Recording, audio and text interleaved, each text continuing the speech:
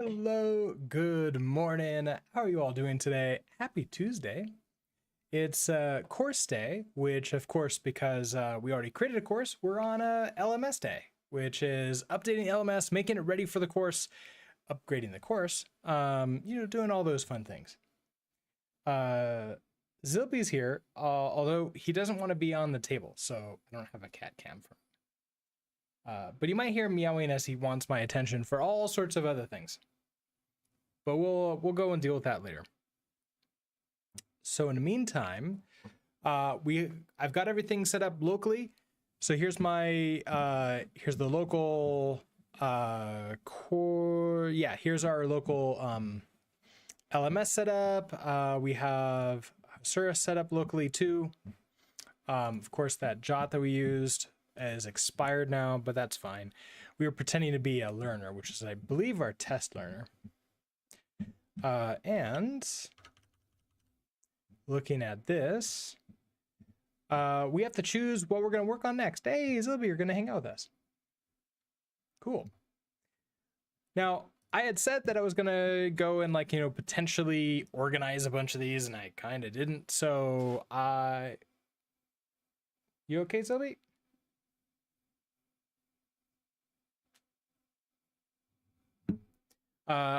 We'll just choose something here.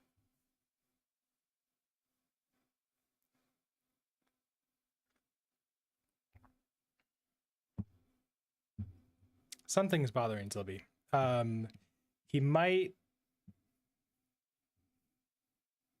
I don't know what he needs. If he needs something, I'll take him up and take care of him.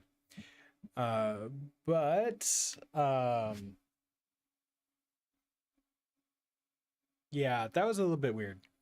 It can feel it coming in the air tonight. Something's happening. You know what? I am gonna go take a look and make sure that everything's okay. But also, hello, Banzi. How are you doing today? So I will be right back, and then we'll start for real.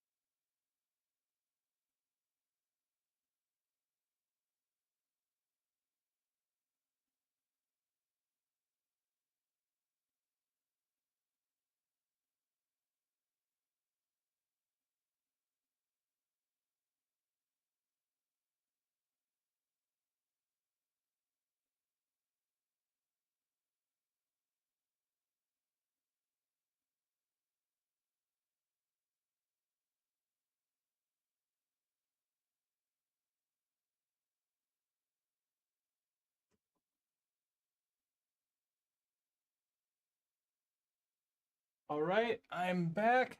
Zilby's fine. He wanted to, go poop though, and he doesn't like to go on his own. He wants somebody to be there to hang out with him, protect him, I guess. So anyways, that was that. All right, now continuing on with where we left off. Adolescent for using Docker without sudo on Linux. Yeah, boot partner. I've heard that dogs and cats tend to do that a lot. Because that's when they're very vulnerable, and they like out in the wild, they might have like another cat keep a watch out for them. But of course, Zilby's an only cat, so he wants us to watch out for him. He sometimes hangs out with us, but he generally doesn't care about us being attacked while we're in the restroom. So I don't know what that says about us. He did not follow me back downstairs again, though. He wanted to hang out upstairs and look out the windows, so maybe he'll join us later. Okay, so this was some feedback that we got, which is that we want to adolescent for using Docker without sudo, because specifically on Linux, because if you install this on Mac or Windows, the installer will make it so that you don't have to you just can use Docker and everything's fine. But on Linux, if you go the normal install route and you just install the engine, you do need to use sudo to run it. Now, you're right, sudo is problematic because Docker is running as root, no matter what you do. So like there's nothing that we can do to make Docker run as not root because it needs access to kernel stuff. It needs very low access to like basically a lot of things. So making Docker run without root privileges is not the way to do this. It's more of, we could add ourselves in to a group that allows us to run Docker as root. So, but it does seem to be like a big request of like, okay, can I do this? So the question would be, how do I want to write this to like basically say like, here's how to do that, but also here's like why you might not want to do this, or at least if you're going to do this, please be aware of the ramifications of this. You're a big fan of red team breakdowns. Yeah, there are a lot of potential problems. Well, there's interesting security ramifications that don't exist on Mac and Windows because there's an extra VM that's in between the rest of your computer's resources and Docker, which is all behind the scenes. That being said, I believe that this would be like a, hey, can I do this? Can I do this? Can I do this? Can I do this? Like over and over and over again. So this does make sense to write an article for it. So that being said,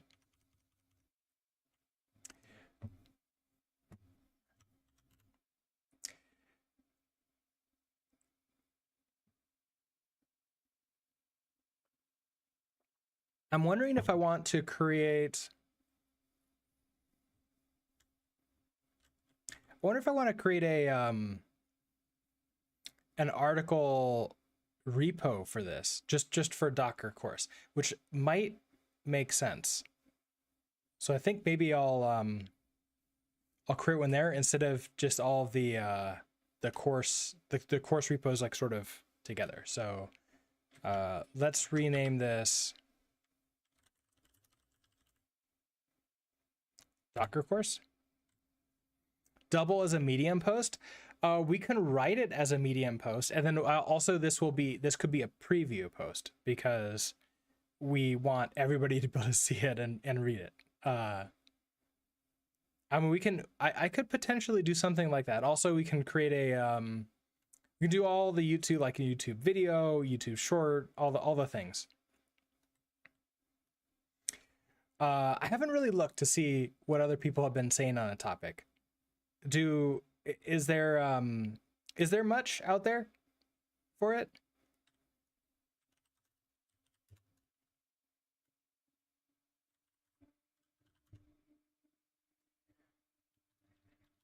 There's always superficial stuff. I don't know if I can go really beyond the superficial stuff though, because I don't have the knowledge to properly deep dive without potentially going into like information that I'm like only half knowledgeable of. I didn't really use Docker as a systems administrator, so I never got into it until I was a developer.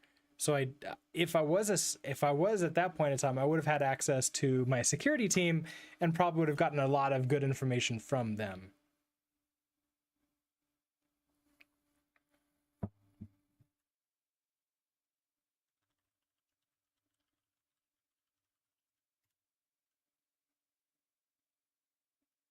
Mostly 1 minute reads, that's pretty short. That sounds very superficial. All right, let's touch, what is this going to be called? I guess I'll do the, well, if I'm going to move that otherwise, we already have a readme in the other directory. Let's, we'll call this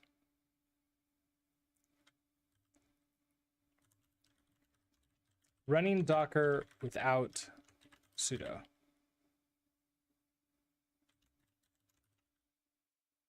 On Linux.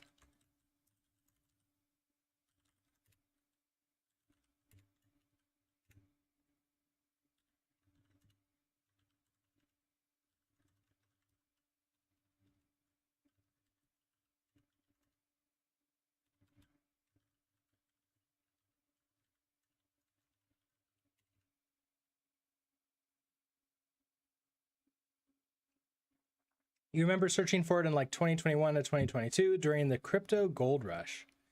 Yeah, that's a good point. Now, there's, if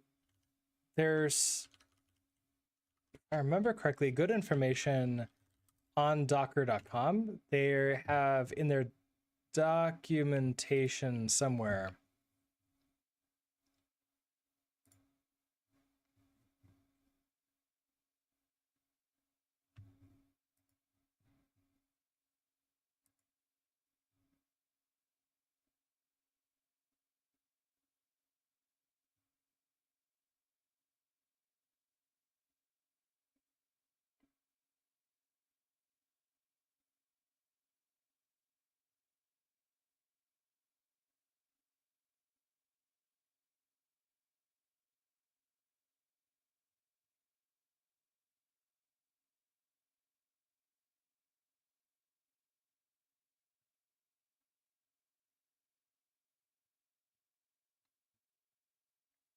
I want to say, oh, hardened, no, that's Docker desktop.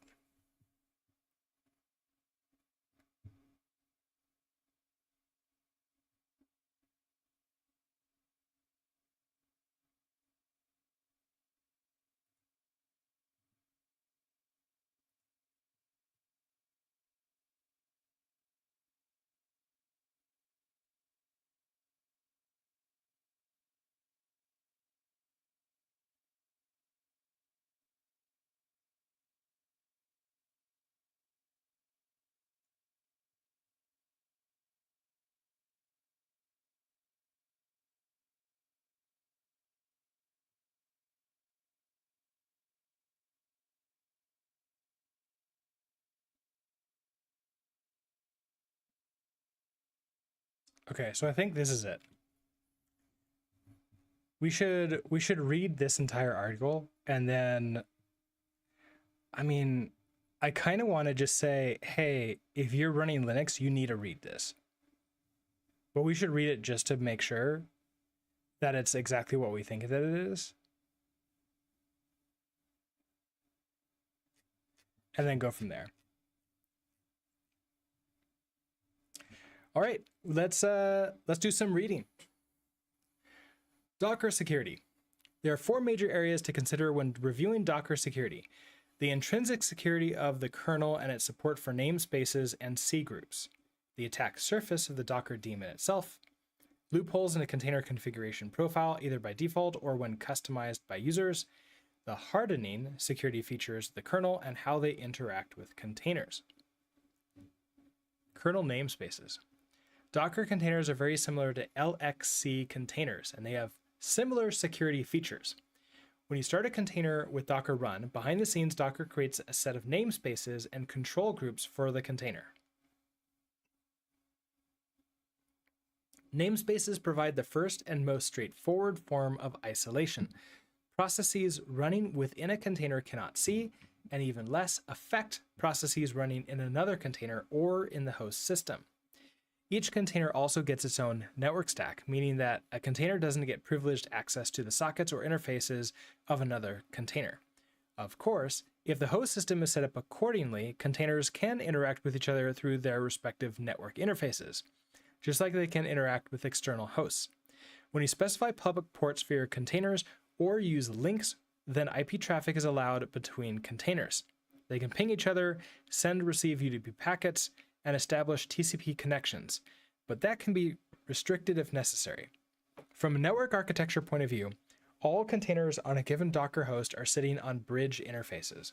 This means that they are just like physical machines connected through a common Ethernet switch, no more, no less. How mature is the code providing kernel namespace and private networking? Kernel namespaces were introduced between kernel version 2.6.15 and 2.6.26. This means that since July 2008, namespace code has been exercised and scrutinized on a large number of production systems. And there is more. The design and inspiration for the namespaces code are even older. Namespaces are actually an effort to re-implement the features of OpenVZ in such a way that they could be merged with the mainstream kernel. And OpenVZ was initially released in 2005, so both the design and the implementation are pretty mature. Okay, so basically, it is saying that stuff that runs inside the container, even if it breaks out, shouldn't have access. Now, there's a popular idea in security, which is there is no such thing as like actually like truly isolation and security. Like even with the best virtual machine, you're gonna have like there is gonna be some way for something to break out, and they just because they don't know about it doesn't mean that vulnerability doesn't exist. Now, security wise, what we can do is the best effort, right? Like if they give us configuration options to like fend that off, that's what we can do. Control groups. Control groups are another key component of Linux containers. They implement resource accounting and limiting. They provide many useful metrics, but they also help ensure that each container gets its fair share of memory, CPU, disk I/O, and more importantly, that a single container cannot bring the system down by exhausting one of those resources. So while they do not play a role in preventing one container from accessing or affecting the data and processes of another container, they are essential to fend off some denial of service attacks. They are particularly important on multi-tenant platforms like public and private PaaS, platform as a service, to guarantee a consistent uptime and performance, even when some applications start to misbehave. Control groups have been around for a while as well. The code was started in 2006 and initially merged in kernel 2.6.24. So this is all kernel level stuff we're talking about here. Things that if you have installed I guess like one of the popular systems, I would guess that you get all this stuff. But if you've installed like, I don't know, the OS that comes to mind is like something like Gentoo, or you've done some kernel hacking to sort of like change what features are available in the kernel, it's possible that you may have turned off one of these features or have somehow like, I don't know, done something to like add a vulnerability in. Gentoo doesn't seem to be quite as popular anymore. Like I used to hear a lot of people using it. Now I hear people using, not Alpine as their main driver, Arch. Most people use Arch now. which I can't remember. Does Arch like make it really easy, like during install time, to just like turn off a bunch of kernel features? Or force you to recompile the kernel yourself? Docker daemon attack surface. Running containers and applications with Docker implies running the Docker daemon. This daemon requires root privileges unless you opt into rootless mode. Interesting. I didn't realize that there was a rootless mode. And you should therefore be aware of some important details. First of all, only trusted users should be allowed to control your Docker daemon. This is a direct consequence of some powerful Docker features. Specifically, Docker allows you to share a directory between the Docker host and a guest container. It allows you to do so without limiting the access rights of the container. This means that you can start a container where the host directory is the / directory on your host, and the container can alter your host file system without any restriction. This is similar to how virtualization systems allow file system resource sharing. Nothing prevents you from sharing your root file system, or even your root block device, with a virtual machine. This is a strong security implication. For example, if you instrument Docker from a web server to provision containers through an API, you should be even more careful than usual with parameter checking to make sure that a malicious user cannot pass crafted parameters, causing Docker to create arbitrary containers. So the concern here is that we might run, I think this is where we should like keep some notes here. So let's do concerns. A malicious, like we can accidentally run a malicious script or program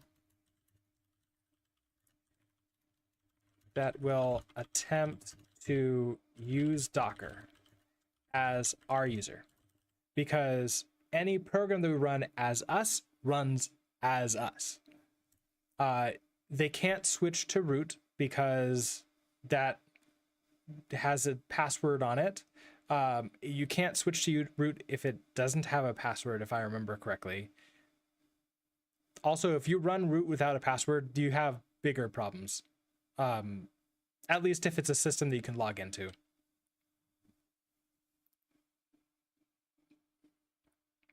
Let's see. If now, because you can do pretty much anything like write, it's not that we can run it and say like, hey, we're running this and we've passed like / into Docker. It's more of the script can, pretending to be us, run root and pass / in. And that could be pretty bad.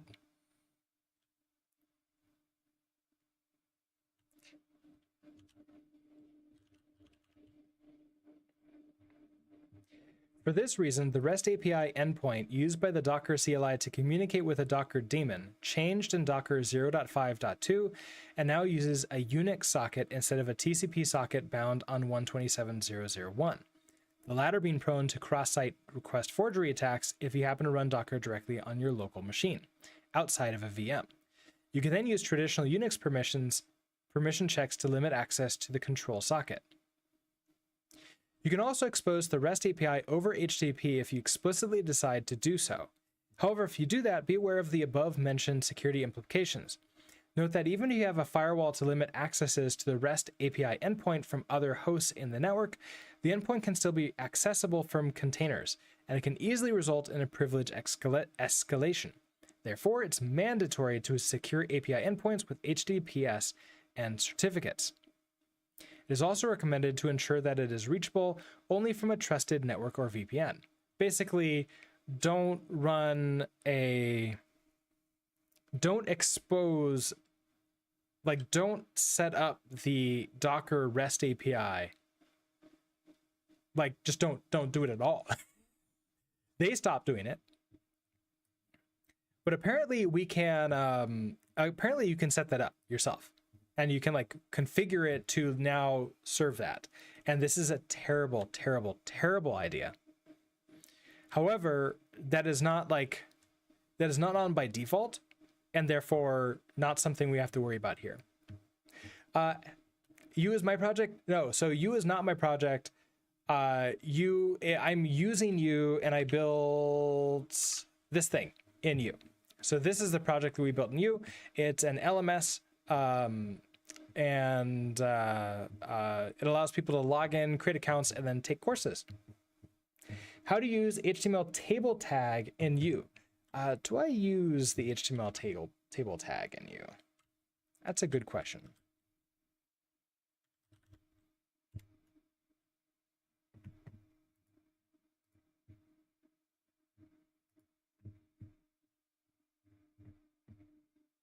Can I search in here for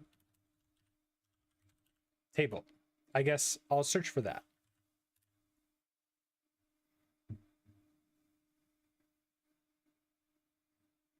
I mean, a pull request for it? Oh, it wouldn't be in here. It wouldn't be in here. Okay, hold on. I have another repo that it would be in. What did I call it? It's my U component library, YCL.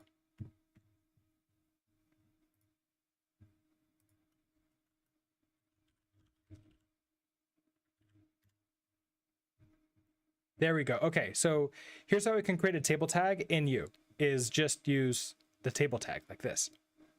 So if we jump into here, I have my HTML macro, and then just table, I add a class to it in this case, and then just normal table, right? Like exactly what you get from MDN if you're looking for the documentation for it.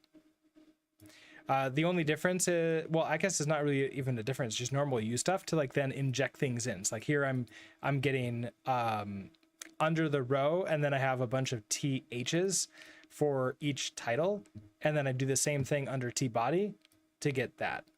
So you can use a table exactly like the way you would use a well, in you can use a table exactly like you would use it in React or Vue or just native HTML. Oh, did that answer your question, Waleed?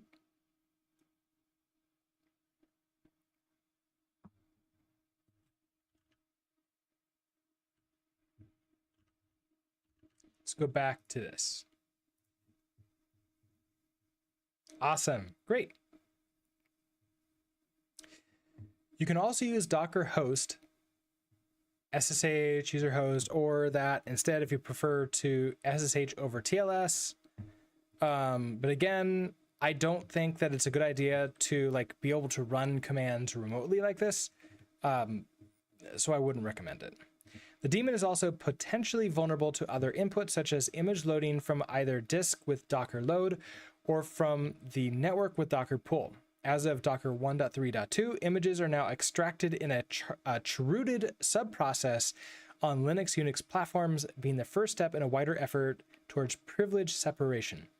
As of Docker 1.10.0, all images are stored and accessed by the cryptographic checksums of their contents, limiting the possibility of an attacker causing a collision with an existing image. This is good.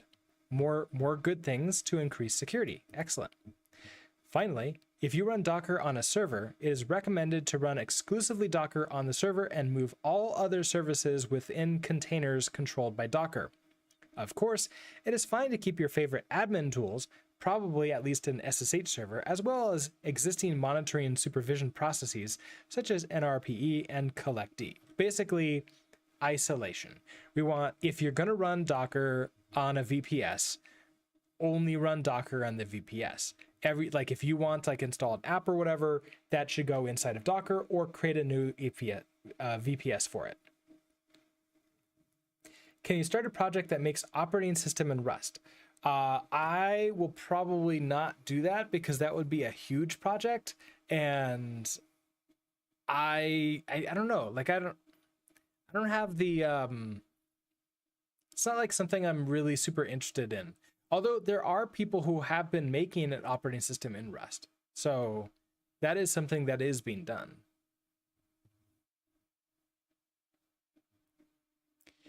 Linux kernel capabilities. By default, Docker starts containers with a restricted set of capabilities. What does that mean? Capabilities turn the binary root-non-root dichotomy into a fine-grained access control system. Processes, like web servers, that just need to bind on a port below 1024 do not need to run as root. They can just be granted the netbind service capability instead. And there are many other capabilities. For almost all the specific areas where root privileges are usually needed, this means a lot for container security.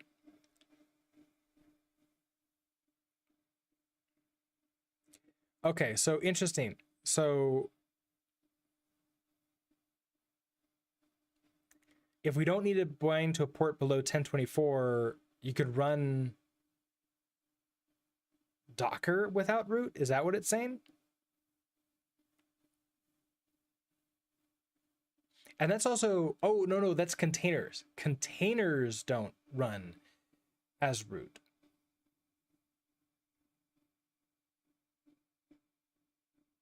Is that true? That's interesting. Same thing for a database engine. I don't really have any interest in necessarily creating a database myself, but there are plenty of people who have been making databases in Rust. Typical servers run several processes as root, including the SSH daemon, cron daemon, logging daemons, kernel modules, network configuration tools, and more. A container is different because almost all of those tasks are handled by the infrastructure around the container. SSH access are typically managed by a single server running on the Docker host. Cron, when necessary, should run as a user process, dedicated and tailored for the app that needs its scheduling service, rather than as a platform-wide facility. Log management is also typically handed to Docker or to third-party services like Loggly or Splunk. Hardware management is irrelevant, meaning that you never need to run udevd or equivalent daemons within containers. Network management happens outside of the containers, enforcing separation of concerns as much as possible, meaning that a container should never need to perform iconfig, route, or IP commands, except when a container is specifically engineered to behave like a router or firewall, of course. So this is basically saying the containers by default are not going to run as root. The containers, not Docker itself. Docker itself runs as root, but then it runs each container not as root in order to not give it access to all these different things. And if you need to give it access to all these different things, there are ways to do that, but also not recommended unless you really know what you're doing. This means that in most cases, containers do not need real root privileges at all, and therefore containers can run with a reduced capability set, meaning that root within a container has much less privileges than a real root. For instance, it is possible to so this is interesting because I was always under the impression that root within a container was root. And if you broke out of the container, you were now root. But what this is saying is that's not true. If you break out of the container from root, you are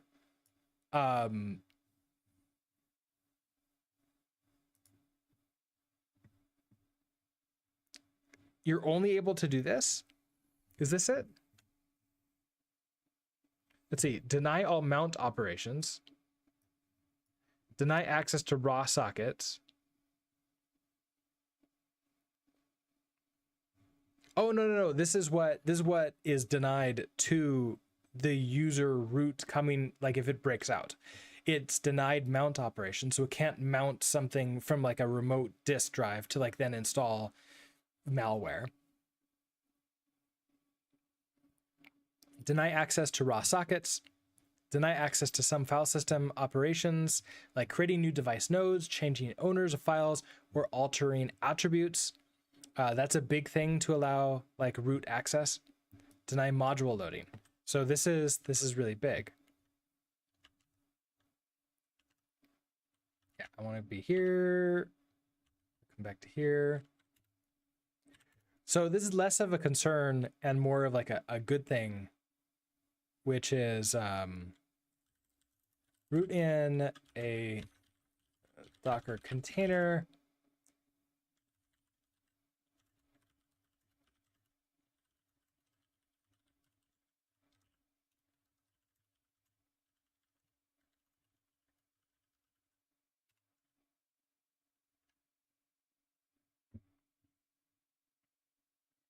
This means that even if an intruder manages to escalate to root within a container, it is much harder to do serious damage or to escalate to the host. This doesn't affect regular web apps, but reduces the vectors of attack by malicious users considerably. By default, Docker drops all capabilities except those needed. And there's a list of what those needed are. An allow list instead of a deny list approach. You can see a full list of available capabilities in Linux man pages. One primary risk with running Docker containers is that the default set of capabilities and mounts given to a container may provide incomplete isolation, either independently or when used in combination with kernel vulnerabilities.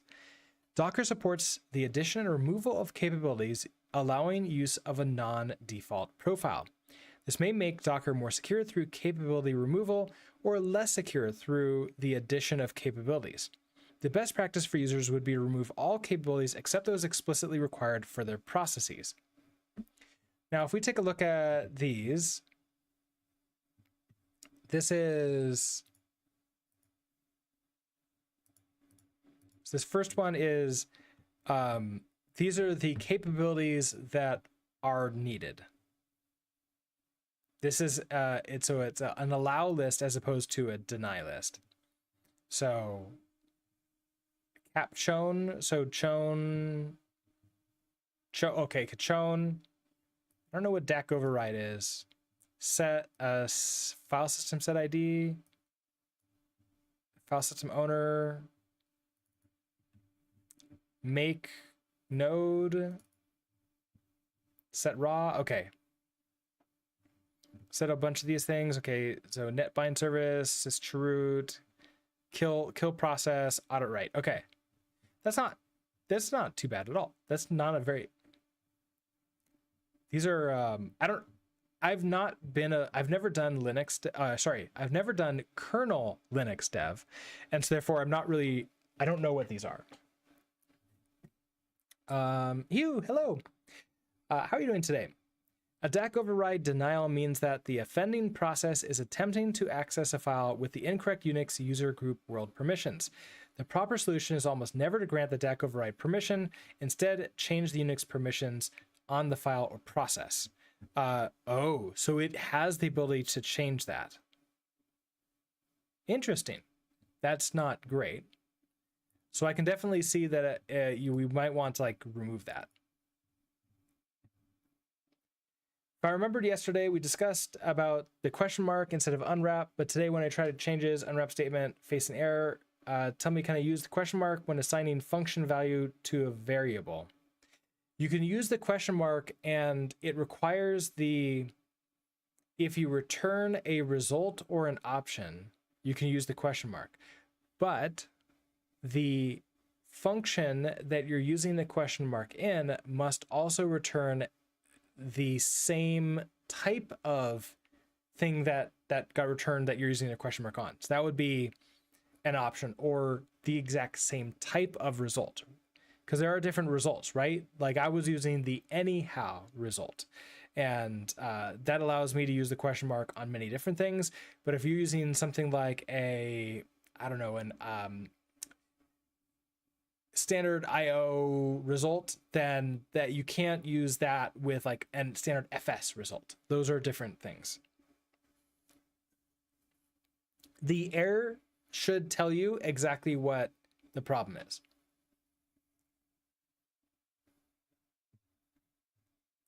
And then, okay, here's the actual list of what these capabilities are and what they mean. So we can take a look at this now here and compare it in here.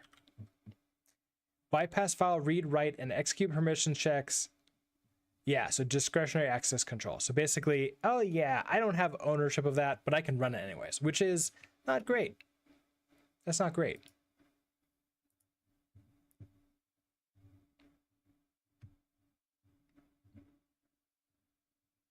Now we could remove that from Docker.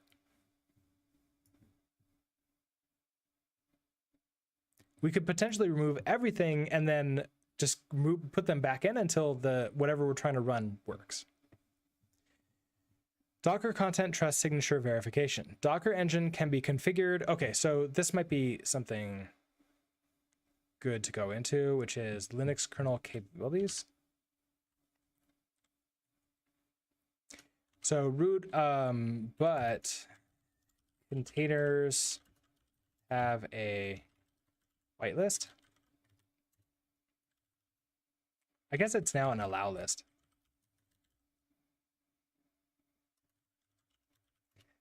Containers have an allow list that determines what kernel permissions they have.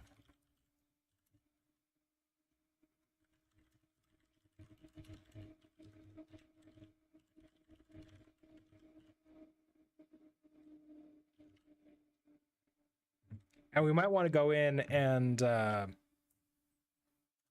figure out which ones we want to like we would want to remove.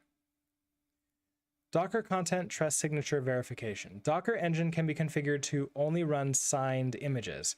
The Docker content trust signature verification feature is built directly into the Docker D binary. This is configured in the Docker D configuration file. To enable this feature, trust pinning can be configured in daemon.json, whereby only repositories signed with this user-specified root key can be pulled and run. This feature provides more insight to administrators than previously available with the CLI for enforcing and performing image signature verification. I believe that this is mostly for custom repositories. Like if we had our own repository, you might want to set something up like this. Other kernel security features. Capabilities are just one of the many security features provided by modern Linux kernels.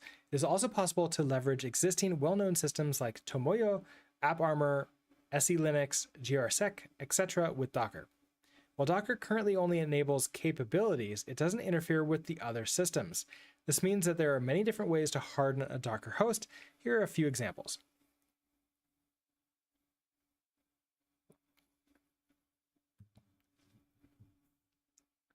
You can run a kernel with GRSec and packs.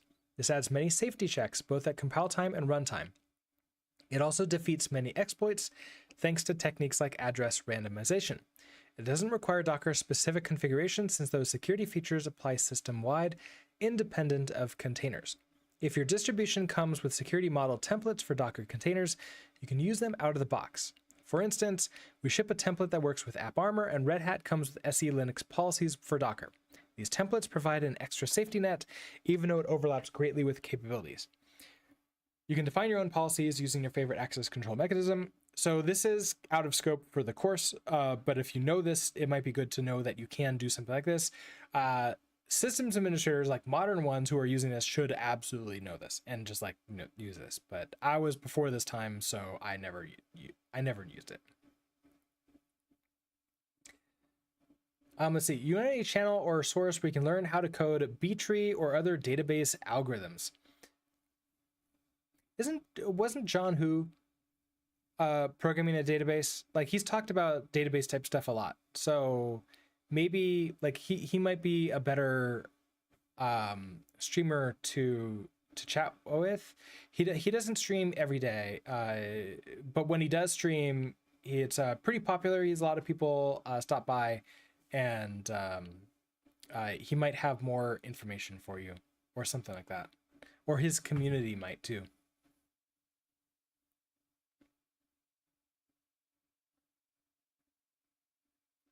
Just as you can use third-party tools to augment Docker containers, including special network topologies or shared file systems, tools exist to harden Docker containers without the need to modify Docker itself. As of Docker 1.10, user namespaces are supported directly by the Docker daemon.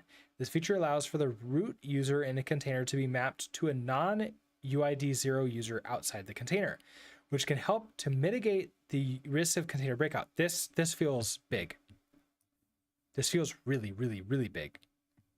This facility is available but not enabled by default. Okay. So here's what this is trying to tell us.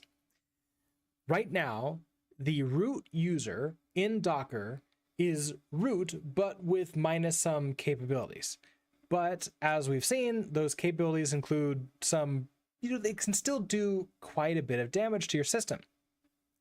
However, it looks like we can state that the root user inside a Docker container could actually be just a normal user. So we can create a user that has no permissions on the main system and then move it in there. We should, I think today's stream is going to be less about working on Docker. I kind of now want to, I'm going to change the stream titles because now we're just playing with Docker. Hold on. Change the stream titles. We are now exploring Docker security live. Okay, that's on YouTube.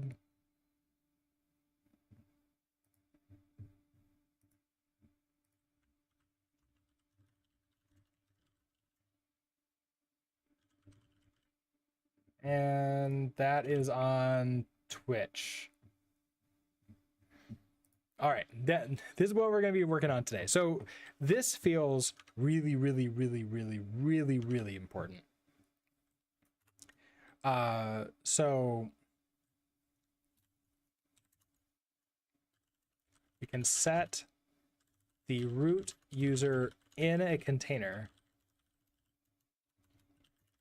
to map to a non-root user on the host system.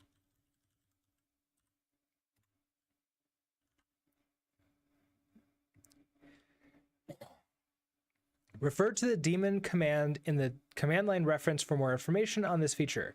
Additional information on the implementation of user namespaces in Docker can be found in this blog post. Okay. So we're going to want to go in there and a blog post to help us deal with it. Conclusions.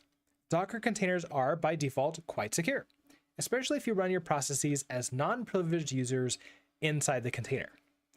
You can add an extra layer of safety by enabling AppArmor SE Linux GRSE or another appropriate hardening system. If you think of ways to make Docker more secure, we welcome feature requests, pull requests, or comments on the Docker community platforms. So, and then bunch of related information, which I don't know if we need right now, but definitely good to know.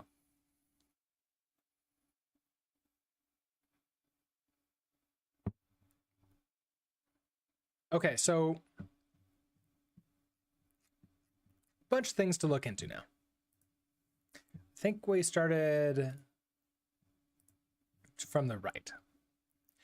Okay, so run the Docker daemon as a non-root user. Is this something we want to, well, we should probably look into it. Now, this is all for Linux type stuff, which is going to be a little bit difficult for me because I'm on a Mac and I can't run this as Linux. So we have a couple choices here. I can't, first of all, that's not what I want to do. That's what I wanted to do. I don't have a standalone VM installed.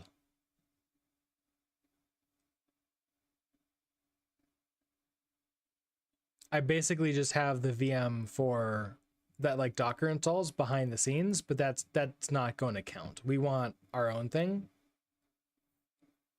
So how do I want to do this? I could log into AWS and spin up a VPS, and then we can do stuff in there.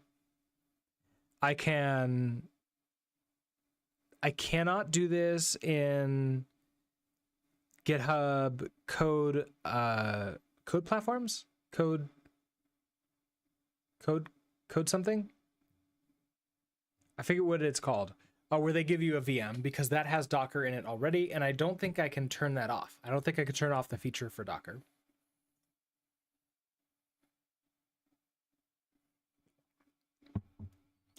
My Linux system is still broken.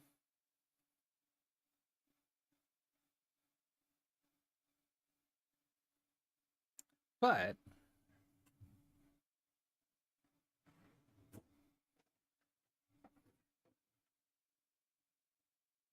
I do have a Raspberry Pi 4. Let's see what I have. Let's see, USB-C stuff. I don't know if I'll be able to share the screen on this. I think I did at one point in time, a long time ago on stream when we were making some game things in Rust, but that's been years. Let's see, I have something installed on it. Because I see the card. So yeah, I mean I have a nice little Raspberry Pi 4. So we could do something in this. If I Oh, this case wants a power charger. Do I even have that? Or did I lose it?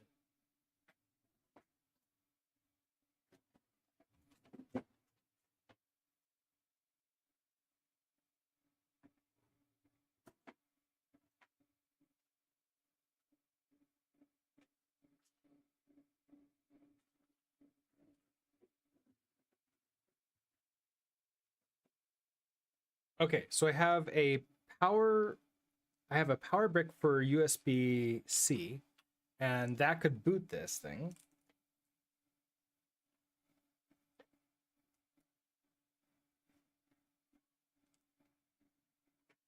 Hold on, let me try booting this because we could do some playing around with this without a network, just completely isolated from everything, and run it like Docker can run on a Raspberry Pi 4. They're really powerful. So let me go plug this in. Oh, and an ad is starting in 3 minutes, so heads up for that too.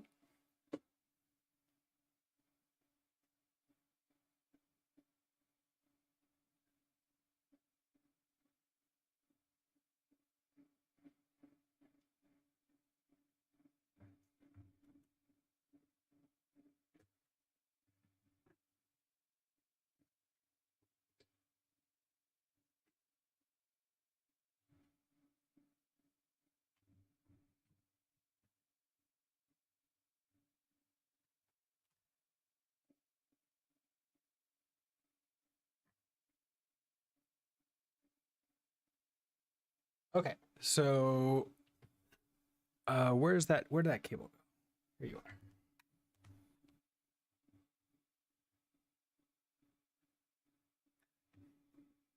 are. I assume that this is going to be power for you.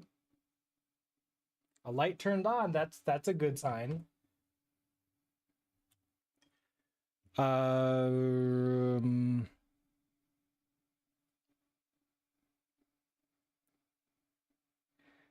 But now, what am I going to use to like actually get this onto a screen so I can see what? Let's see. I have micro HDMI to HDMI. So I remember I bought this cable a long time ago. I probably have another one in here too that I've already opened.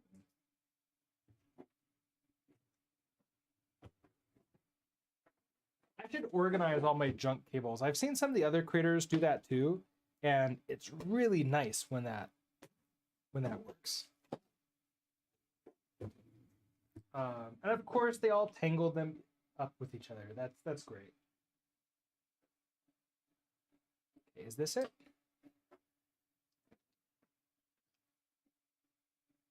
Yes. Okay, so I've got a micro HDMI to HDMI.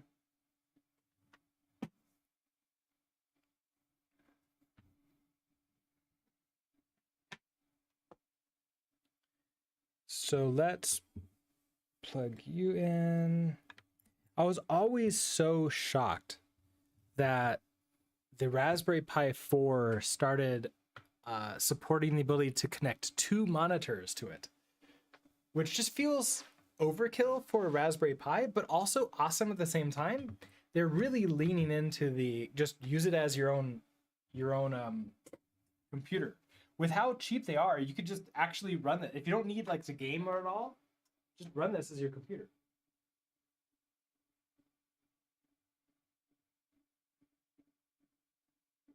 All right, okay, I need to go find the other side of the screen to actually plug that in.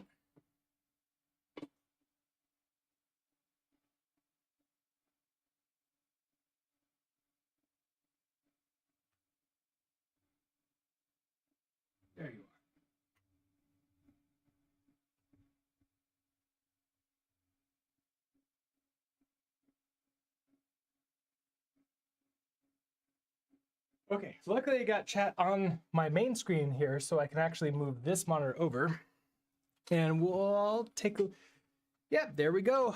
Okay, so I've got that up and running, which is great. I need a mouse.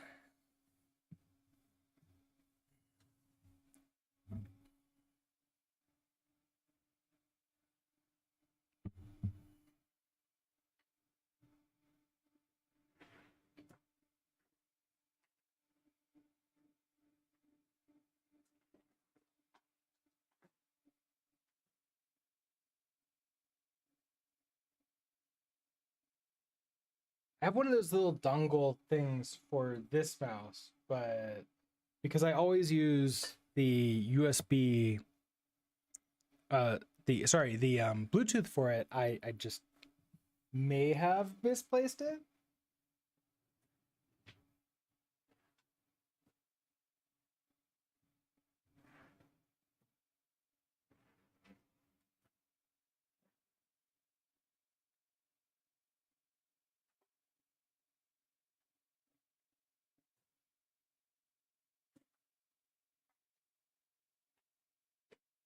Okay, well, I bet. Okay, an ad break started. Anyways, I'm gonna go upstairs and go find a wired mouse that I can use for this. So, quick break.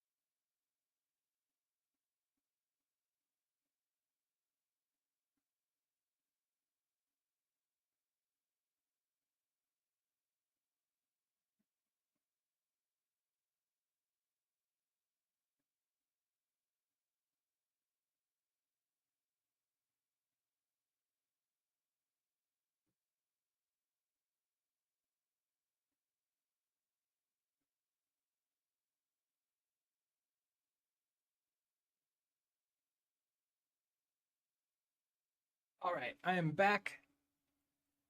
We have two options for mouse. So I actually found a wired mouse. I also found a dongle, which may or may not be to this mouse or another wireless mouse. Let me try that. It's amazing that these also come with 4 USB, which is awesome.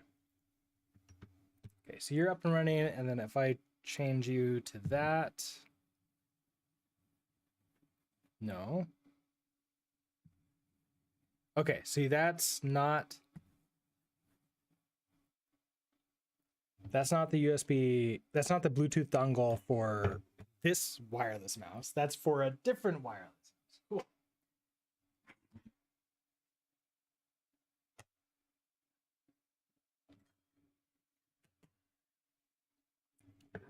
This will work though. What? Or not?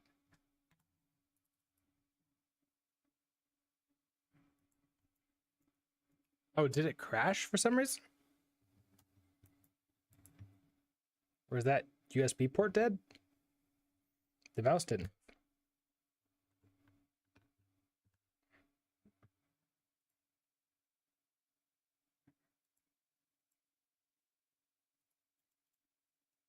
Let me try rebooting it.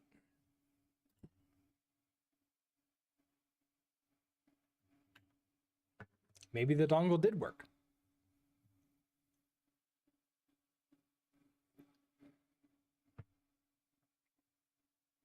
Oh, something happened. Failed to open the SD card.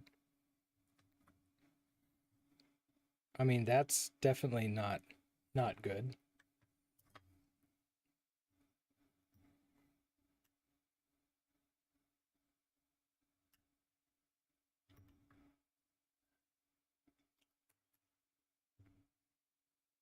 Okay.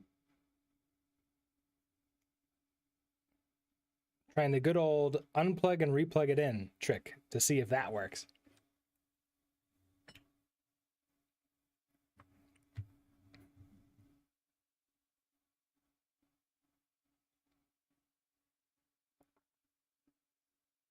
Failed to open device SD card. Okay, that's still not good.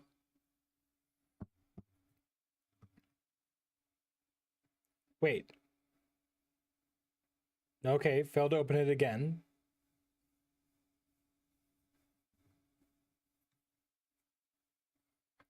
Okay, let me try it. Did I like put it in backwards? It had loaded to a desktop initially.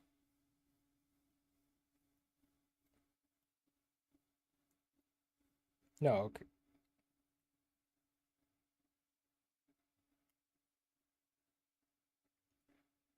Yeah, it has to be that way. That's the only way it fits.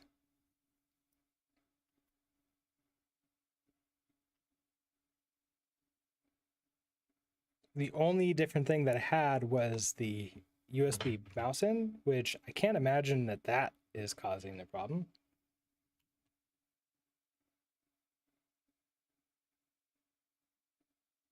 Yeah, failed to open that. Okay.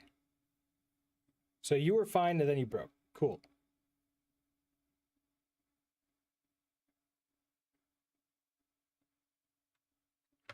I have another Raspberry Pi, but this will be my last one. At least I'm pretty sure it's my last one.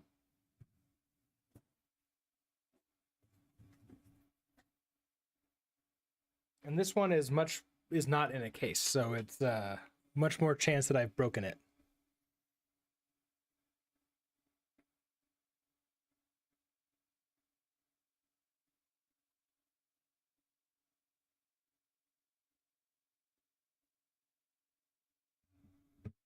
Okay, so let's try. This one also has an SD card on it, so I don't have to do anything besides maybe just plug it into power.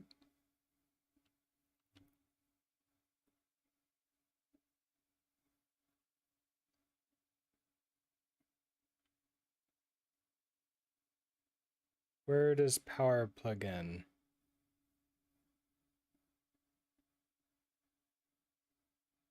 Oh, you don't. Okay, this is a Raspberry Pi 3. So you have a full HDMI and a micro USB for power? Yeah, okay, so I can power you with this.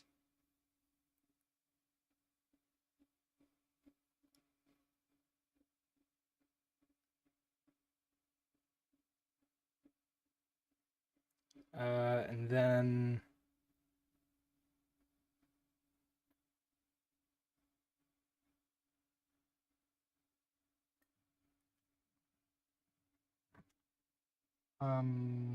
I need an actual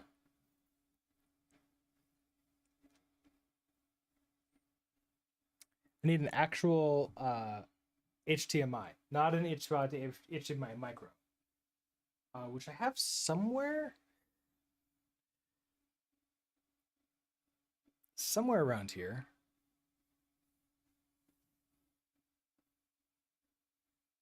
I could take off this main screen to check out what it's on it. Maybe that's what I could do.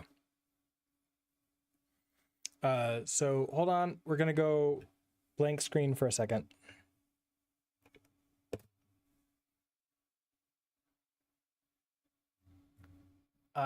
Yeah, because I just took that out of the screen capture. Okay, so then you're plugged in there.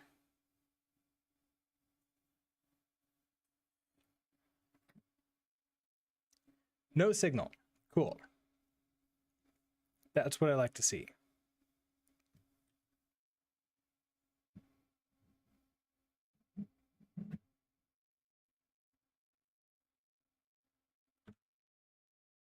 Let's try this again.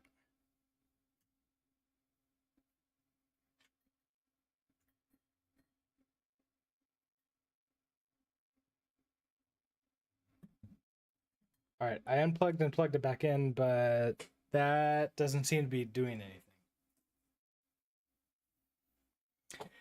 Okay, so Raspberry Pis are out of the question. I don't think I have another one.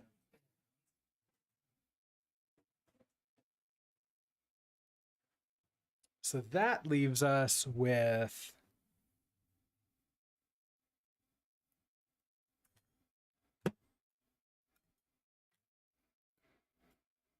I guess I could try the other micro USB card with this one.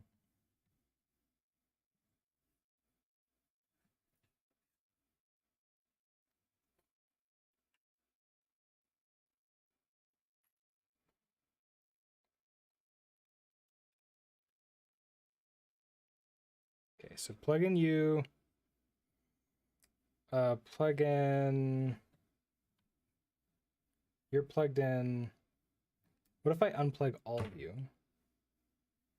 And then power goes in.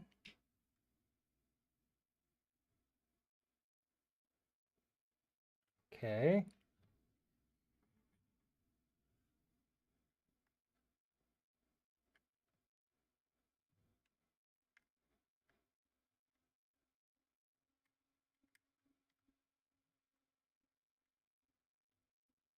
Now I can't read any of chat because nothing's on. Okay, so yeah, failed to open device, even with a different micro SD card, which means the hardware's bad. And it's the actual device itself trying to boot up to read it. So that's unfortunate.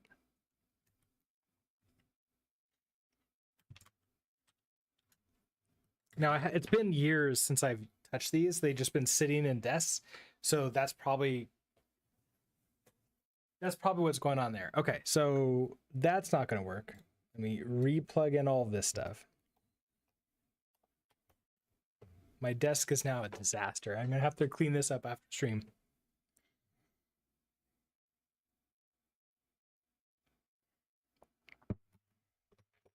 The first time I plug it in to the capture device, it always comes in as the wrong resolution, which is not great. Is that better?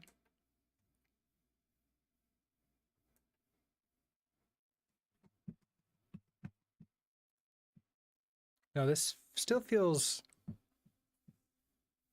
pretty low. Let me just power down, power you back up again.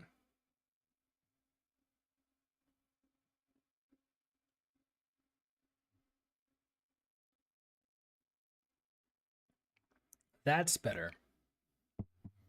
And then for you, where's my, there we go. And now we're back. So that was a fun little adventure that didn't lead anywhere. So if I want more, I need to repair my old Linux laptop has a bad disk drive. I need to replace that. Then I can use it for this type of stuff. So maybe I will set up a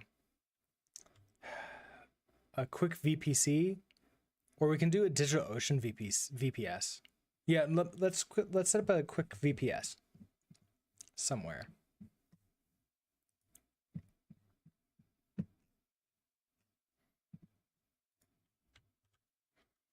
DigitalOcean is good for this type of stuff. And I still have I have my account on it, but it's been since the DigitalOcean course that I've logged into it.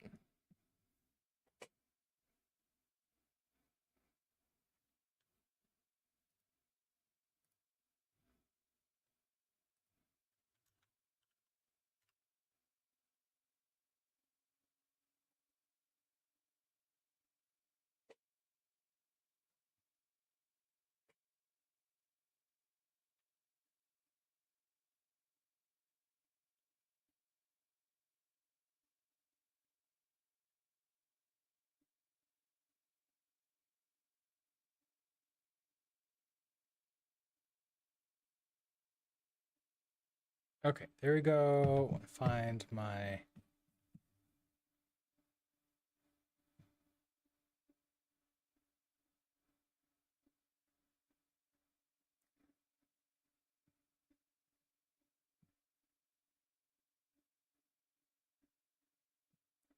see my DigitalOcean droplet one. That's not the same thing.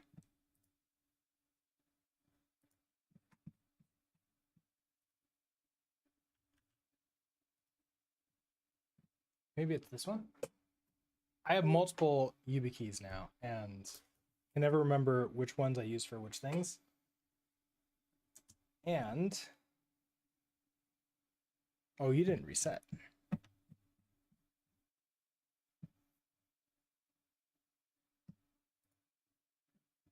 Oh, there you go. There, I do have you on this.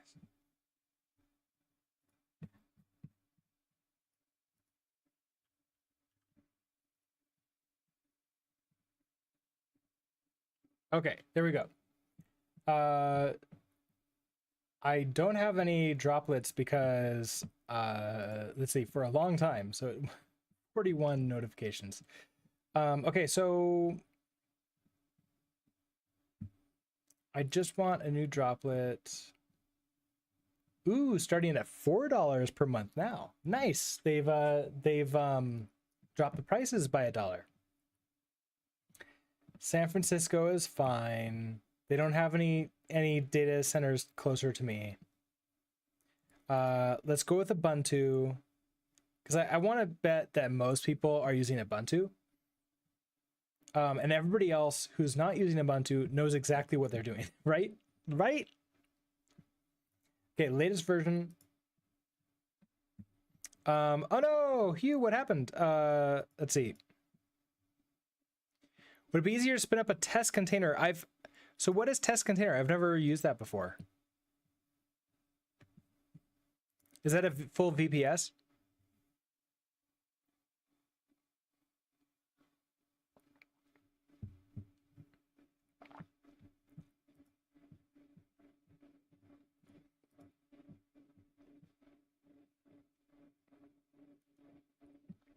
I could take a look at it later and check it out.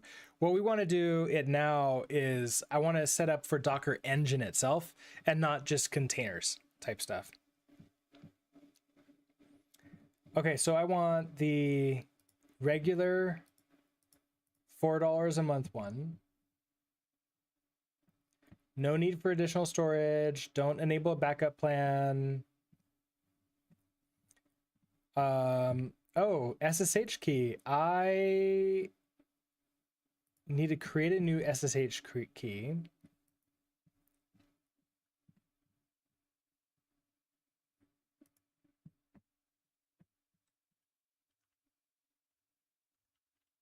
Let me open up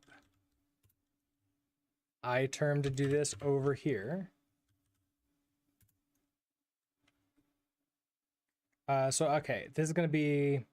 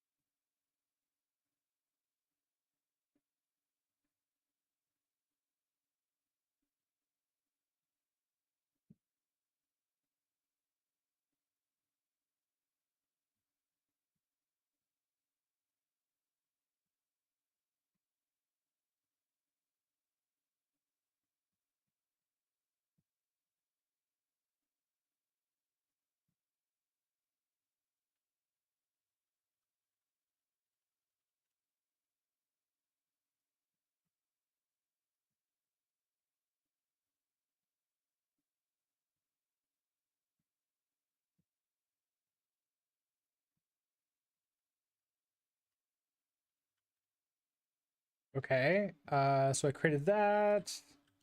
I'm gonna cd into. Is that the right? Okay, that is the right permissions. So if I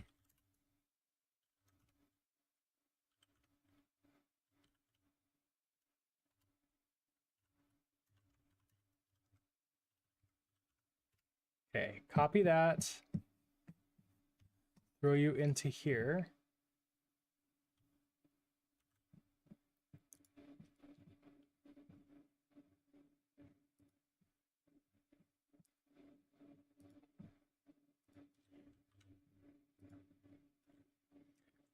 So stream Mac. Okay, I want to use that. Don't add all the other things. I just want one. Give it that host name. Sure. Okay. I guess tags will be stream and Docker. Create the droplet. All right, so that's creating.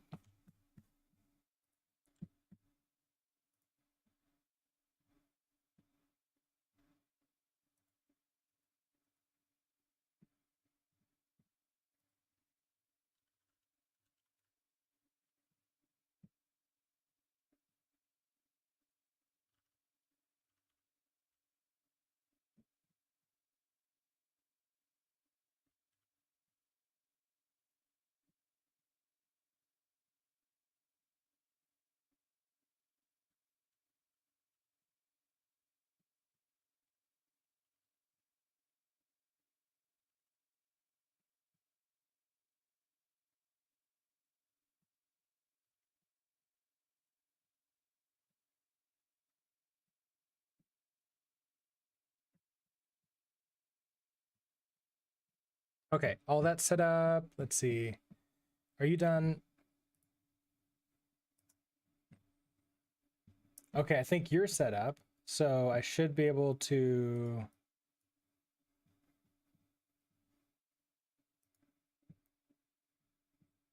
SSH into you.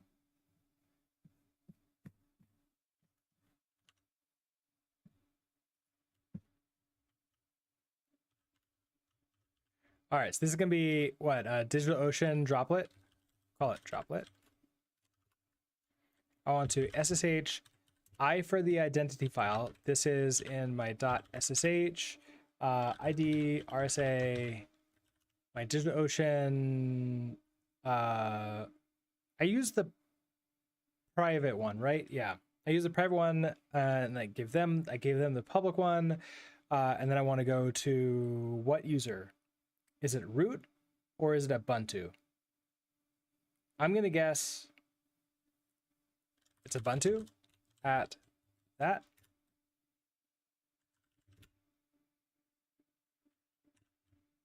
Root.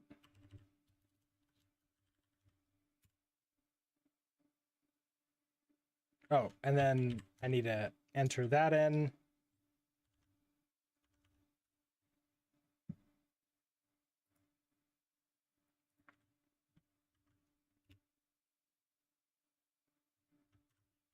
Okay, and here you go. We are connected in to a droplet as root, which is cool. So I guess the first thing we're going to do here is we're going to create a user, because we want to, whenever we're connected into a droplet, we want to, we're going to be using this as a user anyways. Please just don't be root all the time. It's not good for our health. So is it add user or user add? Add user. I always go back and, because I'm doing like different ones all the time. Add a normal user. I don't need to control the UID or the first UID or the last UID or the GID.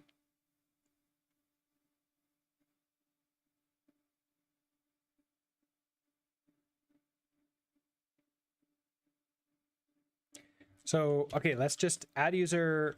We'll call this test Docker.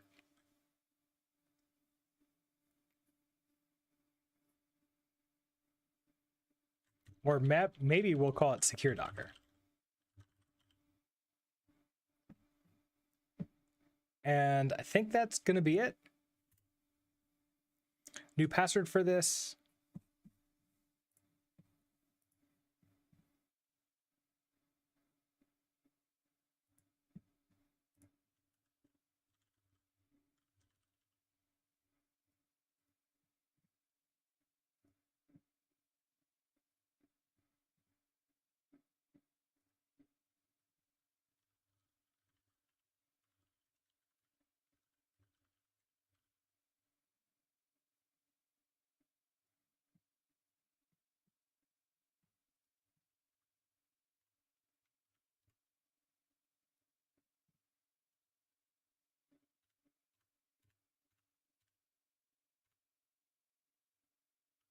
Okay, so we now have a user. Let's go ahead and switch over to this user.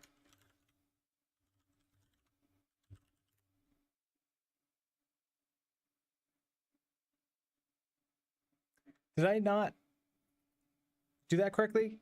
I thought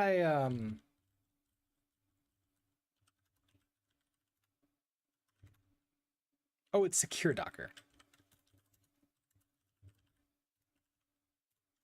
Okay, there we go. We are now secure Docker, and we shouldn't have any capabilities beyond just a normal user, which is great. Now, Docker doesn't exist, but we can install it. But we want to install it with the engine.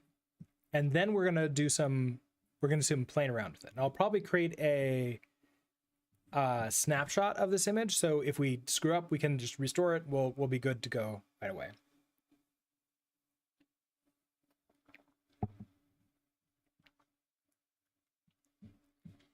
Okay, so Docker engine.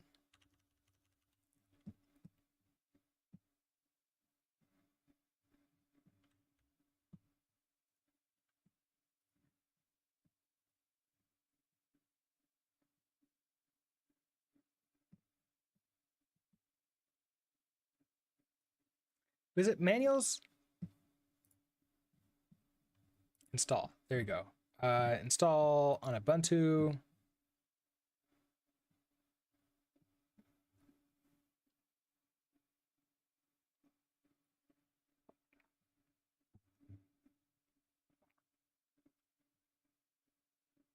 We don't have an old version, so we don't need to do that.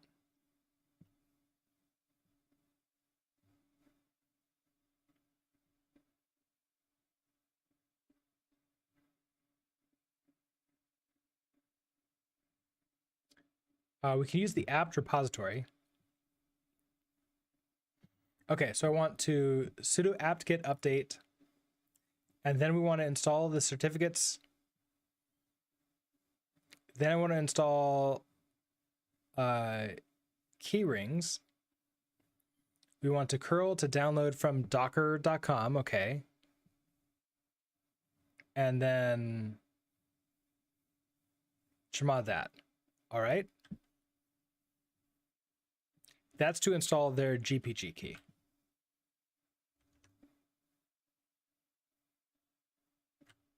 So let's do it exactly as they suggest. Oh, right. Of course, the password I just set up. And I'm not in the sudoers file. So I need to be in a sudoers file, or can I, do I want to do this as root?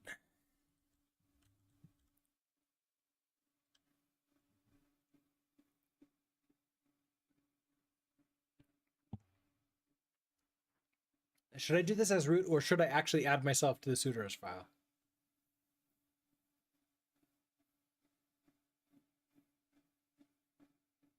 I should add myself to the sudoers file. Because in Ubuntu, by default, your user is in a sudoers file for everything, right? What is it? vi sudo?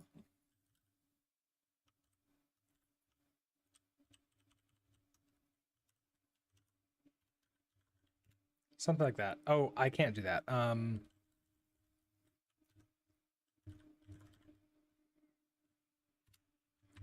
vi sudo and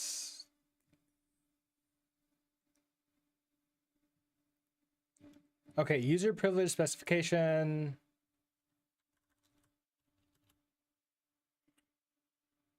Oh, this is nano. I'm trying to use vim commands on it. Allow members of group sudo to execute any commands. Oh, okay. I can actually just add that user to the group sudo. I don't have to update the sudoers file. No, don't save. So what would that be? That would be group, I think. Or is it group add?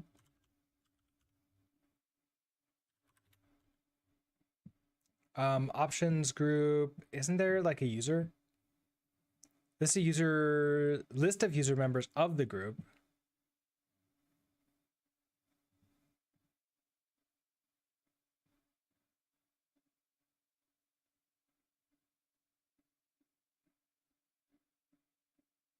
Oh, this just creates a group, doesn't it? This doesn't add is it chug group?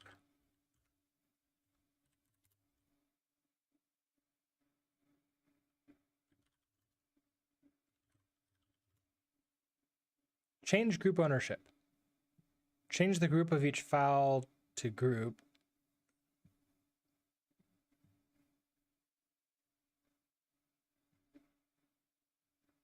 I forget how to add. Is it? Oh, I use add user to add it. Oh, I thought there's another command for after you've added the user. Oh, add or manipulate users groups. That's what it is. Okay. So it's dash no, add user. Yeah, so you're add user, username, new group. Okay. Let's try that. So add user. Oh, but I am as root now. So add user, secure Docker,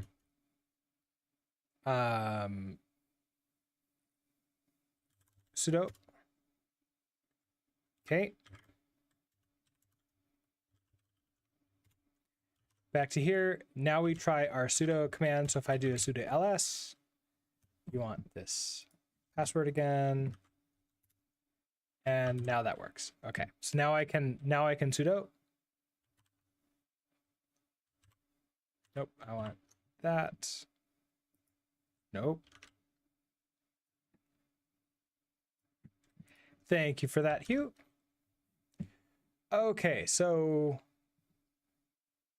what was I doing again? Oh, right. I was running this command.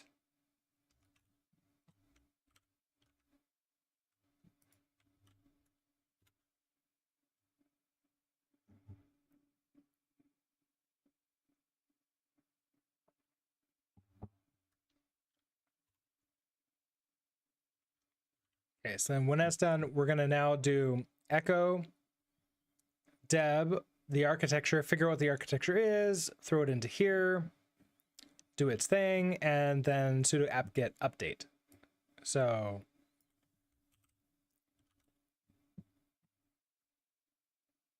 sure, go ahead and restart that service. Then run that.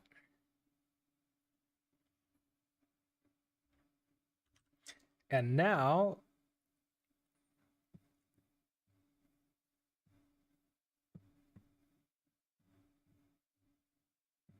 I'll install the latest one. So now it's going to be this one. So sudo apt-get install.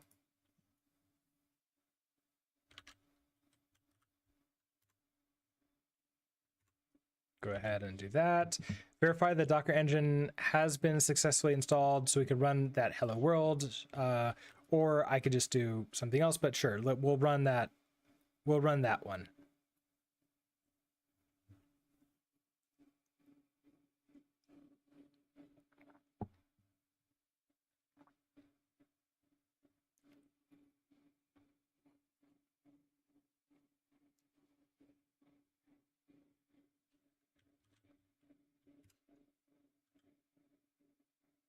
And there we go. Okay, everything is working. We're all happy. Excellent.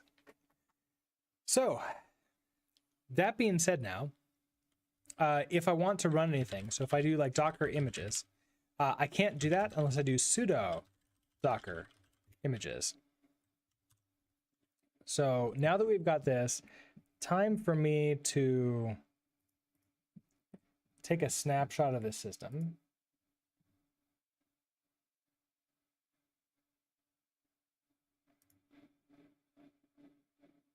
Wait, do I need to enable backups to take a snapshot?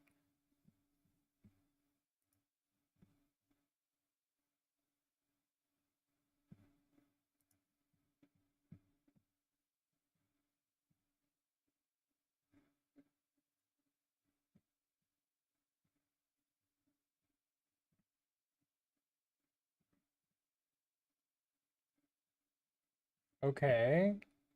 Snapshots. Okay, there it is. Yeah, it's going to cost me a little tiny bit of money, but it's not going to be that much. So snapshot name, this is going to be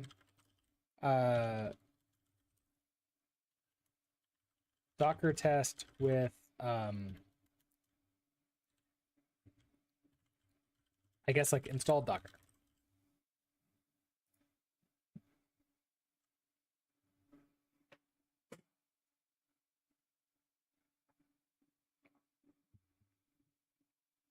When this is done, we're going to be able to be much more sort of like, if we screw it up, we can just reinstall the snapshot and we're good to go.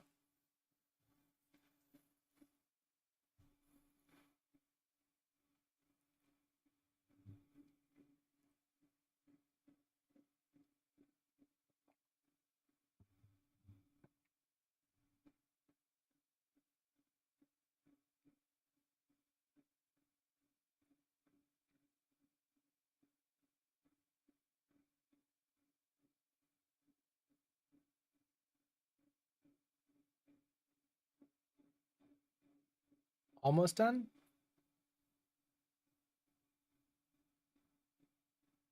There it goes. Snapshot is created and we're ready to play around with this. So a couple things here.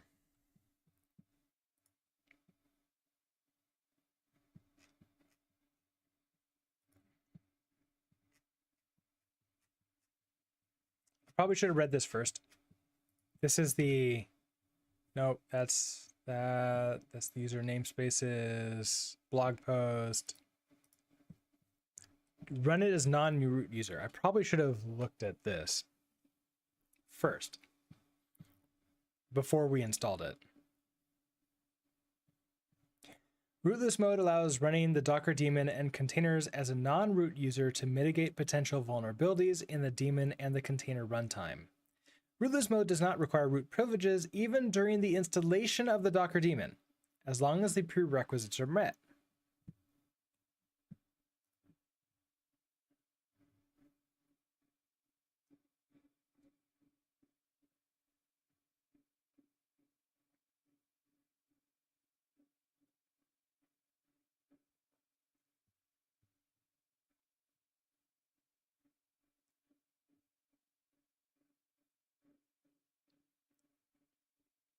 Okay, so I can't do this anymore because you have to do this at install time.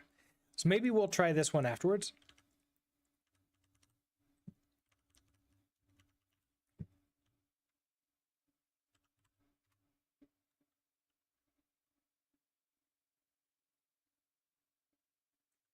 Okay, so these would be the concerns, and then we have our mitigations. Or maybe I should just, instead of mitigations, I don't know if most people would like think about that way. It's like, what can we do?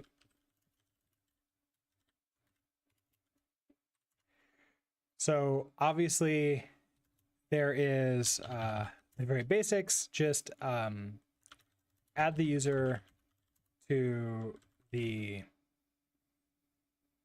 Docker group, I think.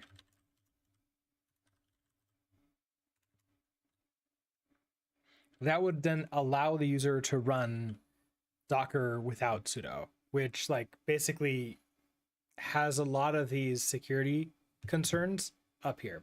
We just accept all of them as security concerns.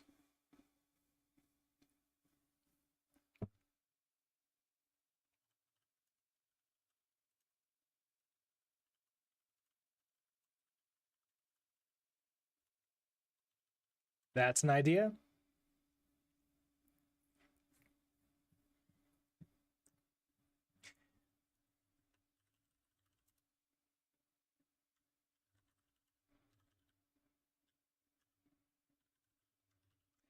Remove Docker privileges for the kernel. And then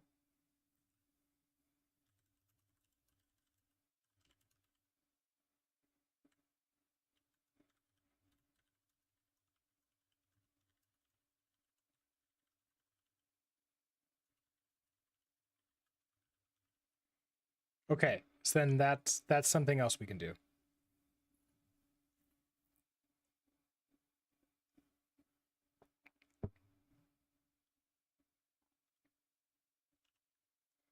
And I feel that I can change this to now be objectives.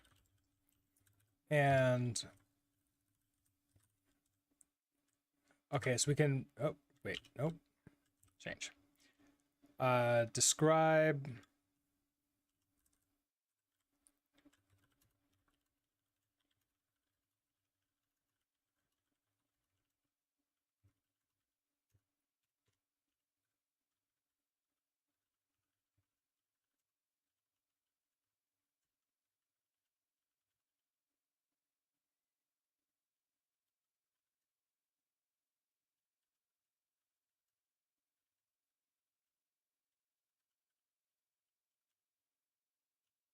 describe why running Docker without sudo is dangerous.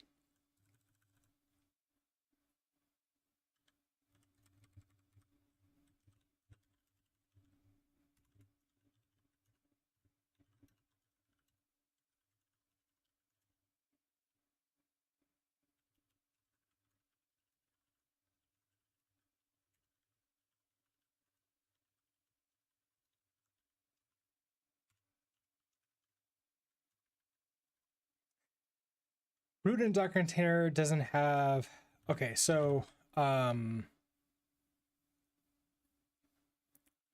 this one does have this as like the allow list, right?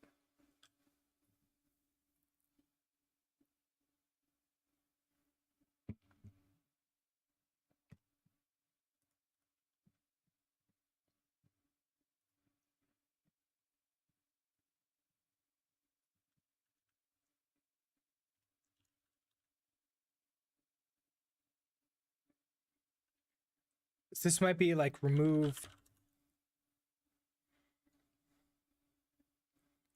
capabilities from Docker container. Remove, oh, this is not just remove capabilities, remove kernel. Do they call them capabilities? What do they call them?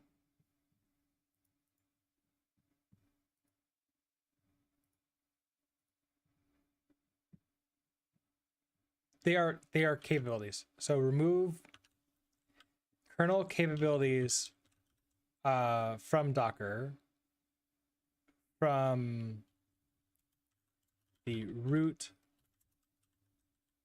Docker user.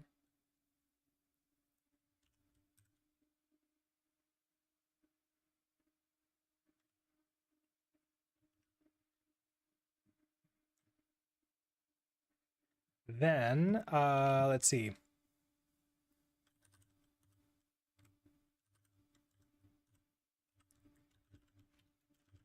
Set the root container user to map to a non-root host user.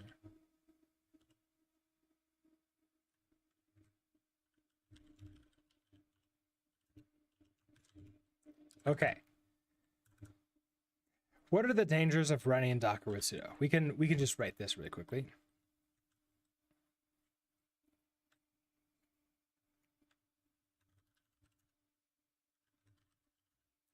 Oh, and then something else that we can do here is install Docker as a non-root user.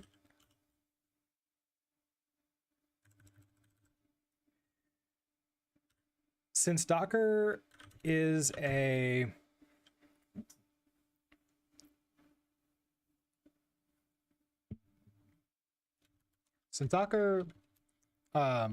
is installed as root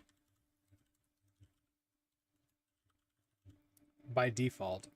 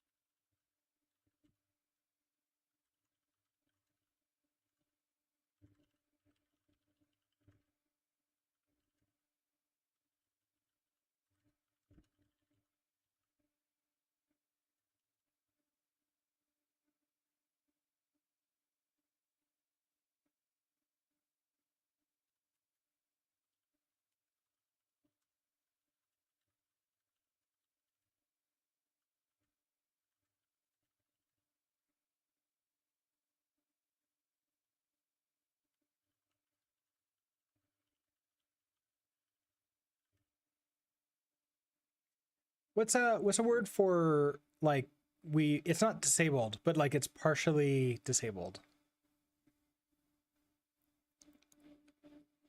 like something like it's not fully disabled, but it's not fully enabled. It's something in between there.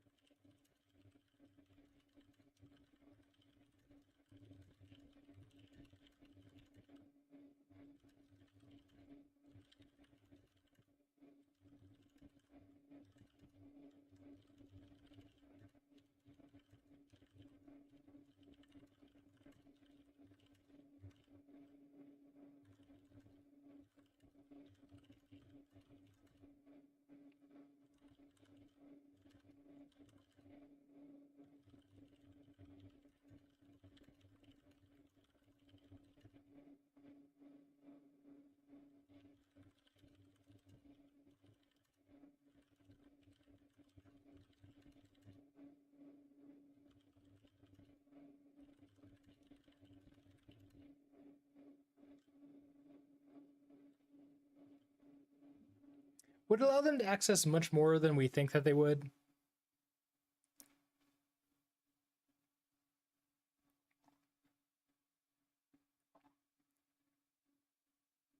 I think so, because Docker's running as root.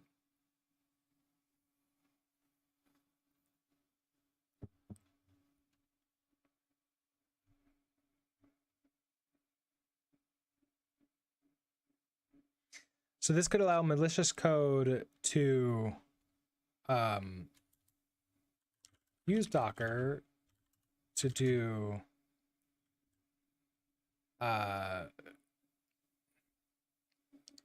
like it's I'm trying to like imagine, I guess, like to do the following or worse. So the following or worse could be mount your home directory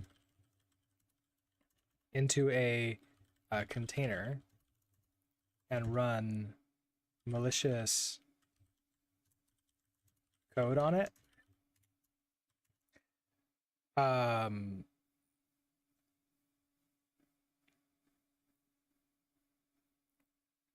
Mount the root directory into a container and delete it.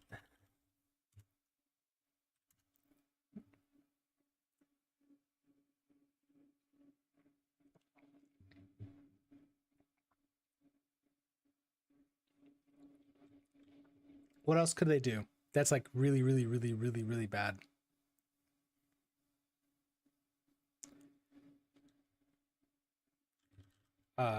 Download a Docker image with a with malicious. I guess download a malicious Docker image.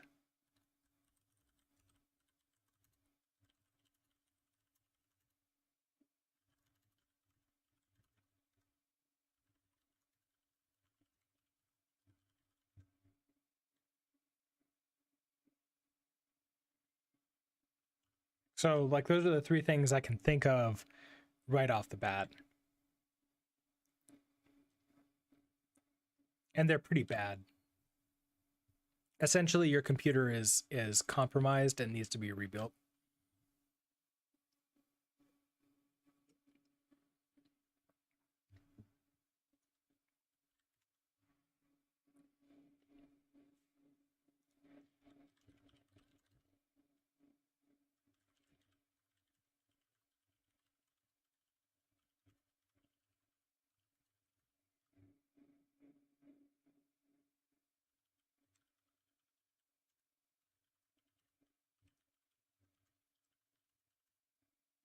All right, ad break in 5 minutes.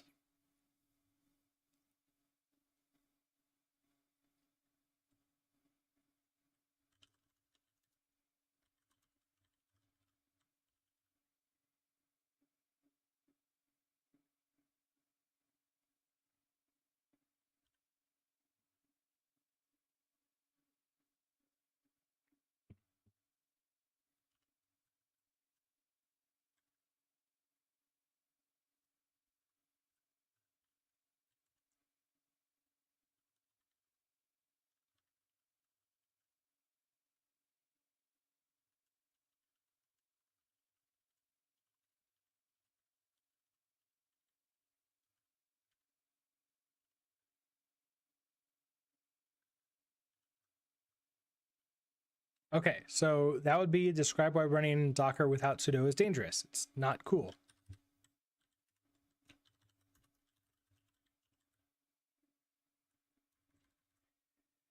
So next would be remove kernel capabilities from the root Docker container user. So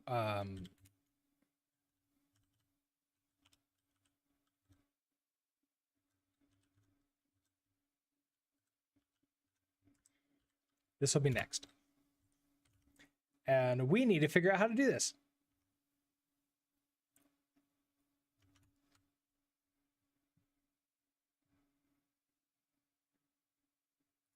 which I believe this says how to do that.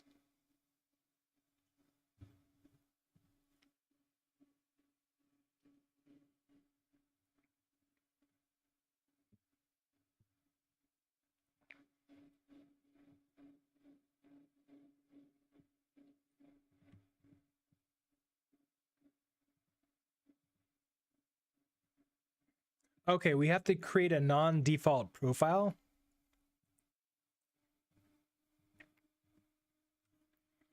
Okay, so we have to have Docker profiles. Seneth, hello. How are you doing today?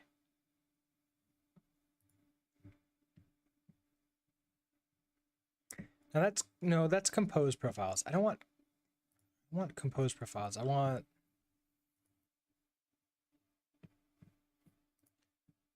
Docker engine profile.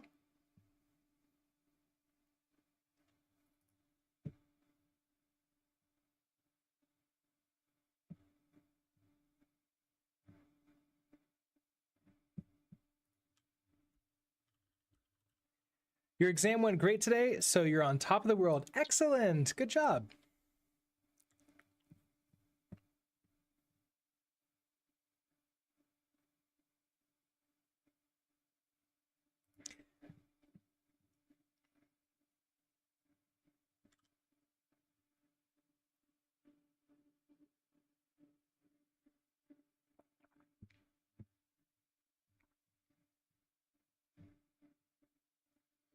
I have no idea. Oh, but we can do this. Okay, so we can run this command to see if our kernel supports this. Because if it doesn't, then we're going to have to assume that we're not. Oh, why? Okay, so it is set with this.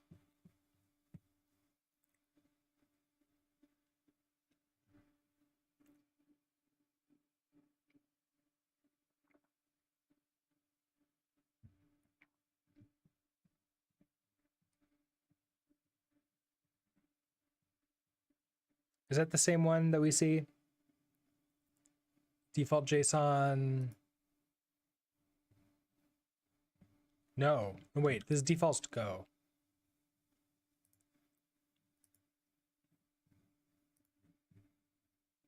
What's this one?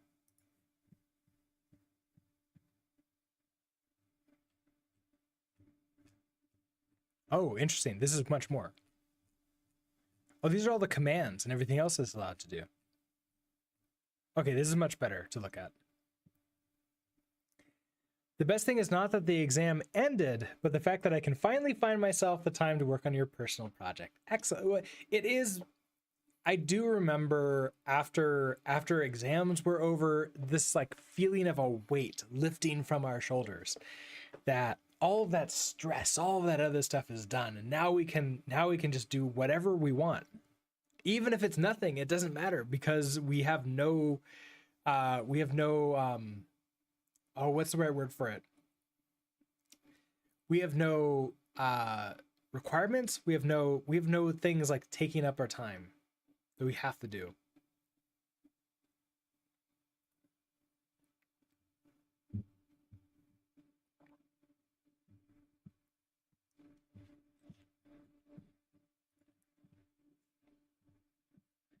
In effect, the profile is an allow list which denies access to system calls by default. Then allow list specific system calls.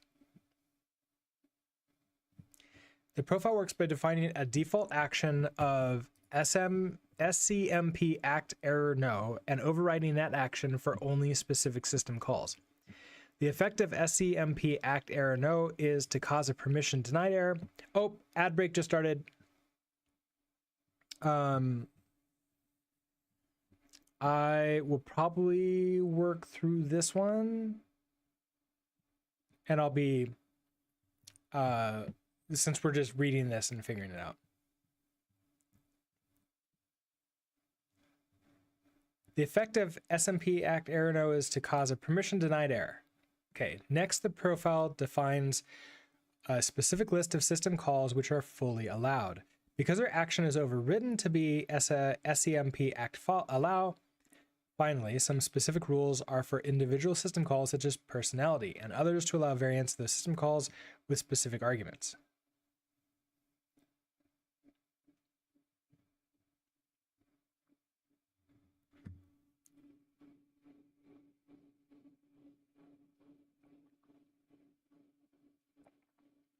Yeah, don't change the default profile, just create a new one.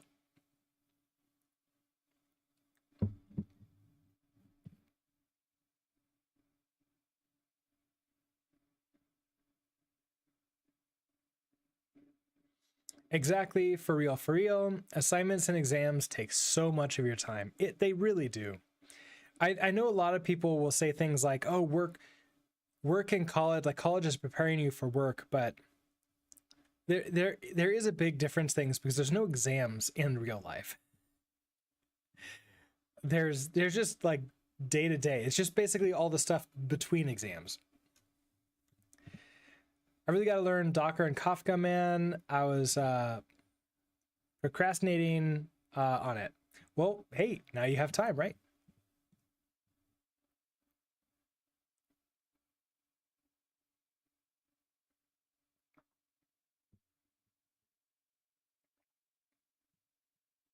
When you run a container, it uses the default profile unless you override it with the security option.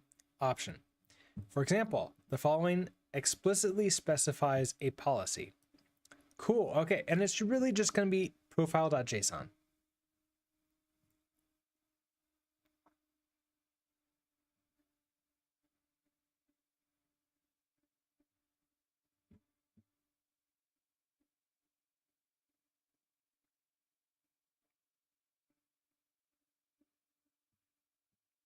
Okay. And so here's all the calls that are blocked because they're not on the explicit add, like explicit allow list. So like clock adjust time or the set time. But if we take a look at this, I bet that clock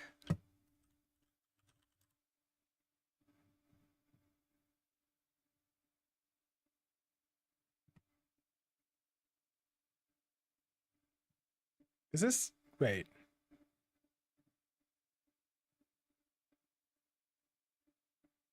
Now I'm confused. Why is that in there?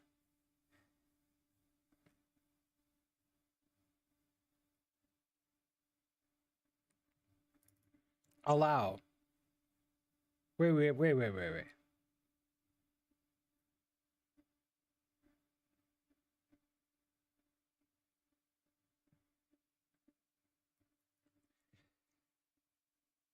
Okay, now I'm confused because the documentation explicitly says that clock adjust time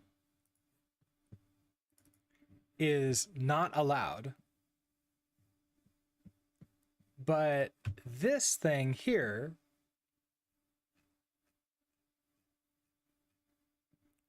says that it is allowed.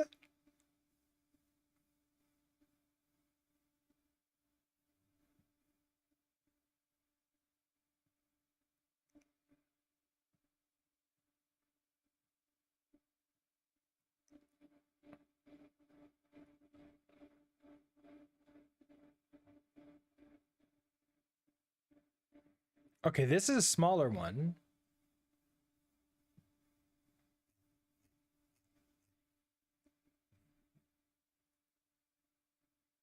Work is basically exam every day. Also, college preparing you for work is bullshit.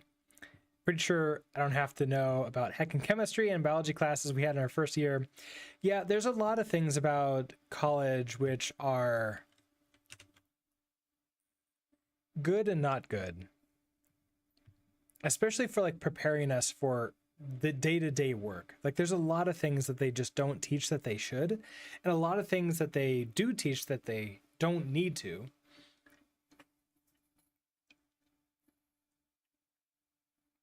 And then there's the entire argument of like, do they even teach it properly?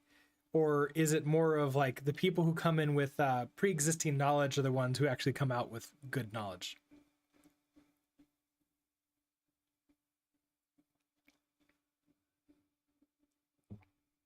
Oh, that's interesting. They included biology and a computer science degree course. Interesting.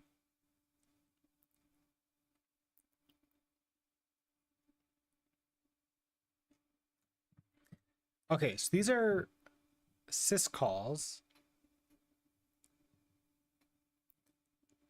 Default action error. Okay. Architecture map, syscalls, and we have all these names of syscalls. Action, allow.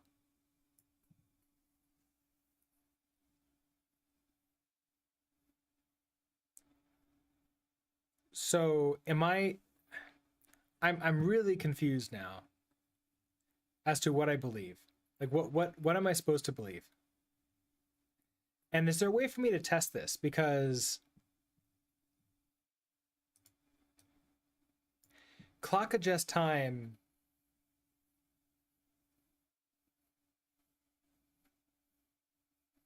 Okay, maybe we can do this. Let's see. Change directory, chmod shown. We could chmod something from inside a Docker container.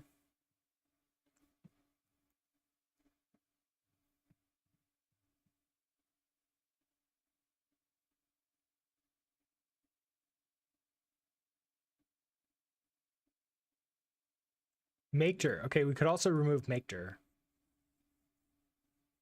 Maybe that would be something we can do. Only things my college nail is the alumni network, campus placements, and including seminars for activities, which does help in real world when it comes to improving our speaking skills. That's really good. And the network thing is always really good. Like a college that doesn't do a good network is not worth it. Unless they're like really cheap and you're just going there for information. But colleges are so expensive now, at least in the US. Okay, so we want to create a brand new profile. Are you going to explain how to do that?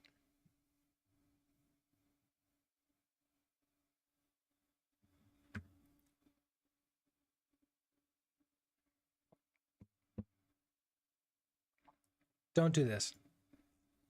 Ever. That's a terrible idea. Okay, so you have the default profile here. So if I want to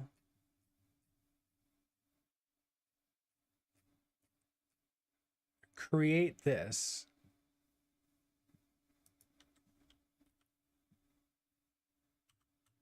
okay, so let's copy you. We'll throw you inside of here. So I'm in my home directory. Let's create a profile. So we'll here, we'll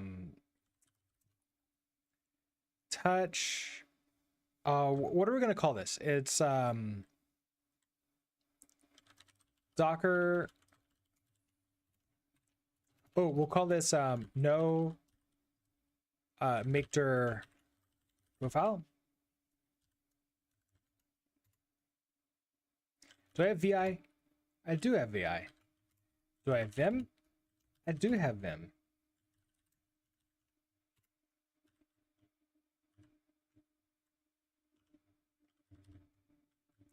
Okay, so if we keep everything the same here, and the only thing we change is the makedir.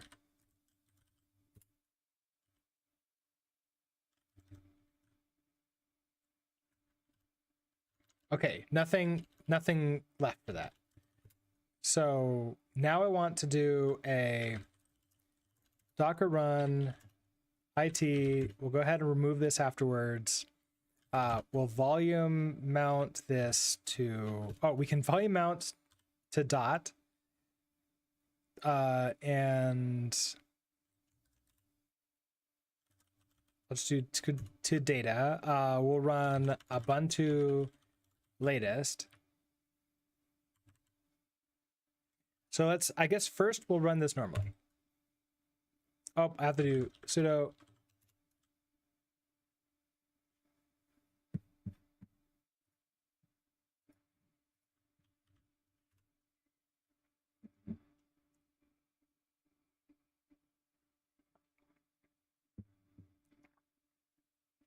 You're not paying a single penny for your college education at the moment, living off of scholarships. And education in India is really cheap compared to the US. Yeah, that's very true. And that's awesome. I'm glad you're able to go to college without any with all the scholarships. That's really good. Nice. That's excellent. Okay, here we are. We're now inside of the Docker container, and I want to, we're going to go to /data, and we can now see all of this stuff here. So first off, make_dir test, and obviously test is now there. Not really all that shocking, right? Now, if I create a new pane, so pane new, have to SSH in again.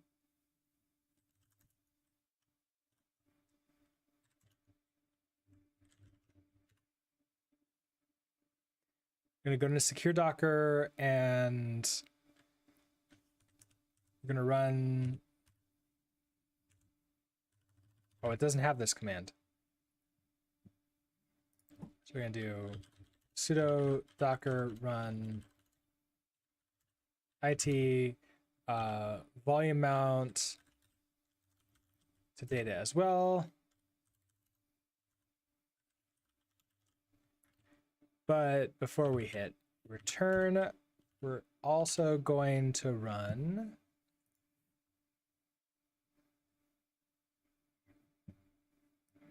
the security opt security comp equals to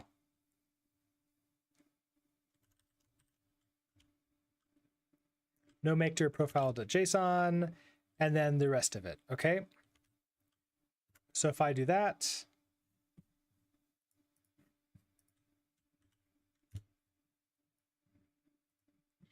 now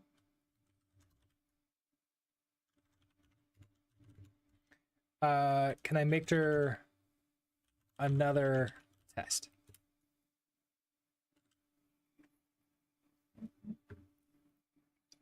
We cannot.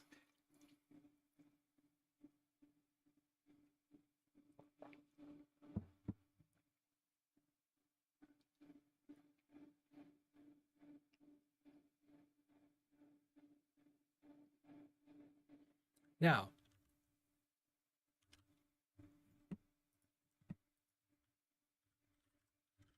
make_dir is in here.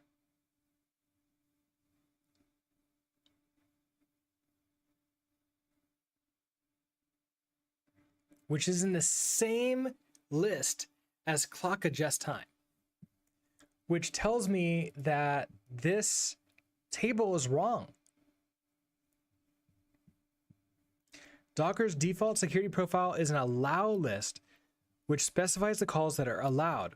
The table below lists the significant but not all syscalls that are effectively blocked because they are not on the allow list. The table includes the reason each syscall is blocked rather than whitelisted.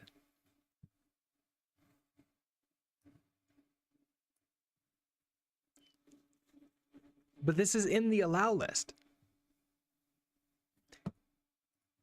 Is there like an issues on this?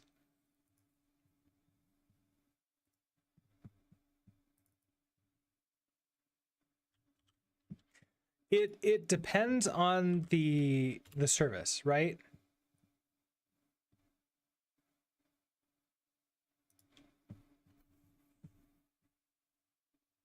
Like some repositories or organizations have a system where they'll pay you for any vulnerabilities that you find, and some don't. Like for example, Apple is famous for never having a security bounty system in place. And they don't seem to ever, like, they're never going to do it. So why do I see that? Okay, that phrase is not found in here. Why? Why when I look for it, it shows in here? That, okay. Let's see if it's part of the closed ones.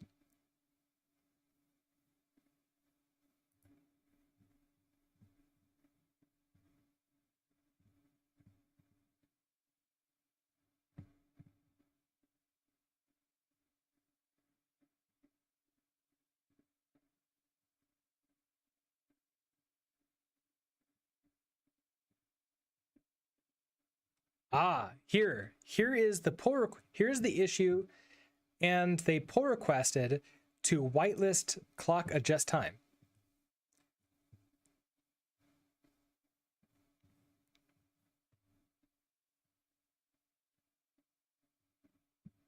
So the question is, where's the website hosted? Is there like a place that we can find to like tell them, hey, this is bad? Like so they forgot to update the documentation. That's really what it was. They whitelisted it because they needed to be able to do clock adjust time, but they forgot to remove it from this documentation here, which is perfectly normal, perfectly understandable that would happen.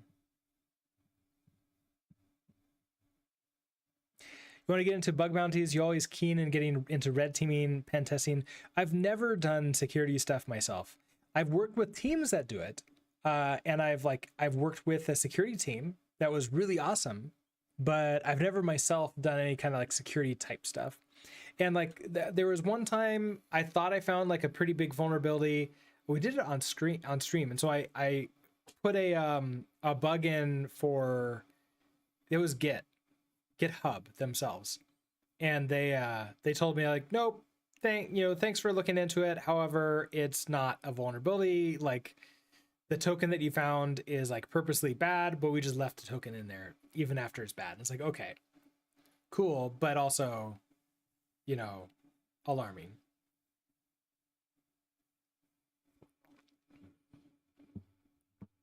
So I have never really found like a real problem. This one isn't a problem. It's just a documentation error. Now it'd be nice if there was like maybe how to update the document, like how to help them update the documentation.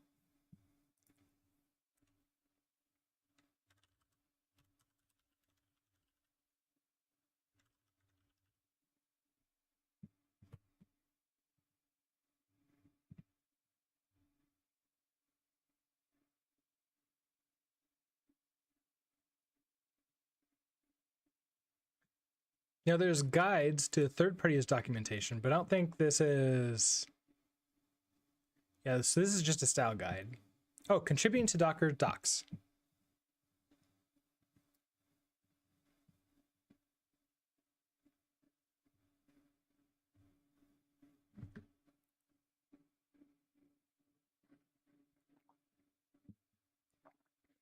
There was this one bug in Git where we can alter the ID of the person who commits to the remote Git repo.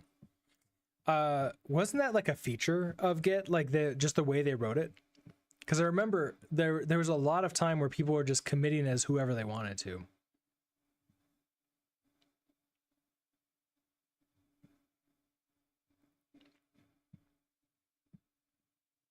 Okay, so they have a contributing guide here.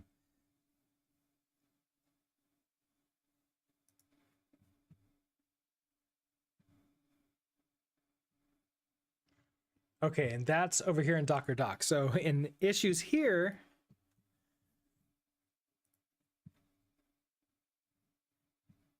I want to see if this is found. Did somebody open an issue about this here?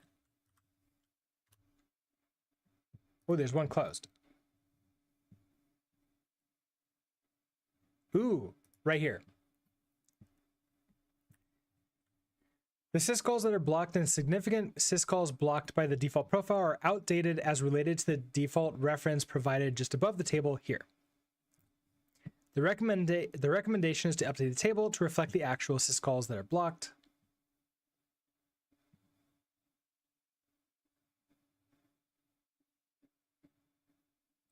Oh, Are there specific syscalls you were looking at? Note that blah, blah, blah.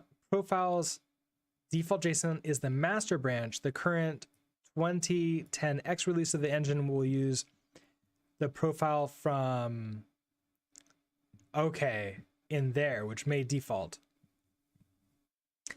Thanks. For example, clock adjust time is called as blocked by default profile. It is allowed in default profile.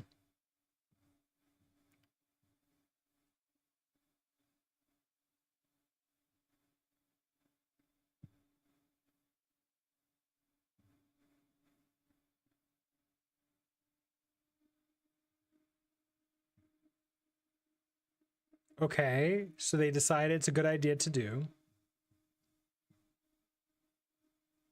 So okay, so somebody decided to put a PR in there.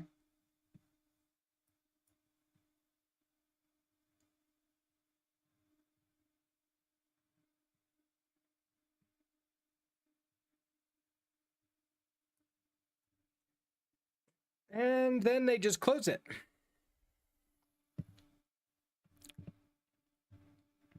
Closing as stale. This is mostly up to date now with limited exceptions, including the original problem that the person opened it for. Why would they do this? Okay.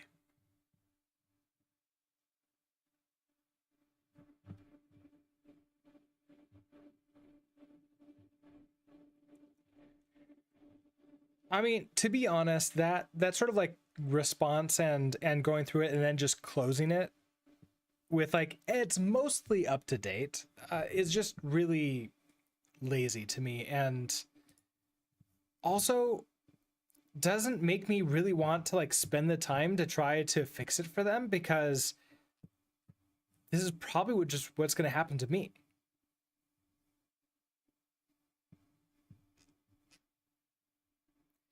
I read this in an article. They paid the guy 10,000 USD for resolving it.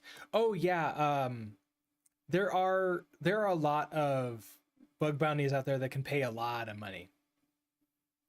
I remember there was a pretty big deal. This was many years ago. Somebody managed to get access to the AWS S3 buckets for Instagram. And this was shortly after Instagram had been purchased by Facebook. And they were perusing through them and they found some keys.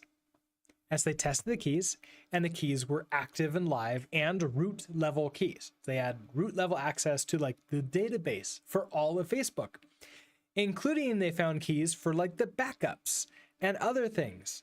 And in the article that they were talking about is like they could have, if somebody had gotten access to these keys, deleted all of Facebook and all of Instagram and all of like the other two applications that they had at that time. They just had access to everything. And they could have deleted all their backups too, so that there would be no chance of recovery. They could have destroyed Facebook right like at the, right when it was starting to get really popular. And of course they put it into their bug bounty program, and I think they got paid like $50,000 or something like that, which the community was very unhappy at the time because they felt that it was worth like maybe like $1 million or more for that problem, because that was the company is just dead. Like Facebook could have been just gone, wiped off the face of the planet. So yeah, I do feel like sometimes like there's a like the money is like worth it, and sometimes it's like they don't pay you enough for it. You have deleted. Well, here's the thing: is like this is before Facebook Shorts. This is before like they were doing like big advertisement type stuff. It was nowhere near the behemoth that we have now. I think at the time, Google Groups, no, Google Plus was still active and trying to like take Facebook's like some of their users.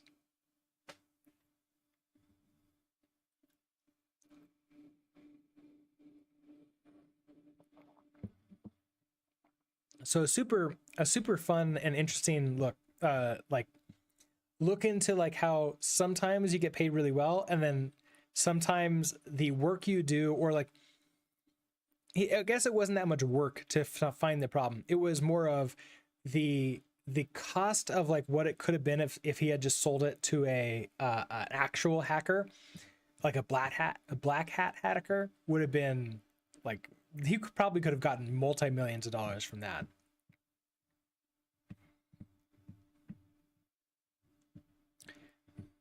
Oh yeah, the good old days of Google Plus. Before that was at the beginning when people didn't know that they're gonna shut off so many services. Okay, so I'm just not gonna worry about helping them update their docs. There's no reason if they're just gonna close it without actually having done the change that was in the issue to fix. Like that seems silly.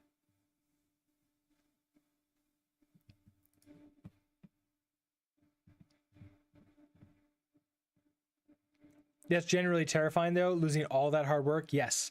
And it's one of the reasons why they recommend you make sure that you keep backups in multiple systems, including offline backups. And if you're a company, that should be a no-brainer. And there's plenty of options to do this. Generally, these days, you could do multi-cloud backups where you have backup stored on AWS and Azure. And then don't store the keys all in one place. Like generally don't store the keys in buckets. But if you have to, make sure the buckets are locked down.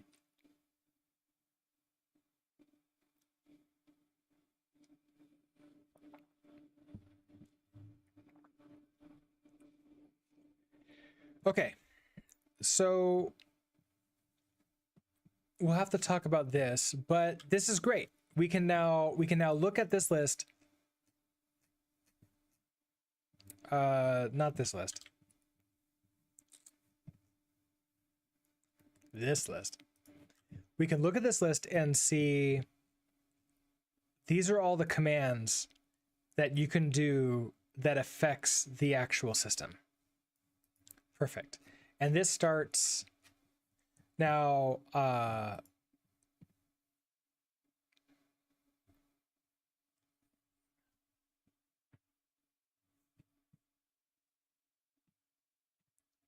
Well, there's not like a latest, is there? I guess it's 25. What's Docker engine right now?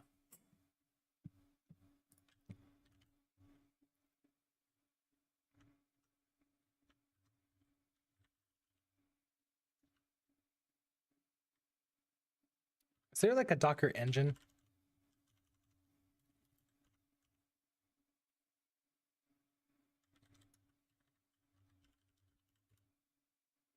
Okay, 2503. So 25.0, and then this would be the allow list that it has.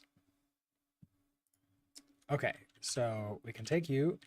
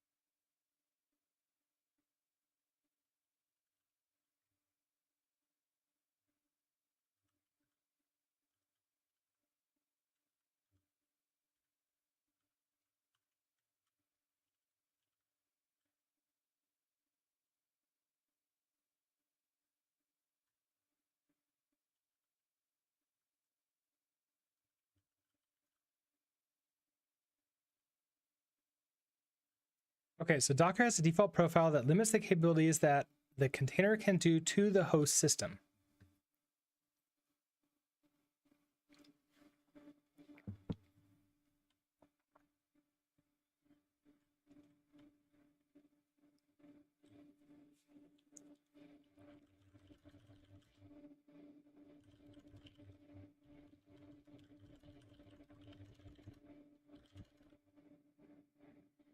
The list we link to is an allow list.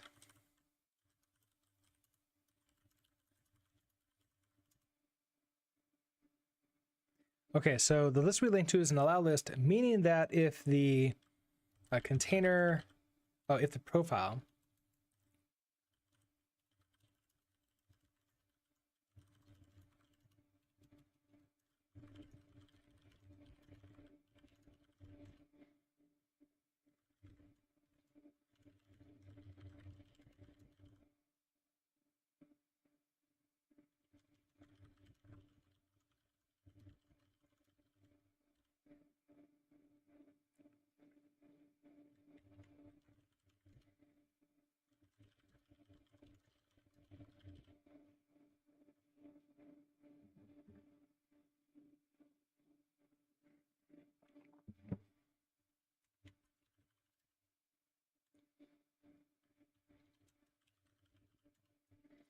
Do I know any good image processing models that I can use for grayscaling?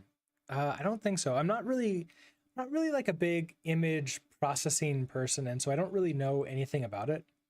Usually whenever I need to do something, I just like install GIMP and then just manually do it. And then I just don't know what I'm doing with it too. I just lots of Googling and figuring things out. And sometimes it works.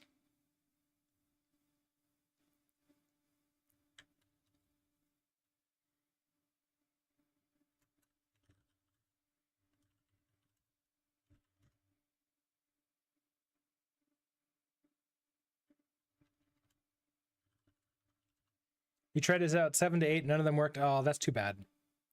Yeah, unfortunately, because I don't know anything about it, I would also not be able to help.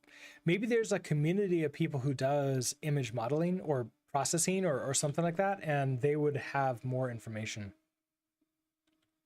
But I don't even know where to go to find such a community.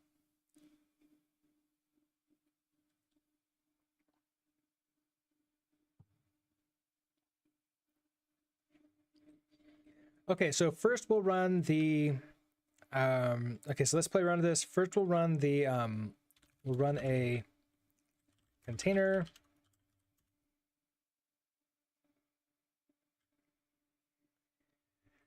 Let's see, with the default profile.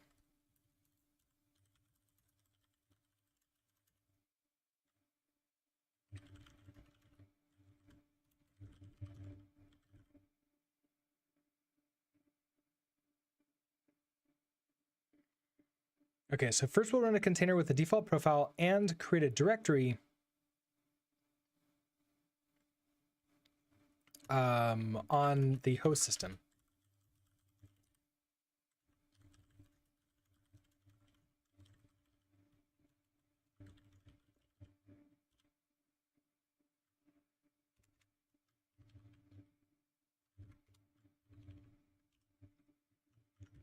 Which is going to be this. Like we already did this one here. So it's a sudo docker run it rm v okay, data ubuntu latest. I put in my password. I'm able to find that. It brings in. I then make their test, and then we can see the test.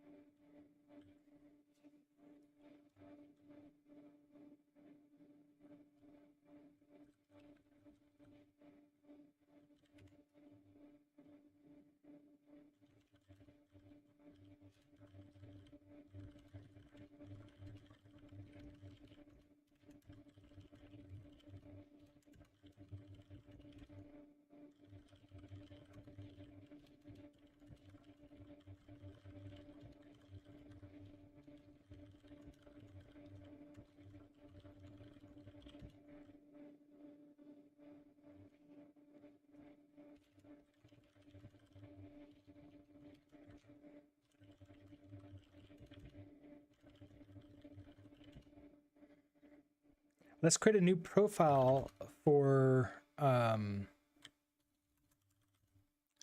that.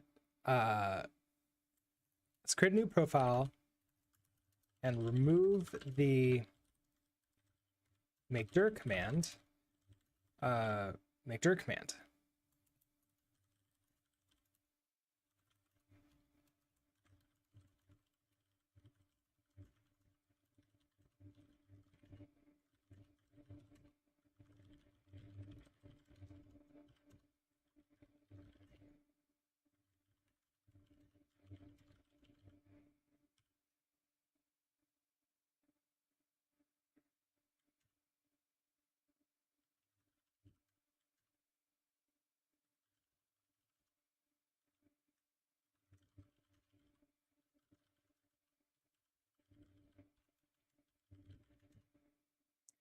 Since we have Docker Engine version 2503,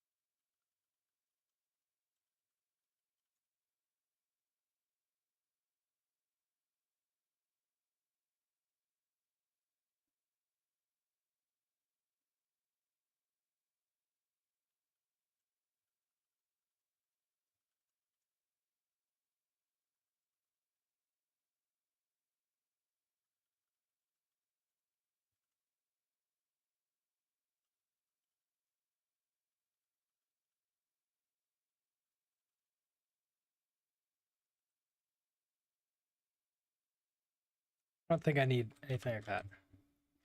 I think like there you go. So like that's kind of it. All right, so that's remove the kernel capabilities. I guess like remove, instead of kernel capabilities, just remove capabilities from the root Docker container user. Excellent. That's good. This is related to the project you were talking about, using image processing to read number plates to auto-register vehicle, update vehicle data in parking lots. Oh, you need to image processing for something like that. Interesting. Yeah, I've never done much with images. So unfortunately, as I mentioned, I can't really help out with that. So it's more of like a good luck. Hopefully you're able to get it.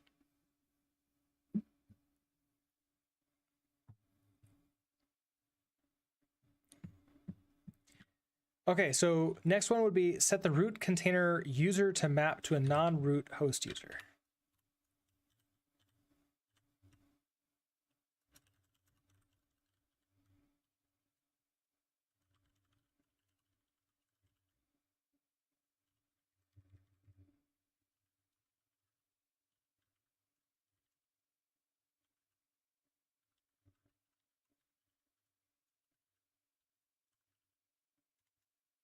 Okay, so that will be, this is now what we want to figure out.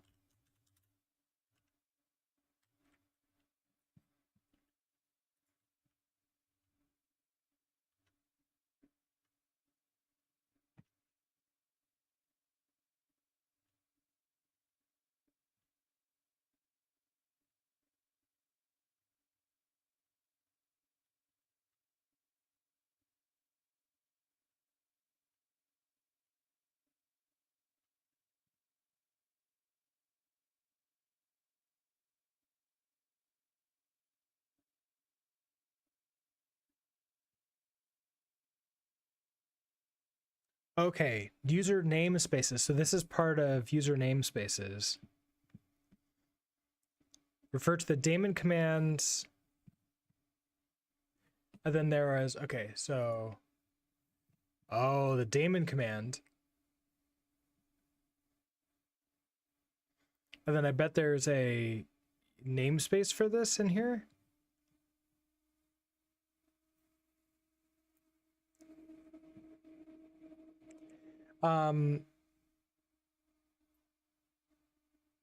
Let's see. Hussein, hello. How are you doing today? You started removing all capabilities in Kubernetes, similar idea to what you're doing in Docker now, and also running the container as non-root, which is nice. But I wonder if doing both is unnecessary. I mean, it's always a little bit hard to tell, isn't it, right? Because as long as we're not hacked or bad things don't happen, it is one of those things where it's like, was it really necessary for us to do that? And obviously, if something bad does happen, then we know we didn't do enough. But also, we don't want something bad to happen to prove that to ourselves.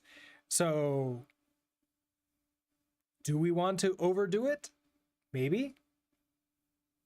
But yeah, it's the reason why it's so hard to define the... It's the reason why it's so hard to define how much value you're getting out of like a sysadmin team. Because systems administrators and a security team also, like I would sort of put them both into the same group for this specific item, right? A security admin, a sysadmin, both of them are supposed to be making things work for you and making sure that like you have access to what you want when you want it. And obviously being hacked means you lose access to it. That kind of sucks and it's not good. But if things work just fine, is it because your admin team, your security team are doing a good job? Or is it because it wasn't necessary to begin with? Or they went too far? It's so hard to tell. Being a sysadmin in a past life, I would argue for going overboard is better than not going overboard, but who might argue?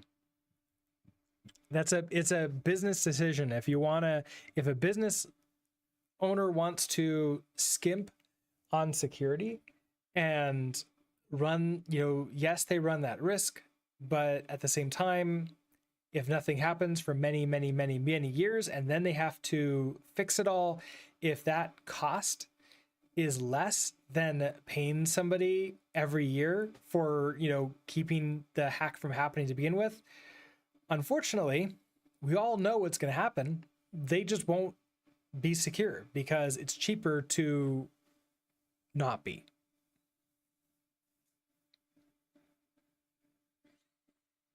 It's funny, right? Like, it sucks. Okay. I'm thinking that is this thing here. Here's my guess.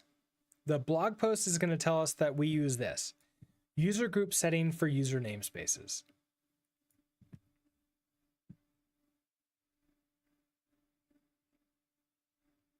Are you going to have a section in here for that too? I think it actually said we can go to the namespace section in here, didn't it?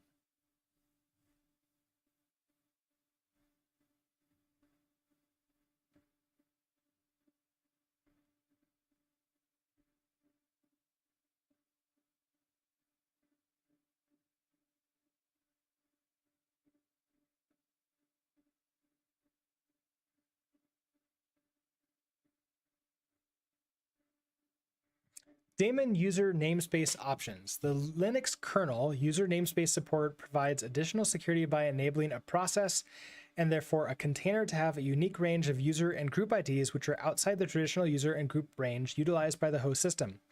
One of the most important security improvements is that, by default, container processes running as the root user have expected administrative privileges it expects, with some restrictions inside the container, but are effectively mapped to an unprivileged UID on the host. Okay. So that brings me to here.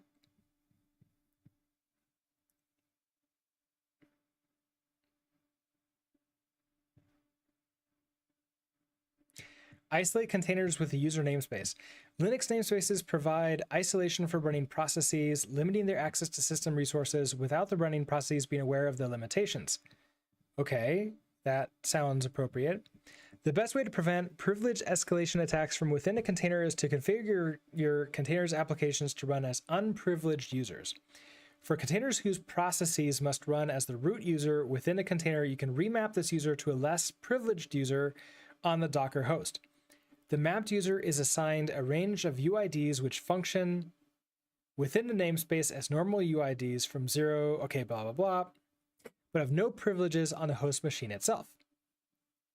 Okay, that's kind of what we want. The remapping itself is handled by two files, etc subuid and sub. So subuid and subgid. Okay, do those files exist right now?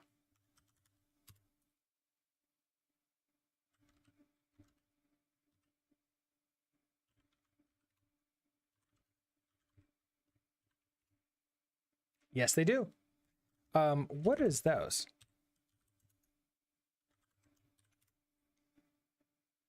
There's also these files with a dash in them. Oh, which are empty. But these have 26 things in them. What is in there?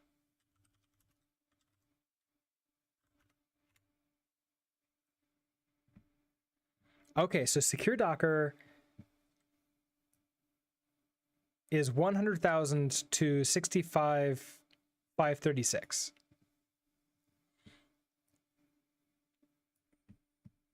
And then this is an empty file. Okay, so yeah, this is an empty file. Can I see what user ID that is? What is the way for us to see what our user ID is? Well, we can look in the etc password file. So if I cat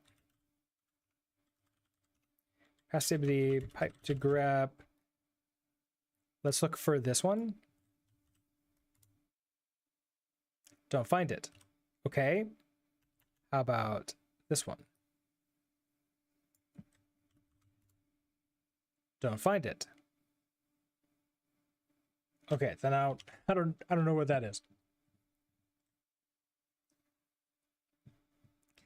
This means that test user is assigned a subordinate user ID range. Oh, it's a range of 231072 and the next 65 integers in sequence. The ID is mapped with the namespace. Is that okay? If a process attempts to escalate privilege outside of the namespace, the process is running as an unprivileged high number UID on the host, which is not even mapped to a real user. This means the process has no privileges on the host system at all. Wait a second. So does that mean when you configure Docker to use the RNS remap feature, you can optionally specify an existing user and or group? If you specify default user group, doc remap is created and used for this purpose.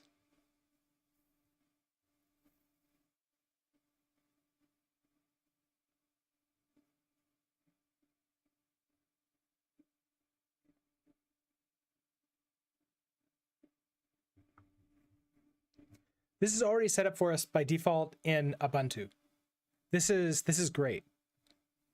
This is exactly what we were hoping for. Is like there's nothing we need to do if you're on Ubuntu, but it specifically calls out here that if you're on a Red Hat or if you're on Red Hat Enterprise Linux or CentOS, then you're going to have to do this yourself.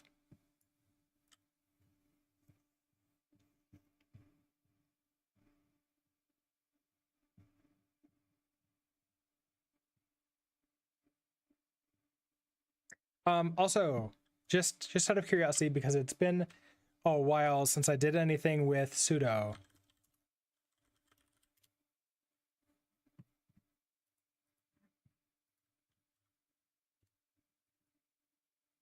Now that puts me as root here. So when I run sudo, it says secure Docker.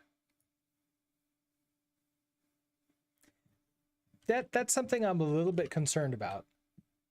When I run sudo docker run, it creates a container but I'm running as root, meaning that, does this mean that I'm only protected if I add myself to the Docker group?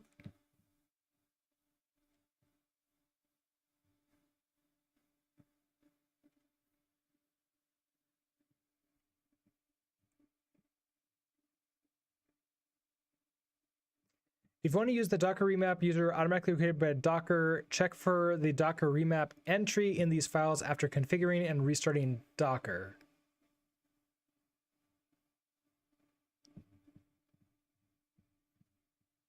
There's no Docker remap entry, right?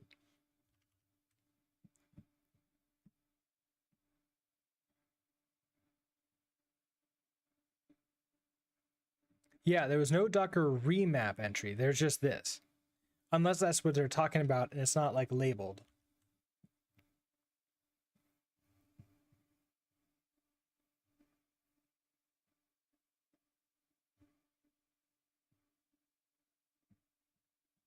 You can start Dockerd with the users remap flag, or follow this procedure to configure the daemon using daemon.json configuration file.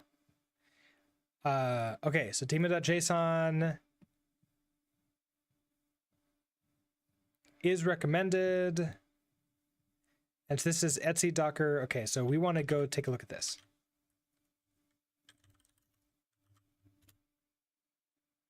There's nothing in there.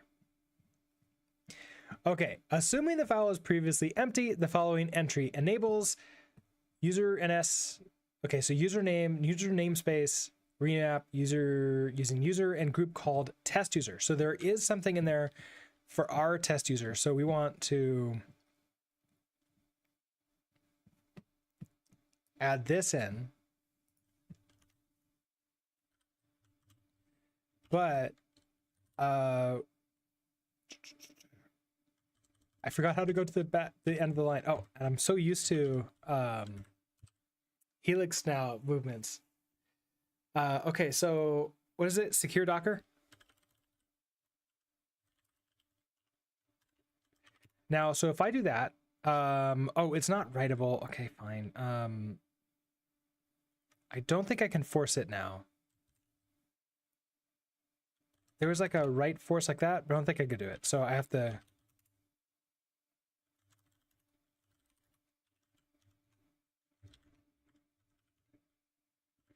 Oh, and this file, okay, this file doesn't exist.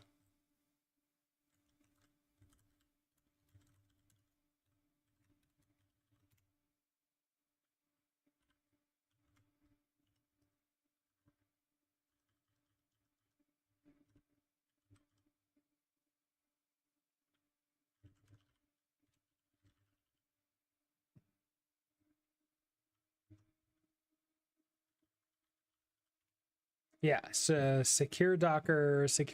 Okay. And then secure Docker, that maps through. We have to restart the Docker daemon, and I think we have this set up to launch on reboot. I think that's already set up for us. So I'm just gonna go ahead and reboot.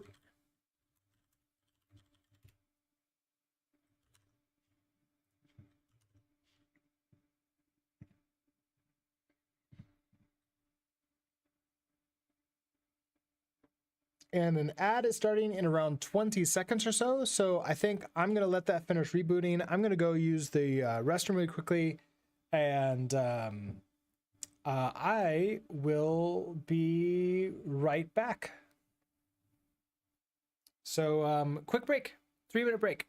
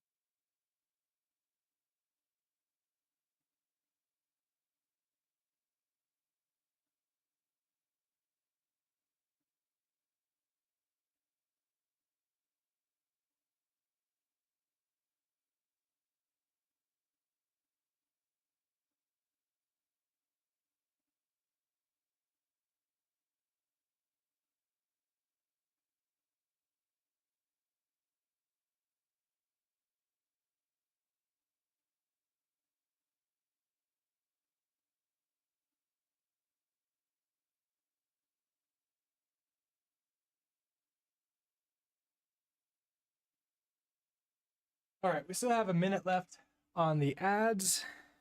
So I guess we'll, I need to clean up these wires too. But I suppose we can continue on while waiting for Twitch to come back.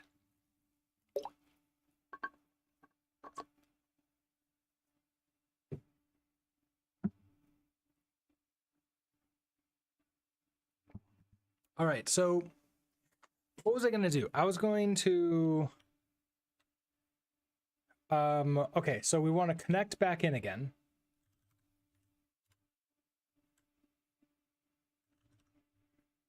And let's connect over here again too. And let's go ahead and see, is Docker still running?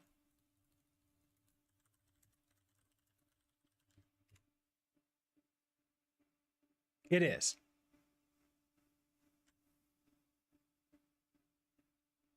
I'm also surprised that sudo didn't ask me for my password.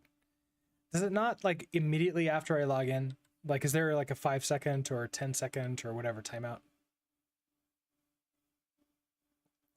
I know that there's usually some kind of timeout for that, but I don't remember what it is by default. But okay, so Docker's still running. Docker is running now. Now, how do I verify that this is working?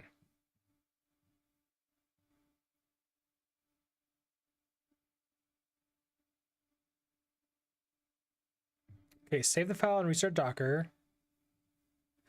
If you're using the Docker remap user, verify that Docker created it using the ID command. Ooh, okay, so we can use ID doc remap.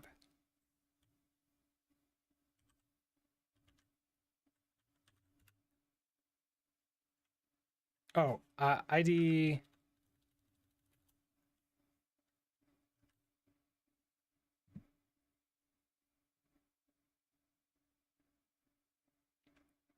Well, that, okay, wait a second. What?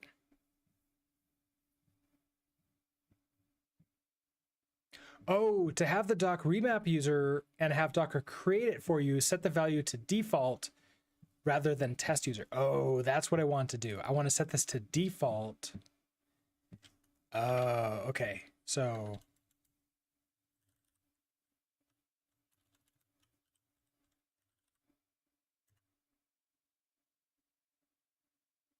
do you not remember what this is? It's Vim. Was it over here?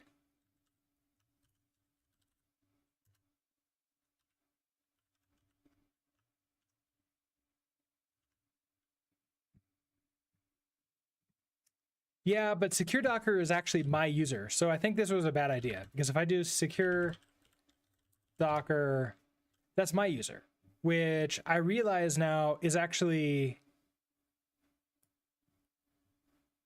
not helpful. Is that true? Like, okay, so here's the groups, but I have sudo access, which, like, okay, so I'm giving Docker sudo access. Well, I guess it's root, so that's not really all that different than what it has right now.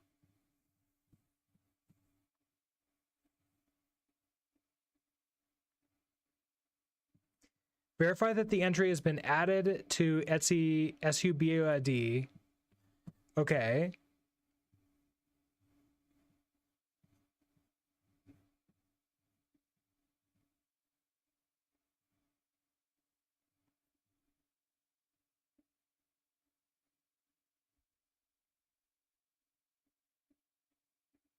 Oh, here's how we can verify it. Okay.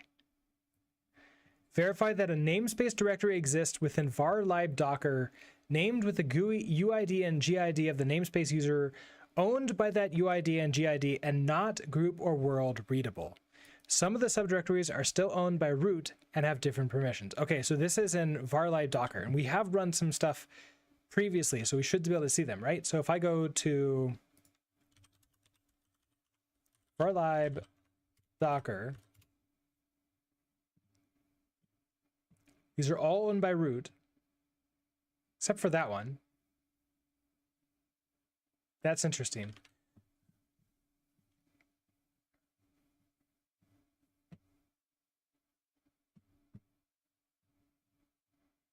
And what am I looking for?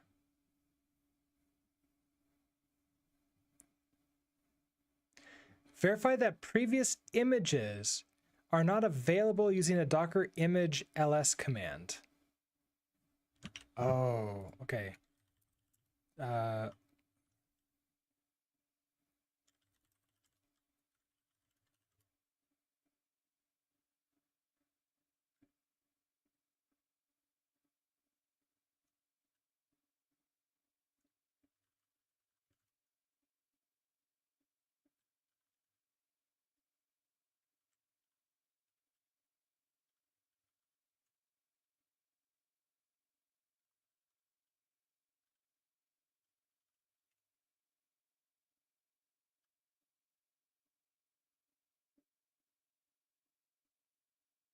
This is really cool. Without adding myself to the Docker group.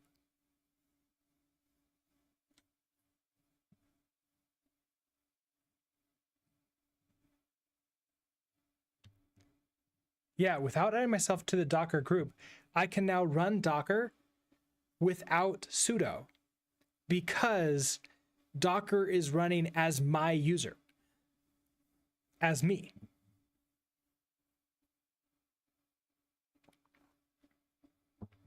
So this is an alternative to allow us to run Docker without our user. This is cool. I like this. Okay, so I am still back and forth on whether or not it's a better idea to like make it be a completely separate user.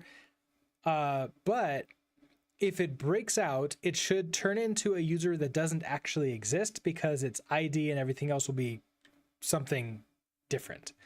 But now if I come over here and we go to containers. No, those are still owned by root. Which containers are supposed to be owned by that GUID and UID?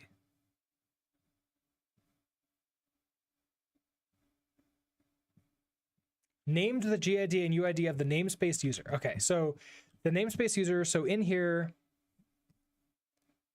we are 1000, 1000. Oh, but this is the namespace user. Because this is what we saw in the, yeah, okay, hold on. Let's quit out of here. If we look at cd back to Etsy, if we ls, it was like something GUID. It was redirect or something like that. Oh yeah, let's take a look at that. Docker images. I only see Ubuntu. I had previously had access to the Hello World one, which I believe if we come over here, we go to images.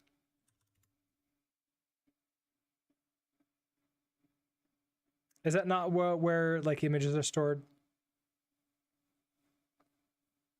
I thought maybe it was.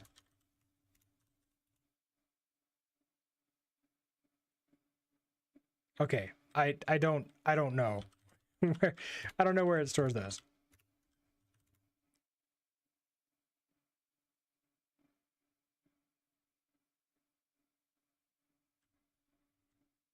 So yeah, I can't see that. That's good to go. Although it does mean I can never delete that one now, I don't think. Unless, what if I run this as root? So sudo docker images. No, that doesn't work either. We're thinking exactly, we're on the same alignment thinking there. I thought of that like right when you were writing that out. Okay, what happens if I sudo to su? Wait a second. No, I'm being silly. I am literally logged in as root. That's why, okay, hold on. I need to be doing it as this. Okay, I can't do that. Sudo docker images. Never mind. I'm silly. I got excited all for nothing.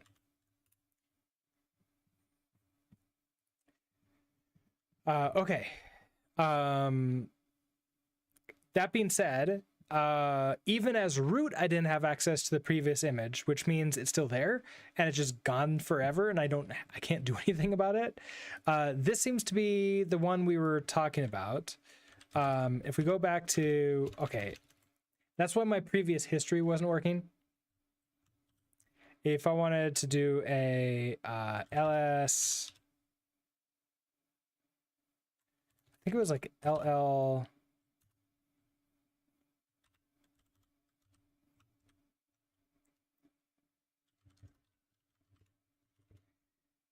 what was it? It was not sudoers, it was something like redirect, like red or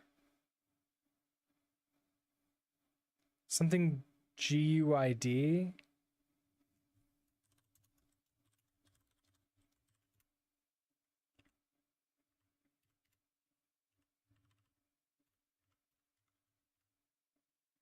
That's what it's sub. Okay. So if I cat sub GID, okay, it's still the same thing. Now, what's interesting is that this number here, the 100,000, is the same as this number right here.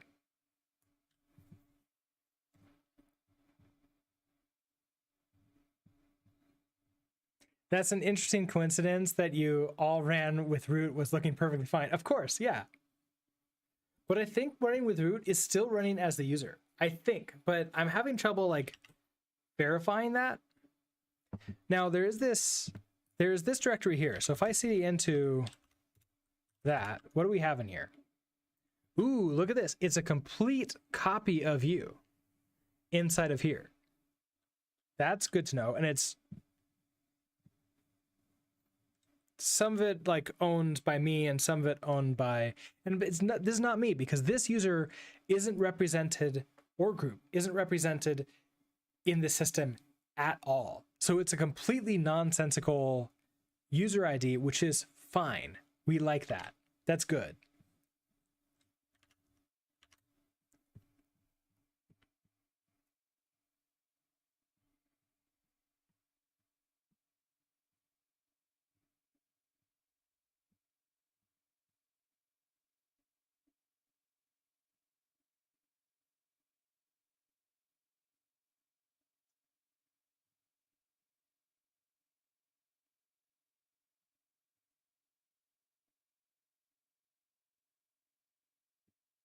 The directories which are owned by the remapped user are used instead of the same directories directly beneath varlib docker.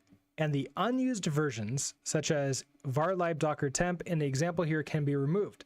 Docker does not use them while user namespace renap is enabled. Excellent. Cyberfinks, hello. How are you doing today?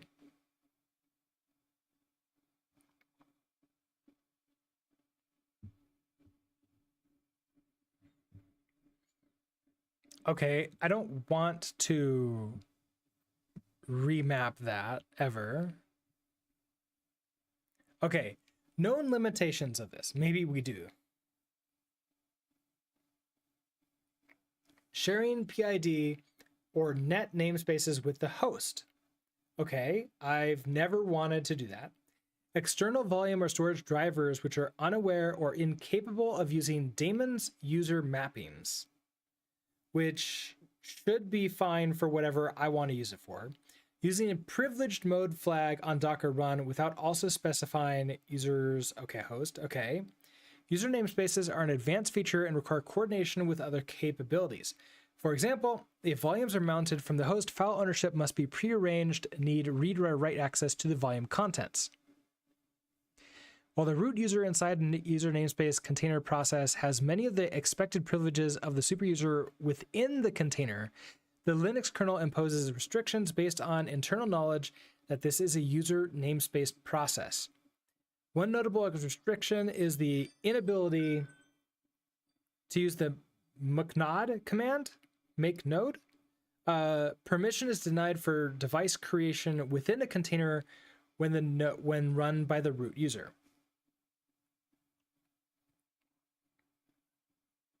Okay, so what can we do to validate this?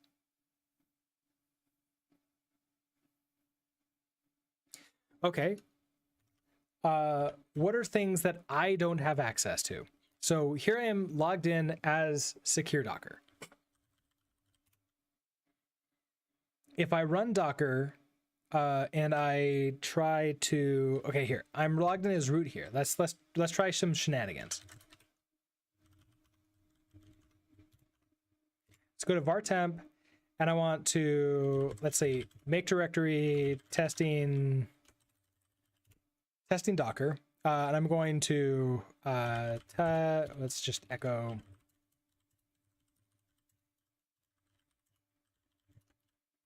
put that onto hello.txt. Okay.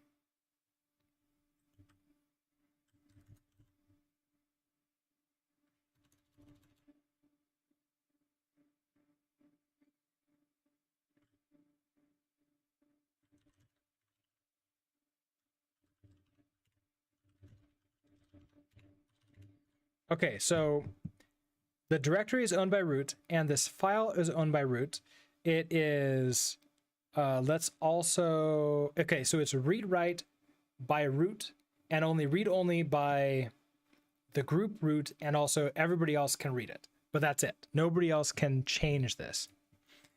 Now, Docker runs as root, but I've now set it to be secure Docker that's running this. So if I now try, if I come to var tmp, if I want to do a sudo docker run, let's do an IT. Let's see, what do I want to do for this? IT, we can remove it afterwards. Let's volume. I want to volume. Oh, I guess I should cd into it. Testing Docker.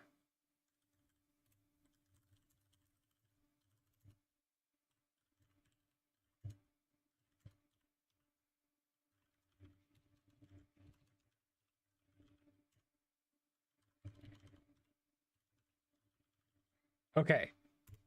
So we jump inside of a Docker container. We go to /data, and we see this here. No group, no group. So it doesn't know who this is. I can cat hello text. That makes sense because anybody can read it out of here. But let's say I want to, is nano not found? Okay, let's say I want to just overwrite this. I want to echo hi from Docker to hello.txt. Permission denied. That's what we want to see.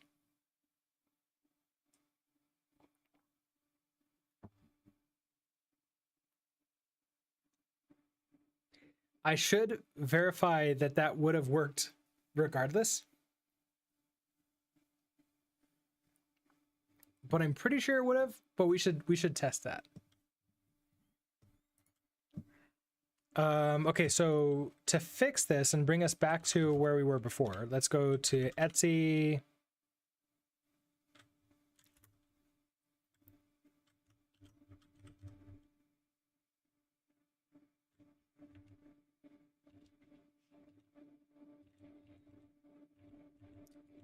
Where was it that JSON?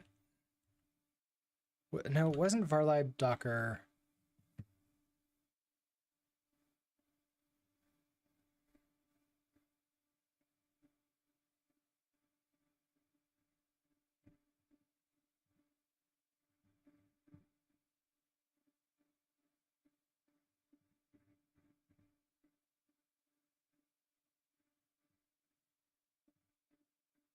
Etsy docker daemon.json. Okay, this is what we want to.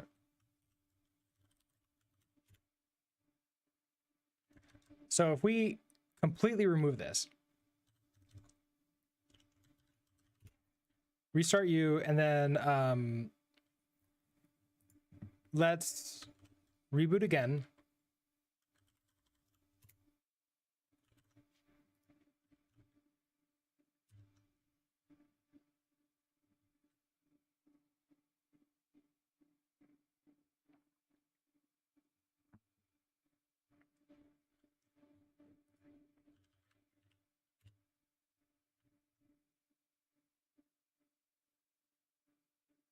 Okay, still rebooting.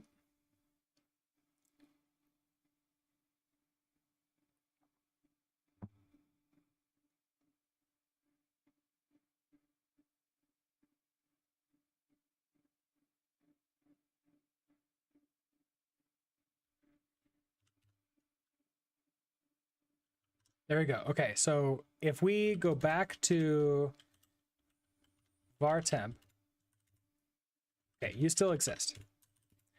I want to do our Docker command here as root. So we're going to do a Docker run. No, I don't want to do this as root. I want to do this as the other user, which should have root capabilities.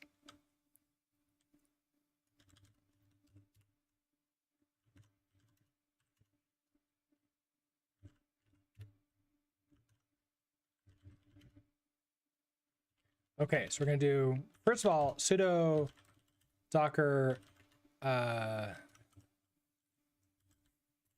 sudo docker images.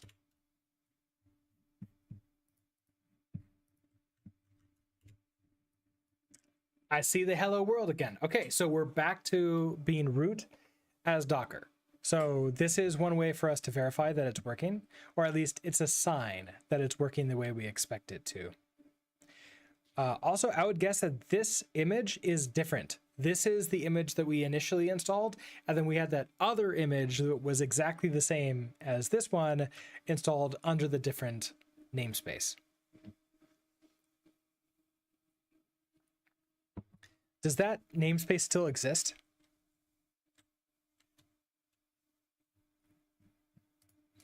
It would probably do it. Yeah.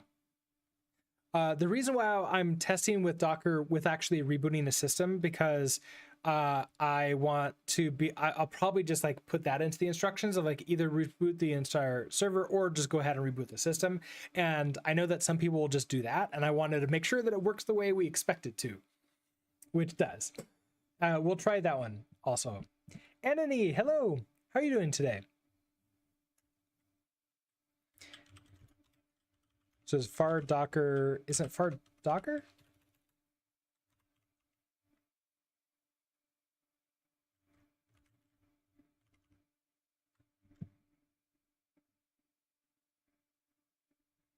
For live Docker.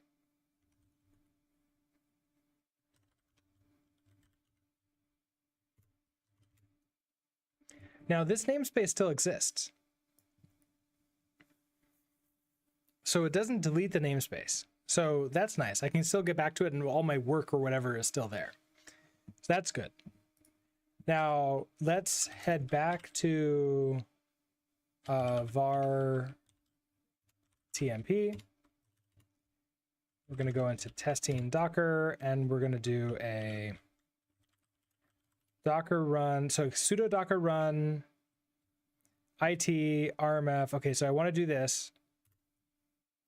It drops me in here. We go to /data.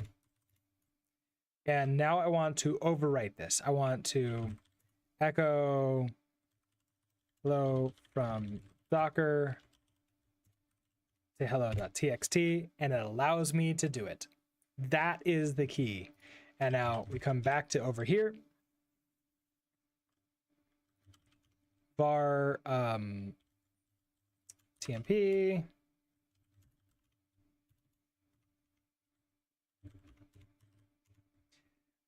And we're just going to cat hello.txt, and it's hello from root, hello from Docker, which is running as root, which allows us to update root files. So here's what we've learned. Whatever user we remap the Docker daemon, the Docker containers to, if it breaks out, it won't have access. It is owned by these group and user IDs, which are really weird. They don't exist on the root system, so they'll just not be able to do anything at all. Even better, if we accidentally mount up a directory and try to do something to it, we can only do things that our user is allowed to do, which is huge. That's exactly what we want. Okay. So we're going to, time for us to turn this into our article, which, and like rewrite it into like a better thing. So basically doing these all together at the same time is going to be the best thing we can do, where we have a profile that allows you to do only certain commands on the host system. Also runs that root user isn't even root. It's just your own user.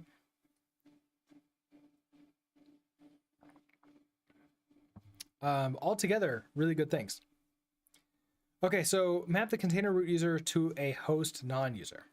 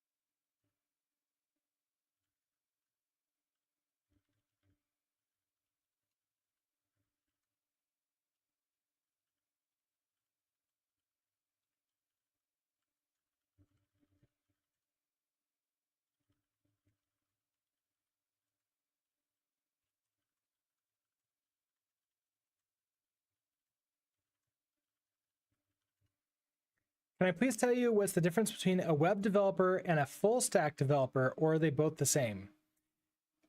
It unfortunately there's no official terminology guide, or there's no standardization for these terms.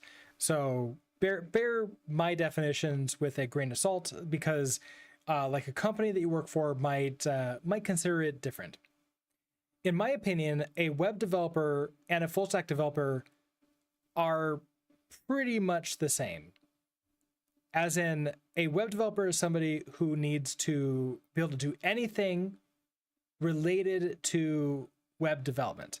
That means both being able to work with the server serving APIs to the web, and also the thing that runs, like the app that runs on the website itself.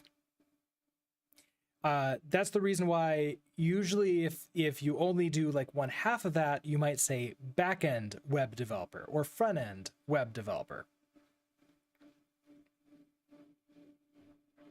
And I believe that, I guess to like go a little bit further than the question, I believe that it's way more important to have full web development skills. So like the ability to work on a back end, even if you're not the best at it, it's better to like be able to do that than have to tell somebody, oh no, I can't do that. I can only work on X. Because someday somebody's going to come along and say, oh no, I can do both. And guess who is going to get a job? Guess who is going to keep their job longer, or get promoted or whatever? It's going to be the person who can provide more value to the company for the same or similar amount of money. And if a company can hire somebody who can do both for, even if it's like, as long as it's not like double the amount of money, then they're making like that's saving the company money. So to me, that's my definition, and also a reason why to try to go for like the full stack thing. Does that help, Anony?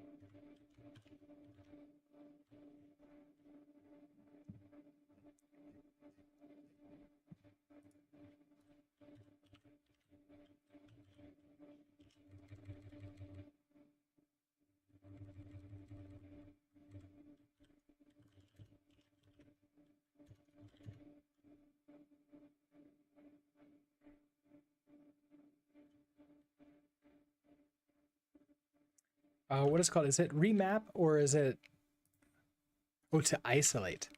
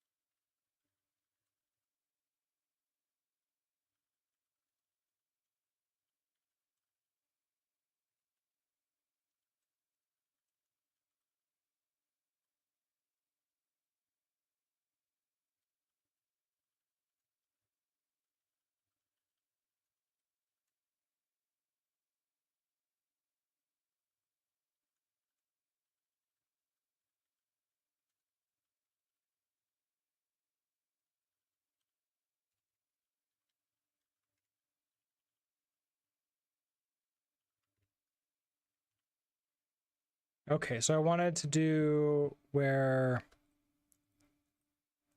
I guess we'll just remove this.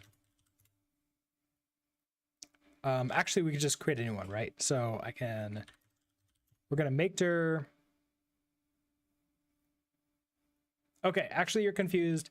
Should I learn and focus on becoming a web developer, or should I first become a full stack developer? Like, what companies prefer? So it's gonna depend upon the area that you're at. Startups almost always prefer full stack developers. And that's because startups don't have that much money compared to the big companies. So they want to make sure their dollars, their money goes to the best, best bang for the buck. And that usually means hiring less developers overall. And so if they can hire a single developer to build their entire web application, which includes the server that serves up the APIs, then they're going to go with that. So if if you want to become hired by a startup, full stack developer. Now, if you want to be hired by a larger company, then it gets a little bit interesting, because the answer is, again, it depends upon what teams and what that company specifically does or needs. Like, I know one large company that they separate their backend and their front ends for web development into completely separate teams that never talk to each other at all, which I have my own thoughts on about, like, what that means, or how good that is. We don't have to go into that now. Basically, in that case, then learning front end or back end is going to be fine. And what you want to do is you want to look at what their job offerings are and then learn that. Because if they're not hiring for backend, but they're only hiring for front end, then you're not going to get a job if you've learned the opposite. So you're going to have to do a little bit of research to find out what companies you're interested in, and then what companies, like what those specific companies, what their needs are. If their needs are front end, then you learn front end. If their needs are back end, you learn back end. And if their needs are sort of like swapping back and forth, then learning full stack is going to help you match that, right? Because if you are a full stack developer, as in you have the capabilities of both the front end and the back end, but the job that you're going for is only front end, then change your title on your resume to match what they have, and then go for that. So yeah, they only want a front end. Sure, you have full stack capabilities. That doesn't mean you can't work in a front end position. You'll be perfectly fine there. So again, like, sort of not super, I can't really answer directly for you because there's so many different things that change how to answer that. And unfortunately, you're gonna have to do a little bit of research to figure out what is right for your specific situation. And somebody in your area can help you a lot more than I can, because even like over here, I don't even know where you are, but like in the United States, for example, a job in Denver, Colorado The companies are looking for very different things than from Silicon Valley in California. That's and my answer will like depend upon where you are, what level you are, what the economy is in that specific area, what's going on. It's very interesting. What size company you're going for, everything changes, which unfortunately doesn't make it easy. Recruiters can help though. If you find a recruiter that's good, they can help you figure out what to learn. What skills differentiate a software architect from a software developer? Is software architect more high level than a software developer? What does a cloud architect do? Yes, architects are way higher level. And by higher level, I mean they're elevated beyond just doing normal development. Most software architects should do some development to keep their hands in the project, but for the most part, they're going to be doing more, I want to say architecture stuff, but that's sort of like self-reference definitions, which kind of sucks. Basically, their job is to make sure that the shape and the flow of the entire application is cohesive and it works. And this is usually not just like a software architect for front end only, it's usually across all the systems. So if you have a microservices architecture, for example, then the architect will be in charge of making sure that they all can communicate, they all can work together. And what their job should be is elevating everybody who's working on those tools to understand how the architecture works, why the architecture decisions were made, and to help make architecture decisions when they need to be made. A cloud architect is basically the same thing, but now we're talking about in the cloud. So AWS would be setting up all the AWS services, making sure they communicate with each other, making sure that everybody has the correct access and can do what they need to do, and that it's a good, secure architecture to use. Does that help, Cyper? Are software architects more like project managers? I know, but the reason why I have to have a question mark on the end of that is because it's kind of ironic. Project managers, I don't really agree with the idea of them.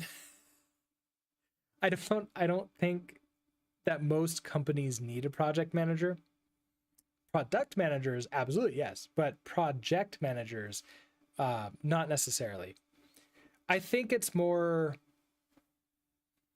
it's way more of a leadership position. Yes, an architect is making decisions about the application, about the flow and all that stuff. They're not necessarily making decisions about, oh, hey, your code looks like, actually works or does that kind of stuff.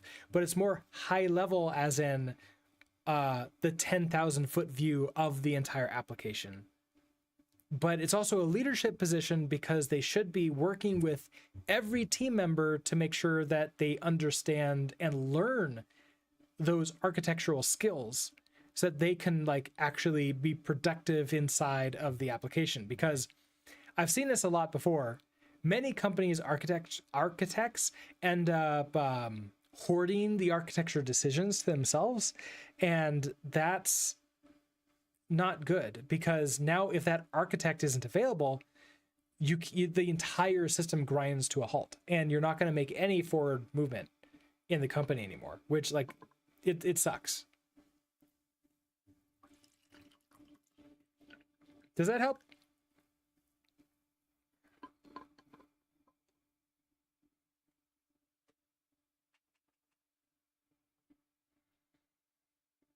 Now, I've been reminded that I should caveat every time I talk about what any of these things should be, especially with architecture type stuff, that most companies don't do that. That's what, in my mind, an architect should be. Your mileage will vary based upon what company you're at and how good your company is at utilizing engineering throughout the entire organization, or like keeping good people in good positions. If your architect is not a good person, or if they're one of those people who is like likes power, then your architect is not going to be is going to be very different than what I just described, which sucks. It's something I used to have to describe to students all the time. It's like, okay, here's all these things about like agile, and like, you know, here's how to like do all this, like here's how all this works.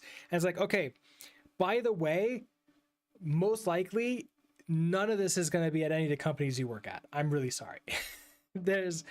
It's like, that's how it can be worked. This is how it's supposed to be. Nobody does it. Or it's a rounding error to zero for the companies that do it.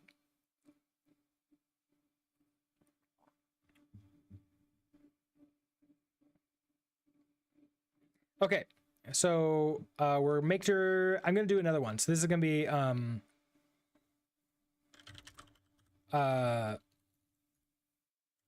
roots files.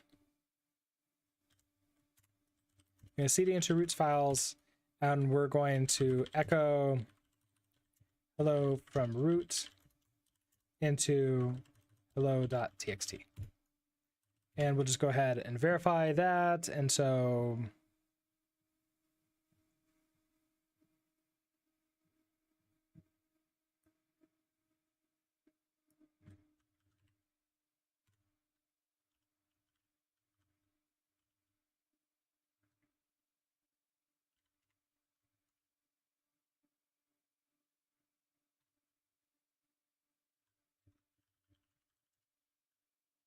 okay, so before we map the container root to a host non-root user,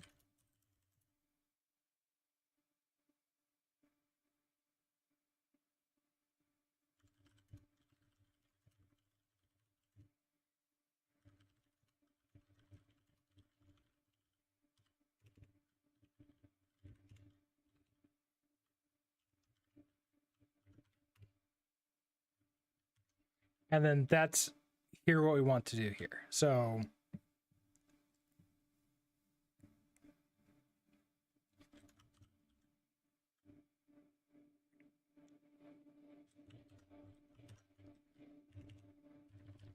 we're gonna cd to, let's just start there. Okay, so we're gonna cd to var temp roots files.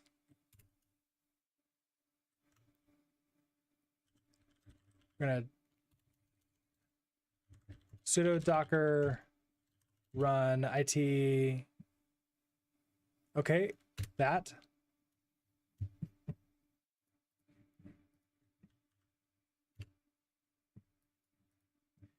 Then we're going to cd/data, all that. We're going to echo hello, no.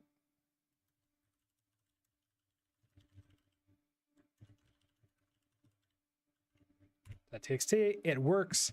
And then over here, we're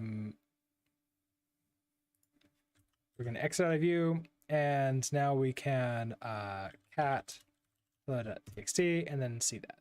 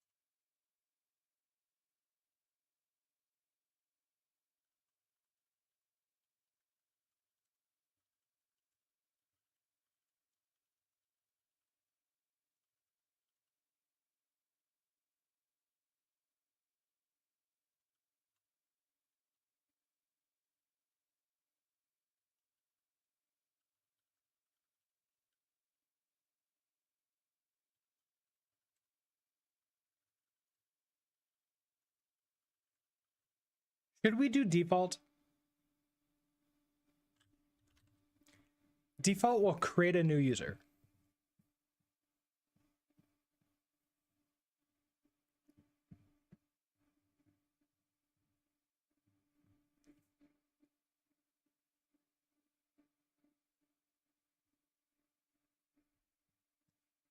I kind of feel like I want to use default for this.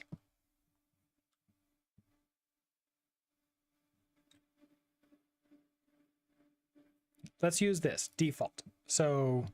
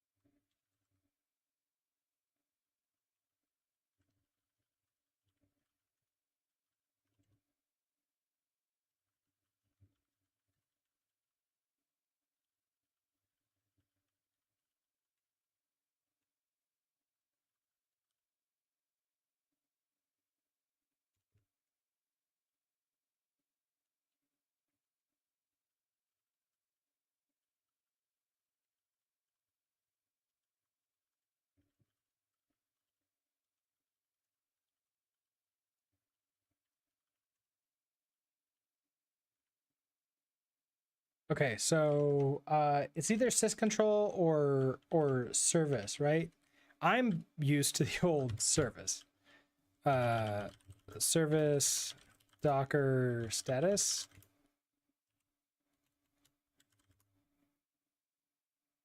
Okay, active.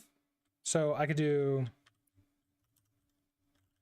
service Docker restart.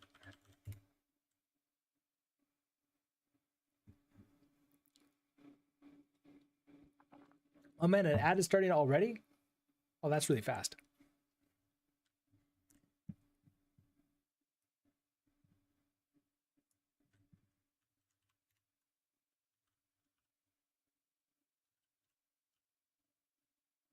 Okay, so that's good. Then we want to verify that things are working the way we want to. So, okay, we now should be able to do ID Docker doc remap.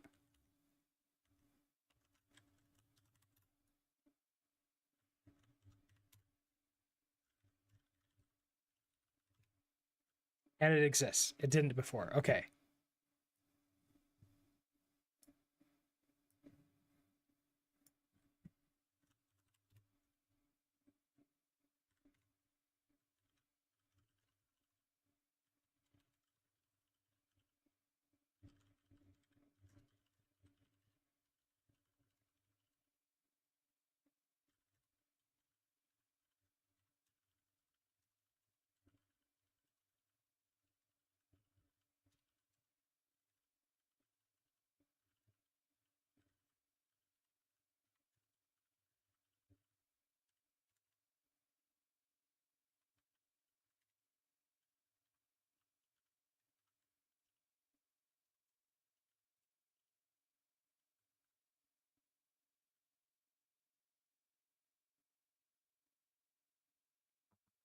Okay, so we have that.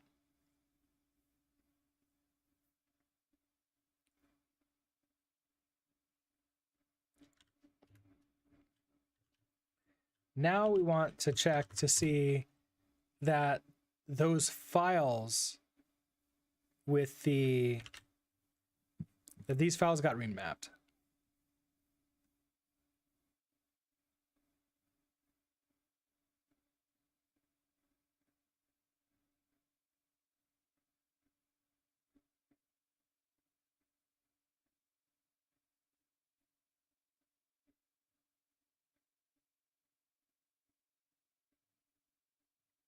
Yeah, Etsy sub UID and sub GID.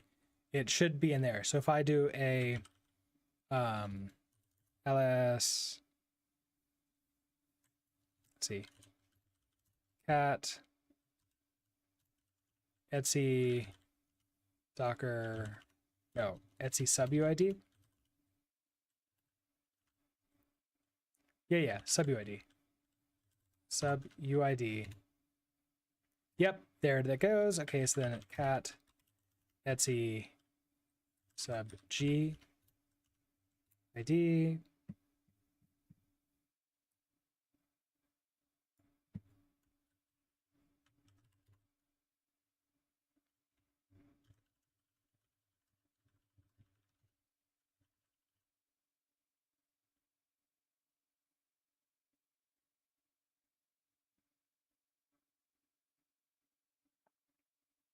Okay, so we can also check that Docker has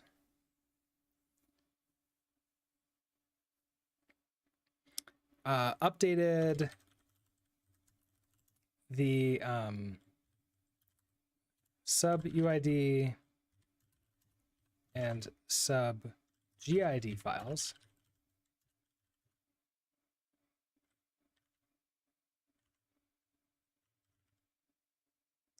Yeah, and this one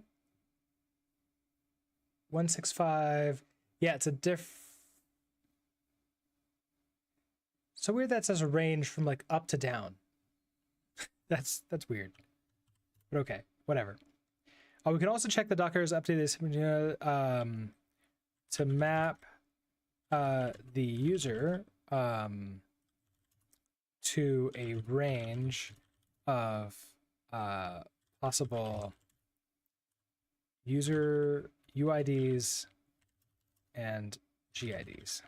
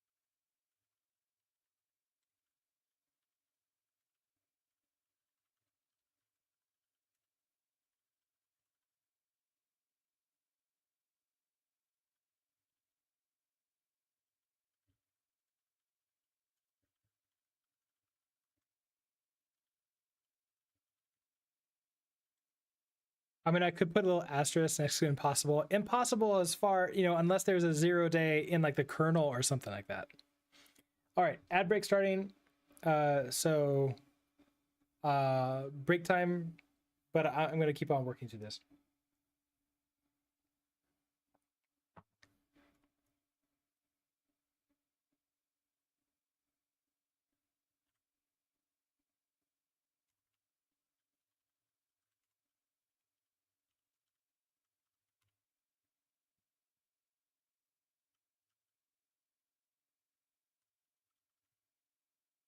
Oh, can I do both at the same time? So can I cat Etsy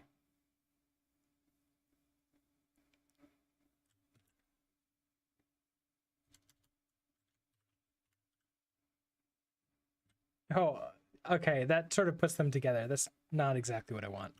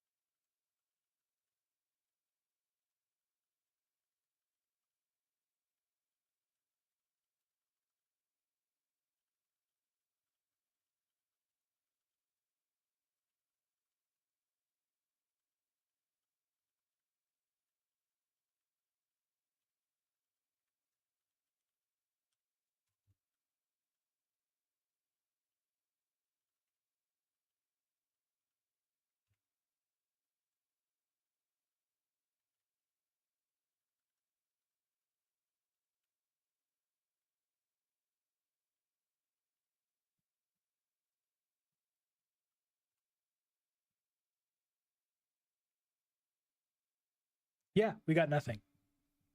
Lovely. The better Owen, hello. How are you doing today?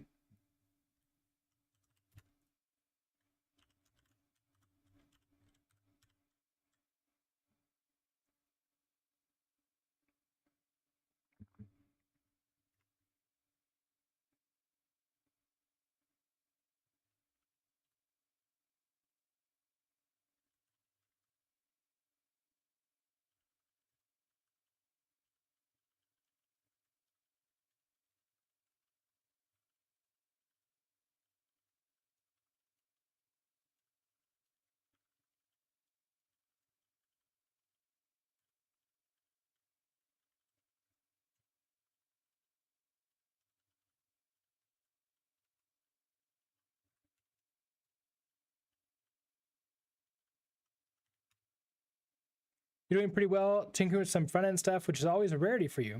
The stream is going pretty well. We've been working on some Docker security stuff, sort of like digging a bit deeper than we had gone before, mostly to be able to safely, or at least as safely as possible, give access to non-sudo for Docker. To basically like, okay, if we do all these things, then if you still want to use Docker without sudo, you're going to be significantly safer. And profiles and isolation, that's what we just did right now. This is a really cool demo. So I had previously, as root, created this file called hello.txt, and it's owned by root, and it's read write by root only, and then read only by everybody else. And if I cat hello.txt, we have hello from root, hello from Docker. Okay, well, the Docker we did previously, but now we've isolated Docker into its own namespace. And if we now do the same command we did previously, so this would be what, sudo docker run it rm volume mount this, and we're in the same file directory. Okay, so we do that. It'll bring that in. You're Alexi, hello. How are you doing today? We're dropped into it. cd into /data. Here we go with that. We can cat hello text, that still works. But if I now try to do echo hello from namespace Docker to hello.txt, permission denied, even though I'm the root user.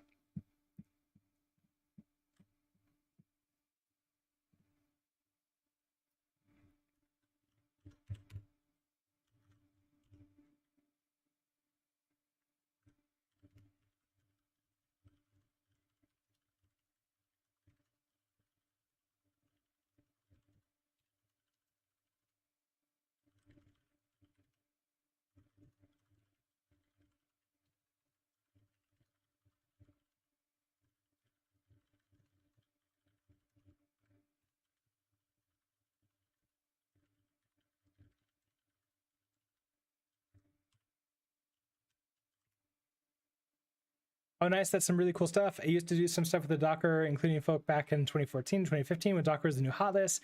And a side of things, still a bit of a blind spot to you. Yeah. So the, it's actually like Docker's gotten a lot more secure in recent years. They've really focused on that, which is really nice because I'm right there with you. I was using Docker, I think a couple years after you, like 2016, 2017, 2018, really heavily. And there was some stuff, but it was like I didn't really like, it was not really called out. I didn't really see anything about this. Nobody was talking about it. As far as I can tell, like very few people still talk about like this type of security level stuff that we can do with it. Most of the time we just say like, hey, be careful, which is kind of what I did. But now diving deep into is like, nope, we can do better. We can do better. But that's why we do this instead of just going straight into the course, right?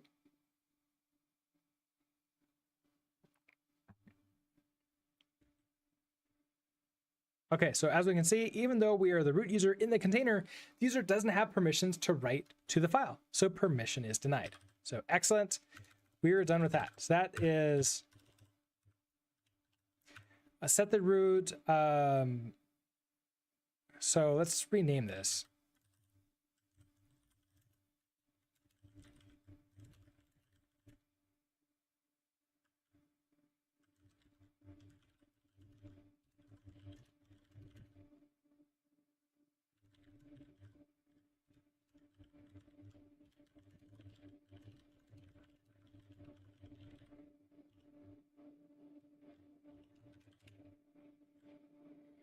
Totally agree. We still use Docker pretty heavily with Kubernetes and have some good security policies there, but very little thought about security of Docker containers for local dev. Very much what you said, just be careful. Exactly. Which, like doing this type of stuff is pretty awesome. I think maybe we can just like have a stream where I'll just like secure the heck out of Docker on, I wonder if I can do this on my Mac or if this is going to be Docker Engine on Linux only. We have to try because this is Docker Engine type stuff. Now Docker on Mac and Windows is different because it's Docker Engine running inside of a VM that they've set up for us behind the scenes. So it's not really like, that's also why it's slower. But this still is pretty cool. Okay. Install Docker as a non-root user.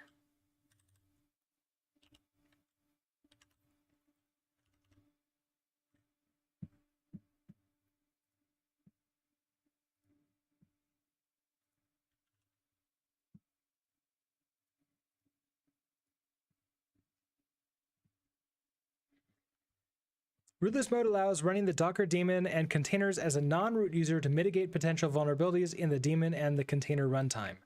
Rootless mode does not require root privileges even during the installation of the Docker daemon as long as the prerequisites are met.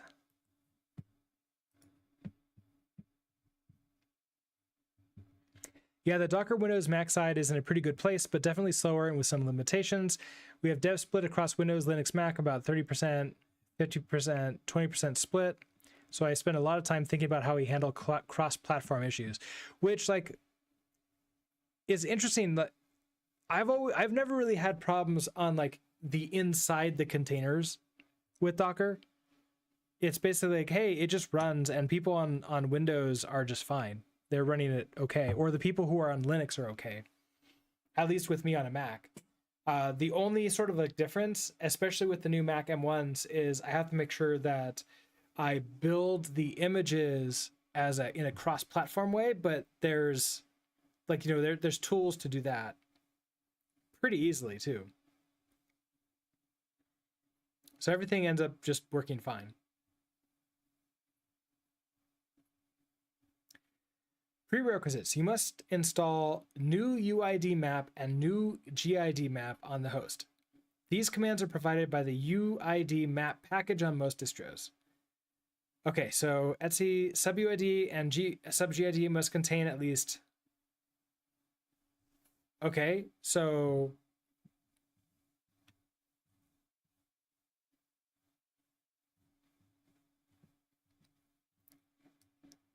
yeah, so it wants me to subtract these to verify, but I'm pretty sure that they have at least this many.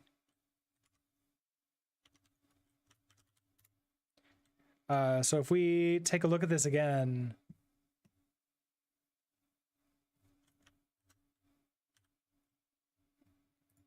here we have 100,000.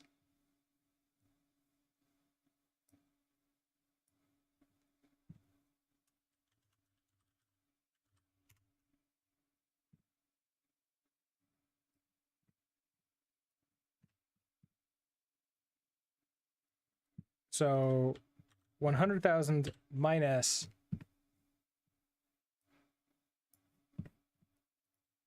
that is 34,464.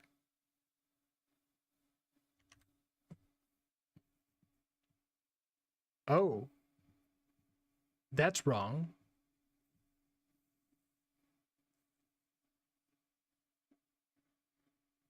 Interesting. Okay. And then let's take a look at what the other user has. So this user is this, but this has way more users.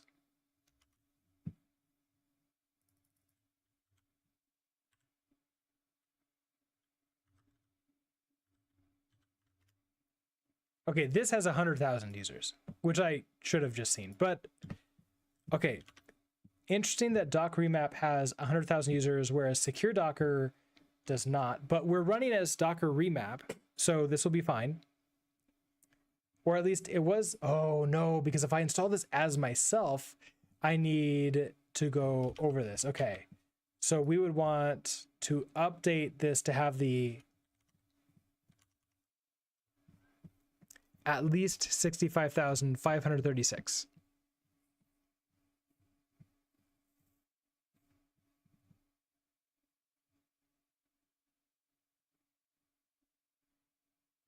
We recommend that you do this on Ubuntu. So now they do have instructions for the other ones.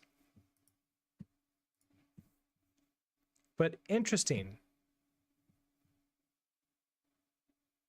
that they're recommending that you do this for Ubuntu. Like, well, no, that you, if you're going to do this, you're doing this on Ubuntu. I guess that's a better way of putting it. Wait. Oh, okay. I thought maybe like this was a title for this. I'm like, what's going on here? Okay, so install the dbust user session package if not installed. Run this. No limitations. Only the following joiner drivers are supported, which these are normal, so everything should be fine, right? You can't use any of your security stuff.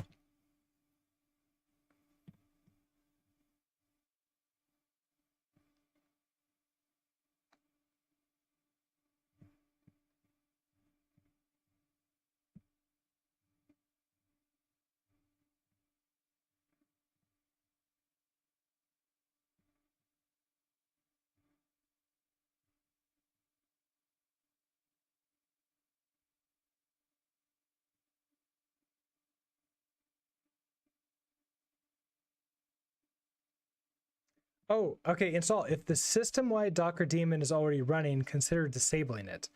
Oh, cool. So we can do this alongside of Docker. That's interesting. And then we can just install with a package. Oh, that's really cool.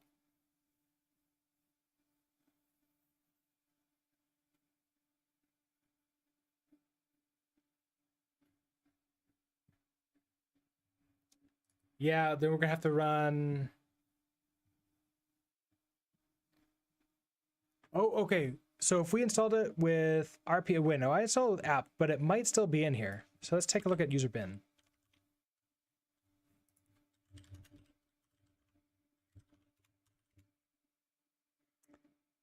And really, we should be doing this as my user. Secure Docker. So now we want to look for Docker D rootless setup tool.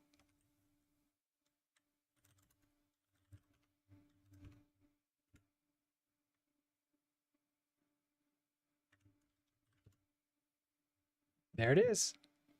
Docker D rootless setup tool. So I can do this regardless, huh?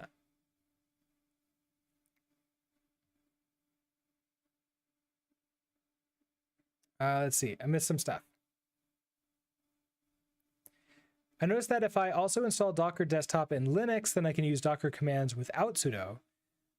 Oh, yeah. So Docker Desktop, yeah, does Docker Desktop, oh yeah, Docker Desktop, I believe, actually installs a VM for you behind the scenes. So you get the exact same thing that you would be getting in Windows and Linux, and you don't have to worry about any of this stuff. But if you install, but you also, I believe, get the speed problems that come with Docker Desktop. The issues we mainly see are slowness at file copy time and some of the supporting tools, especially as we're having to move away from Docker Desktop due to the fact that licensing changes are going to impact us this year. So we're looking at wider tooling ecosystems and Mac plus Linux trends to find out, but Windows is a bit ropier. Yeah, it's earlier this year, Docker, if you use Docker Compose, take a look at Docker Compose Watch, because that might help you with the copy times. Because basically Docker has enabled or has added a feature where you don't have to have you don't have to have a volume mount on to have access to your files anymore. It can copy them in on change of files. Like you can edit them, it changes, it copies them into the container, and then it can like restart the container or just do nothing at all, or it can rebuild the image every time. Definitely take a look at that. It's pretty nice.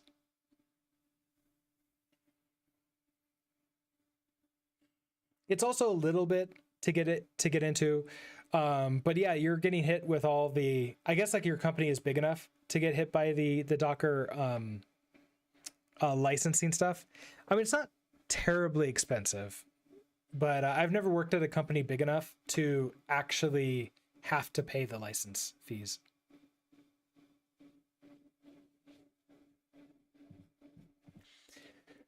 Okay, so we have you. So we'll have to update. We'll have to update this stuff.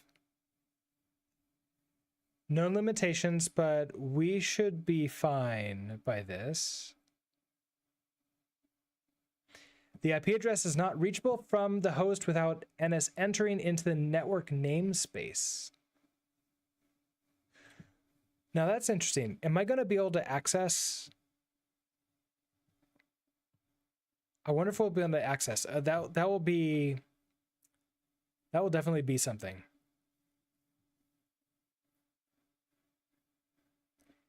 If you installed, okay, so we do this thing.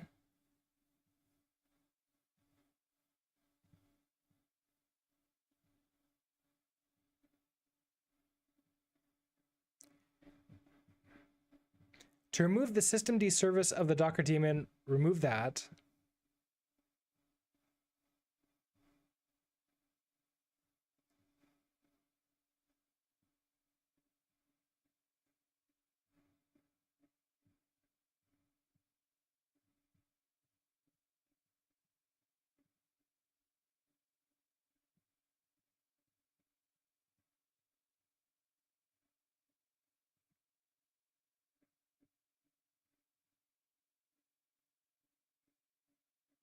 Starting rootless Docker as a system-wide service is not supported.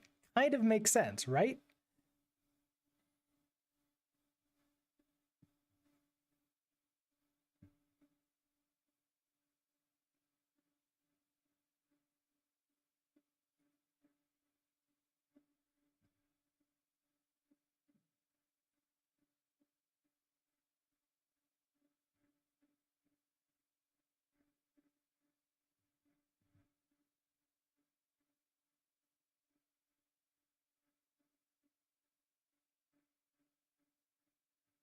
No, okay, so I will be able to expose unprivileged ports, basically anything above 1024, which is perfectly fine because it's in my opinion that nobody should be exposing ports below that anyways, and you should just use something like Nginx to then redirect towards that. Just a thought, do you think WebAssembly server-side can compare replace Docker? What are their differences? So I've been hearing a lot about that recently, and I don't know enough about WebAssembly itself because it's just a target language, right? So I don't really understand how all of that works. Like the only system that I've heard of that uses WebAssembly to be able to like do Docker-like things also runs Kubernetes to do all that stuff. So I don't really get how that replaces Docker. Like with it doesn't really replace Docker and make it simpler. It replaces Docker and makes it more complex. So I think that there are things that will like come out, but I think there's a lot of tooling that needs to be happen, but I'm not aware about how any of that works. So like it's very black magic to me right now. I am looking forward to like people creating some really cool tooling and maybe like we get Dockerless Docker. That would be amazing. I would love that.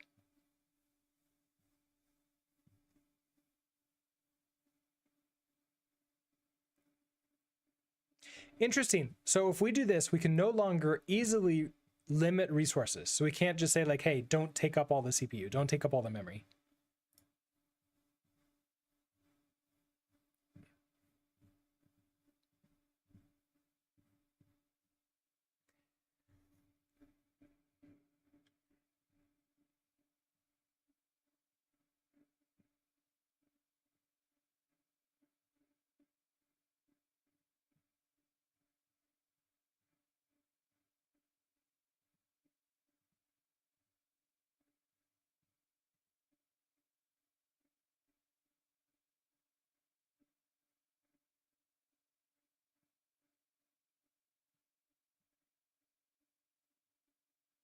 Okay, then there's a bunch of potential problems here.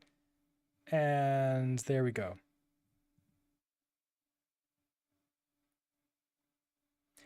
Let's see. The better on your personal opinion on it is that WASM is more complementary than a replacement. At the moment, at least, a lot of the cool points of Docker around portability, being able to take an image and run it locally easily is missing. But that might change in the future. It's still pretty early days for the ecosystem. Yeah, that's sort of like my feeling too, is like super early days.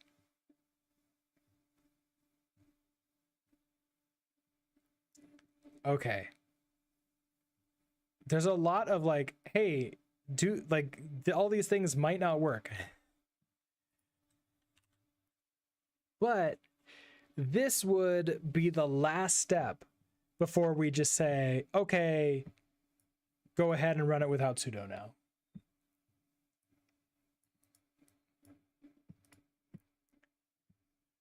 All right, so what do we want to do for writing this part?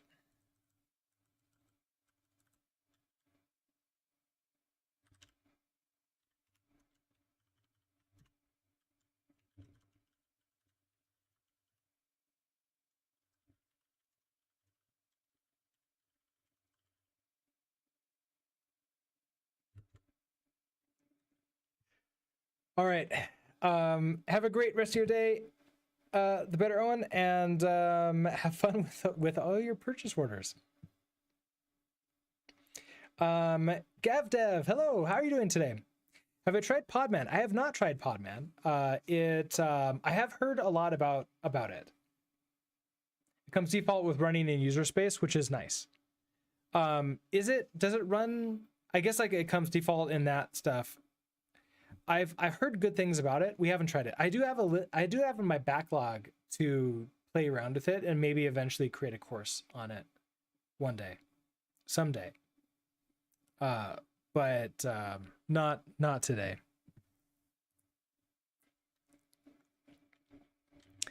Okay, so running Docker as a root user. So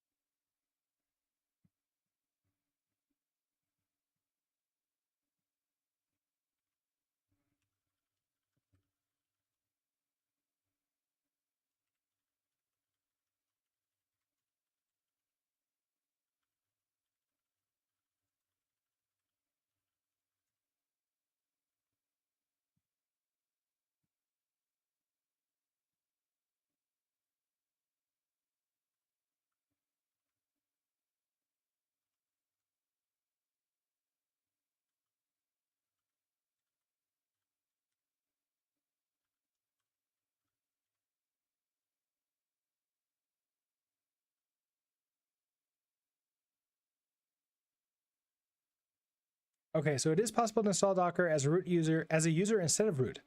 This is called rootless mode and comes with some caveats.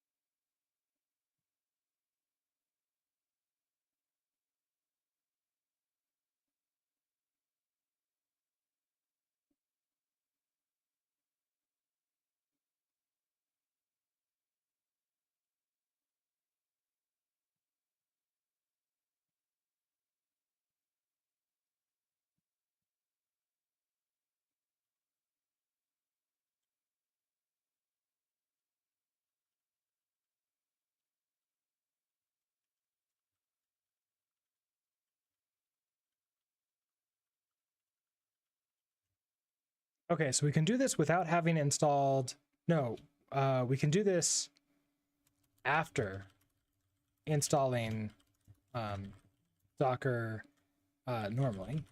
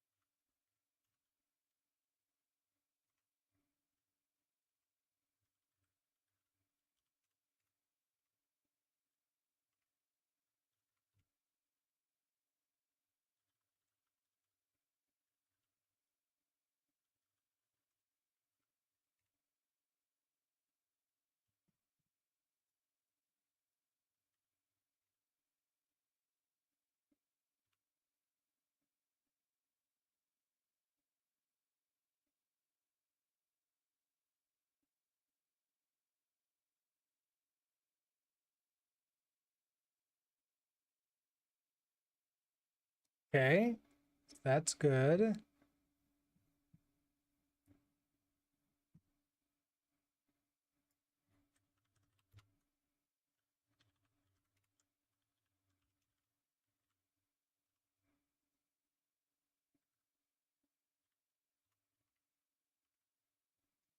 Then,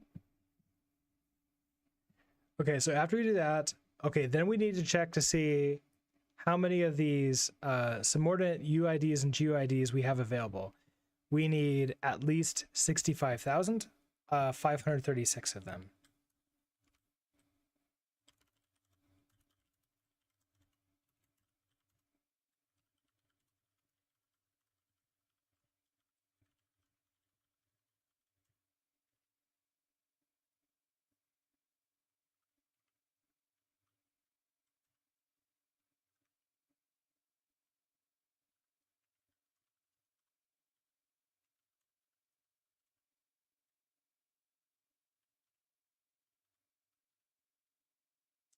I keep on forgetting what it's called. It's the sub.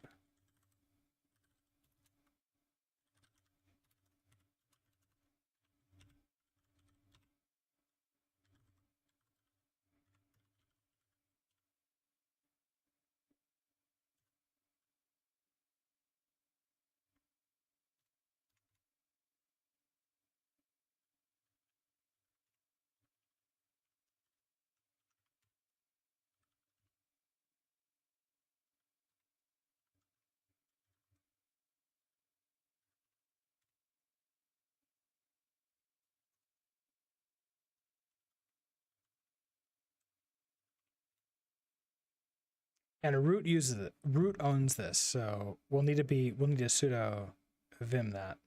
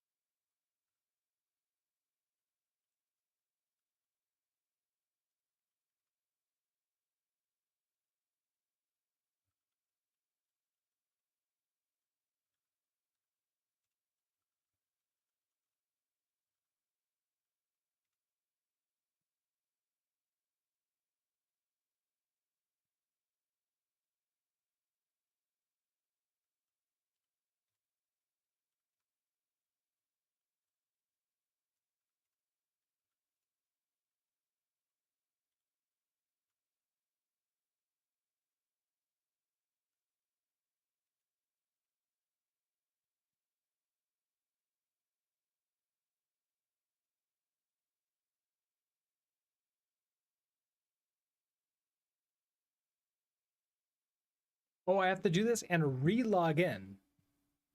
Oh, that's fun.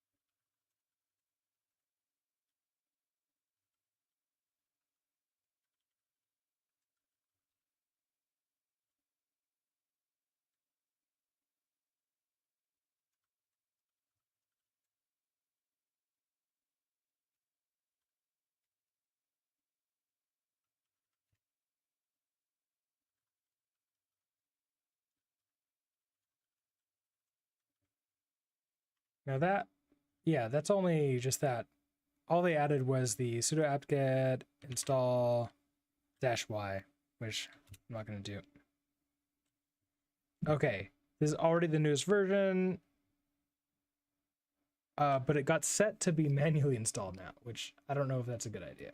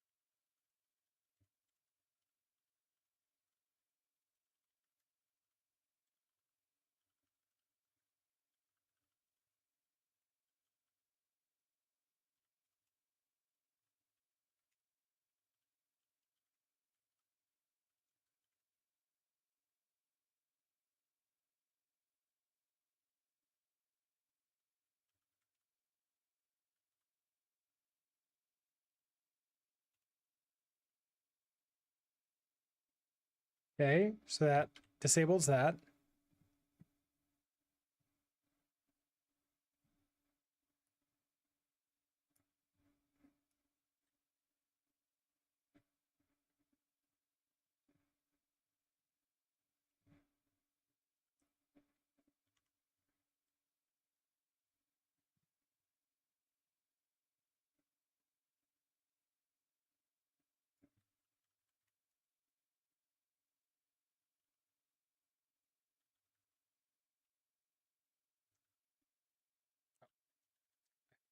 I'm now getting confused running back and forth between root Vim and Helix. I just tried like DD multiple times, like it's only deleting one character. What's going on?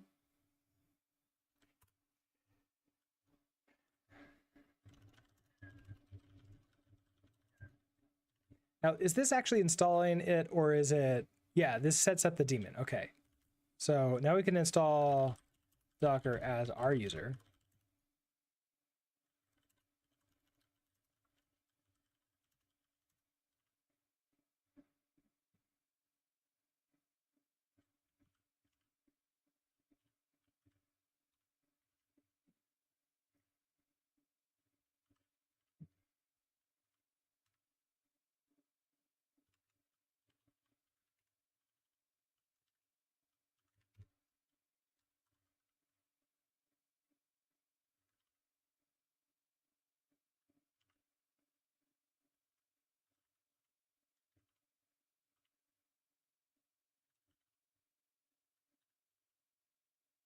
Okay, so root setup tool. Okay, so we run that.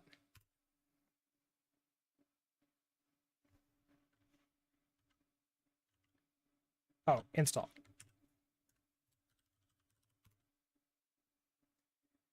Systemd not detected. Docker rootless sh needs to be started manually. Okay. Good to know. Successfully created rootless. Current context is now rootless. Make sure the following environment variables are set or add them to your RC.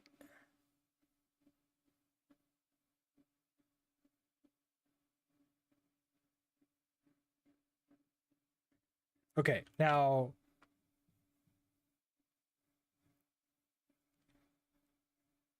this doesn't say any of that stuff. So we are going to have to deal with this. So creating CLI context rootless. Okay, great. Successfully created. Okay, so let's actually, before I lose it.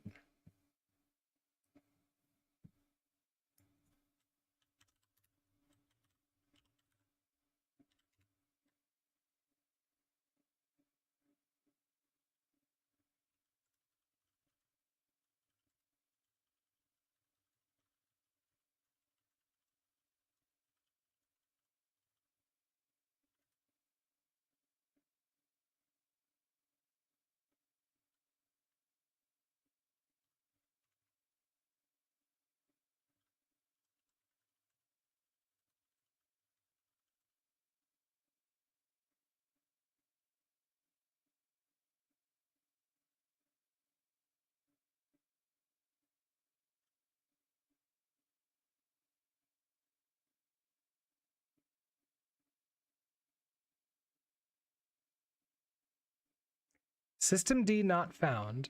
You have to remove xdg runtime dir manually on every logout. That sucks. Isn't there something we can set that runs on logout though? Okay, so we'll need to add the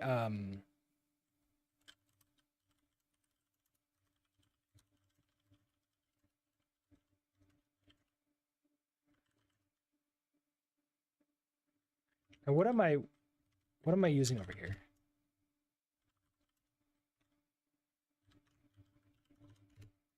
Bin bash, okay.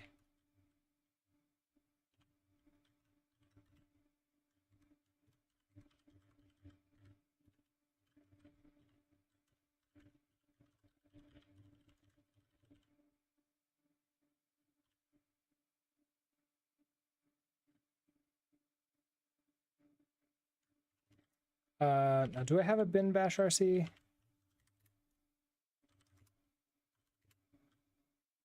I do have a bash RC. Okay, so if I I'm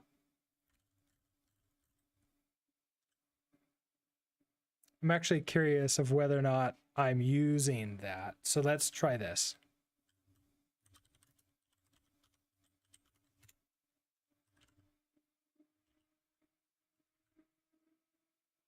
There's a lot of stuff that DigitalOcean just gives us.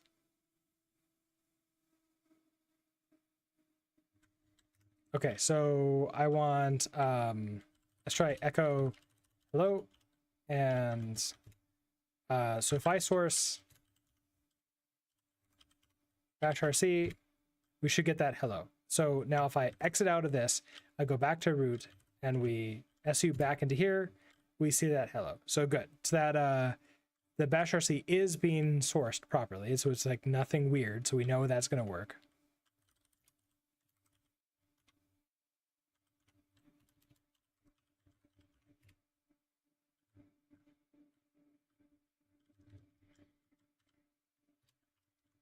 Okay, so then what I want to do is we're going to echo each one of these over to it. So it's saying export this.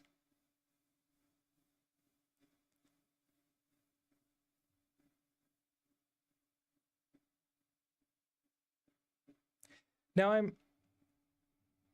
why do I have to remove this? Systemd not found. You have to remove xgdg runtime manually on every logout, but it's also suggesting I'm setting them, that seems a little bit weird. So if I do that, and we're just going to set this onto bash rc, also echo this one.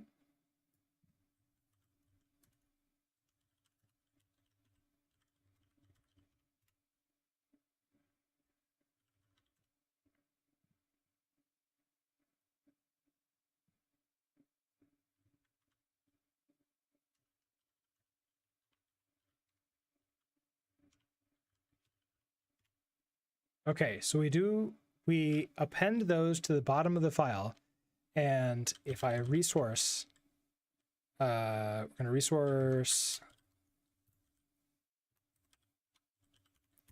RC. Okay, so that should be good to go now.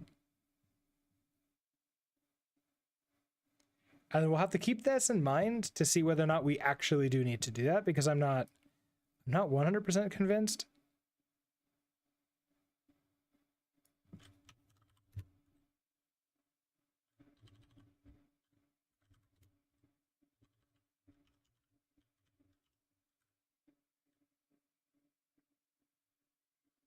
Okay, so that works there.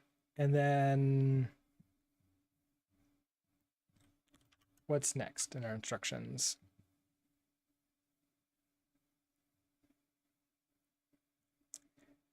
Uninstall to remove the systemd service of the Docker daemon. Run this. Okay, so the systemd unit file is installed as in my home directory config systemd user docker.service. Use system control user to manage the lifecycle of the daemon. Now, can I actually do this?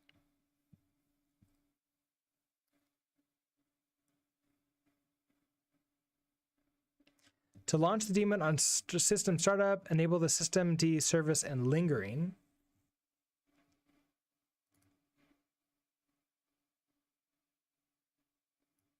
Oh, so like,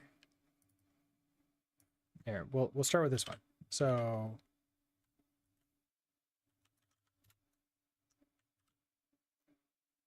first of all, not working. Exactly what we expected. Okay, so then yeah, no such file or directory.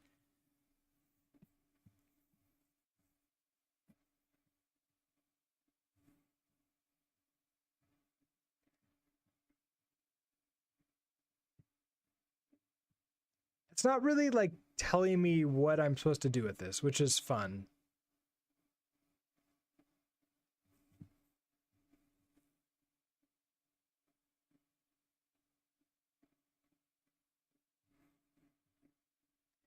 And the enable one, I don't think it's going to have any difference.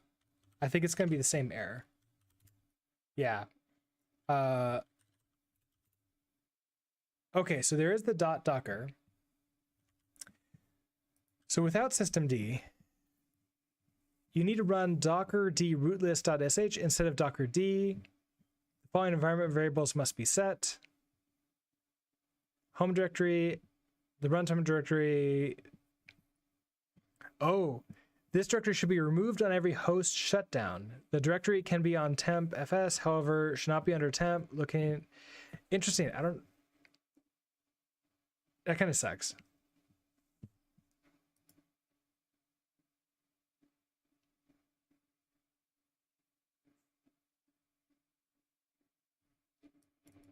Now, wait, is system control, am I not allowed to see this? This is not in my path, is it?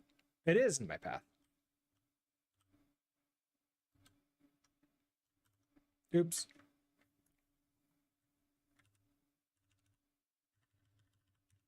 Okay, there. So system control -- user. That's the problem. Failed to connect to bus, no such file or directory.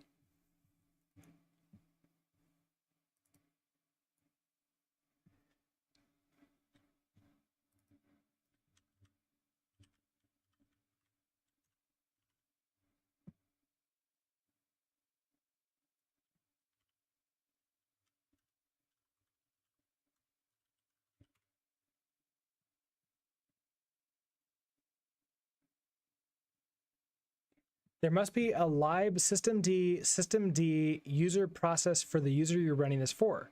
Check with px, okay, blah, blah, blah. In my case, the process didn't exist because I was trying to set up background services on another account and the user wasn't logged in, except I am logged in.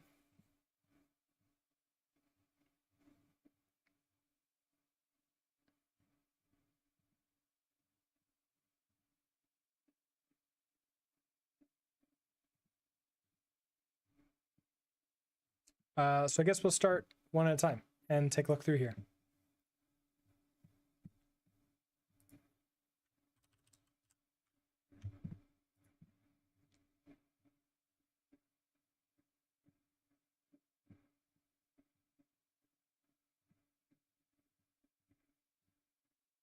Yeah, so we can check this. So we'll do a ps grep to systemd and then see if this can find it. And it does find it. Now it's owned by root, right?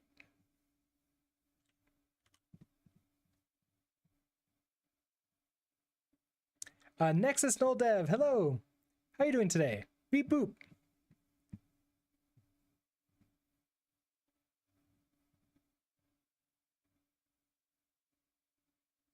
The solution was to, okay, but that's for to keep it running when it's not logged in, which is not what I want.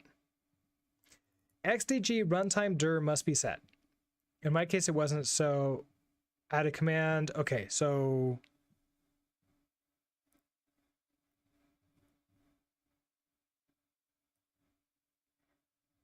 they ran this as the other user. Now, so SDG runtime dir.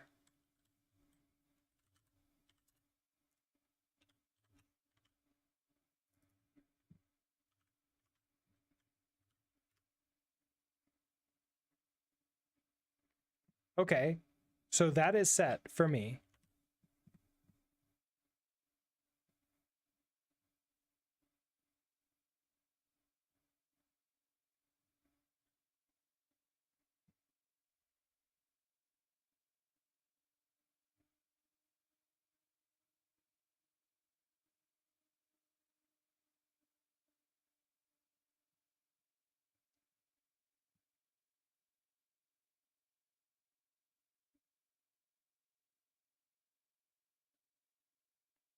No, I don't think it's going to give me anything about SSH.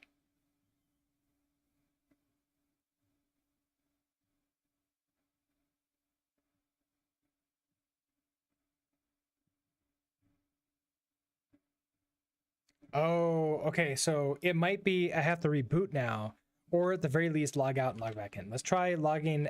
Let's try if I quit out of here and just log back in as myself.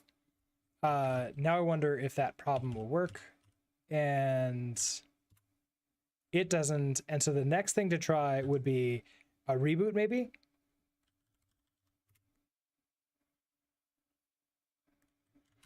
And we can wait to see if that when that comes back on, it will work.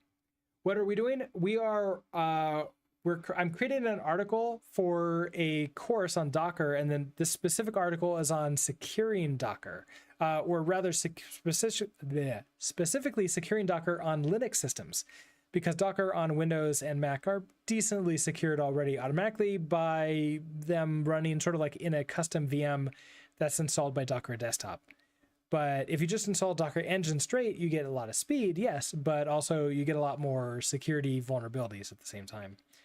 And so we went through a bunch of different things. It's actually really cool. We've discovered lots of cool things we can do.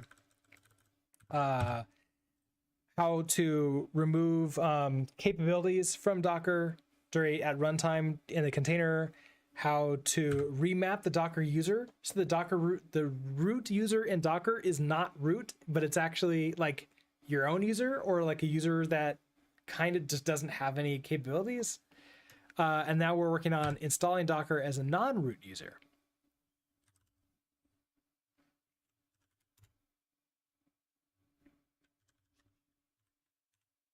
Also, an ad break starting in 2.5 minutes on Twitch. And I'll probably be taking a break at that time, which is gonna have to be the last break. Actually, I have to end. Let's see.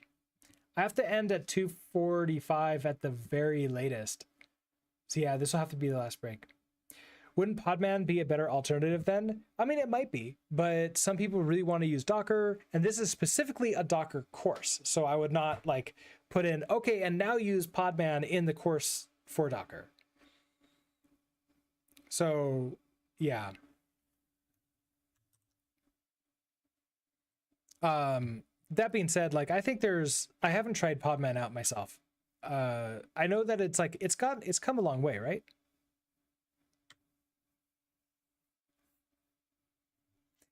Okay, so let's try this again. So we're gonna su to secure Docker. Nope. Okay, so the reboot didn't work with that. And if I look at my echo, that's still set up. So that didn't solve. That did not solve it.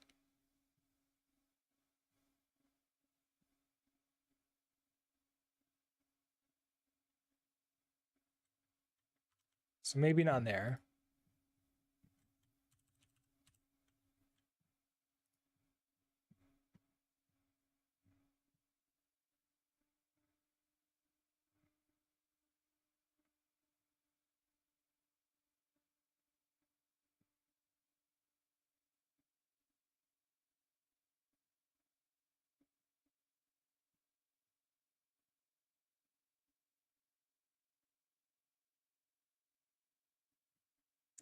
I wonder if I need this. So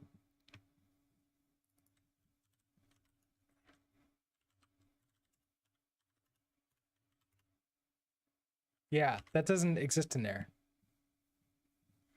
Now they're putting that to Unix path. Okay. Oh, the HDD runtime directory. So whatever you have in there, which is the Docker thing, bus. Okay. So let's try that. What's the worst that can happen? So now if I do that command, it doesn't work. You wanted to use Podman, you got a bunch of errors building your image and running your container, so you completely put it aside. Haven't had time to restart. From what I've heard, Podman's come a long way since then. So it's become like one of those, like maybe it's working a lot better now. Okay, so you're set up to now this. So Unix path, that's great.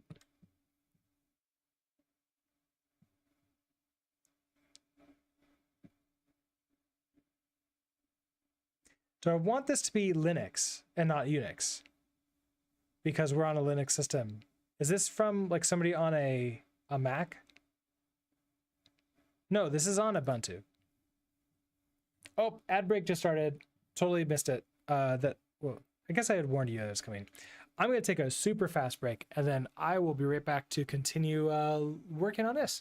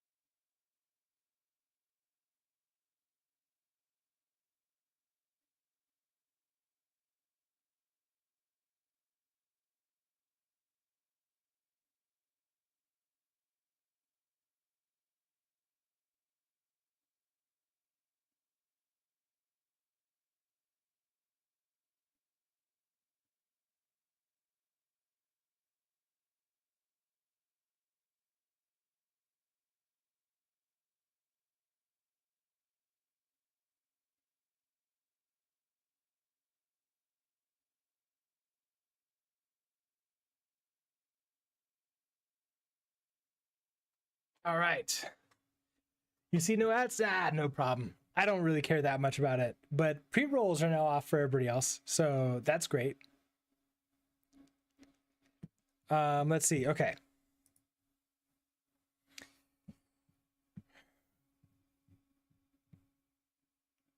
No, I'm not doing enable linger. I'm literally logged in as this user. Do I have to log in directly to the user? No, right? As a side, I'm not watching your show from Sydney, Australia. You have to go to work soon. Okay. Well, have a great rest of your day. And have a great time of work.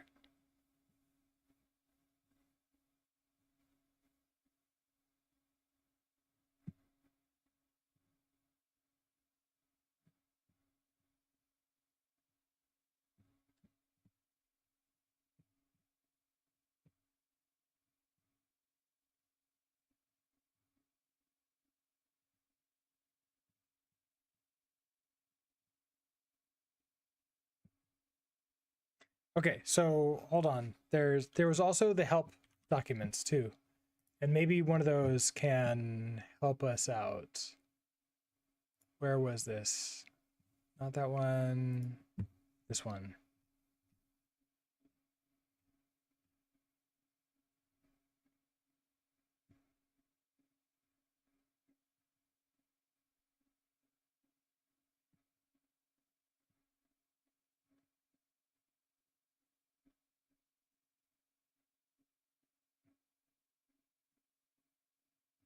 So we did not get that. We did not get this no space left. Not that.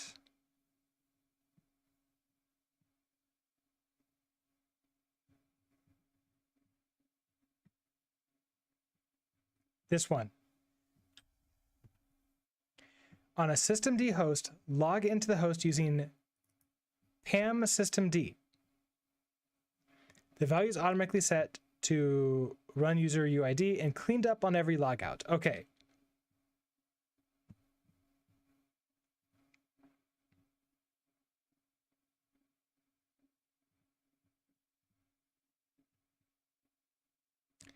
Instead of sudo IU username, you need to log in using PAM systemd. Oh, that's my problem. Okay.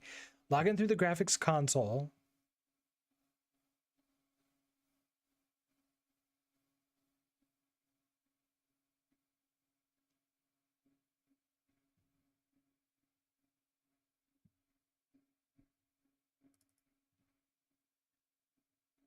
Huh. Do we have that command?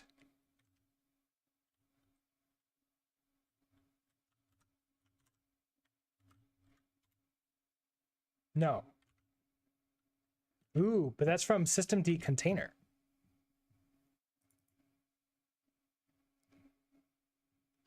Okay, so if I actually log into it directly, that would work again. Okay, so what I could potentially do is copy the key, right? Like you set up an authorized keys here. So let's say I copy you. It's like, it's a throwaway system, so this will be fine. So copy my authorized keys, which I believe there's only one in here, right?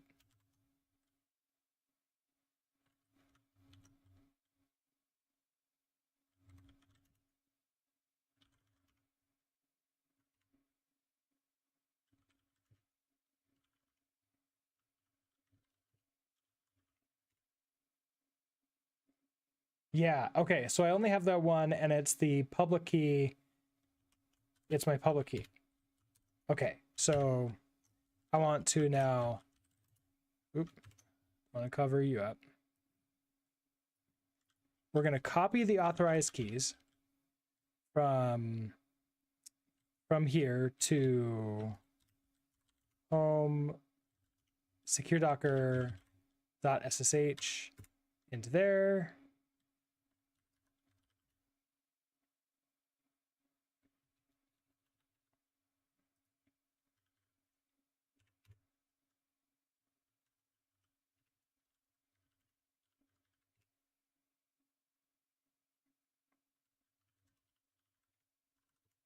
Oh, this authorized keys already exists. Okay. What's in this?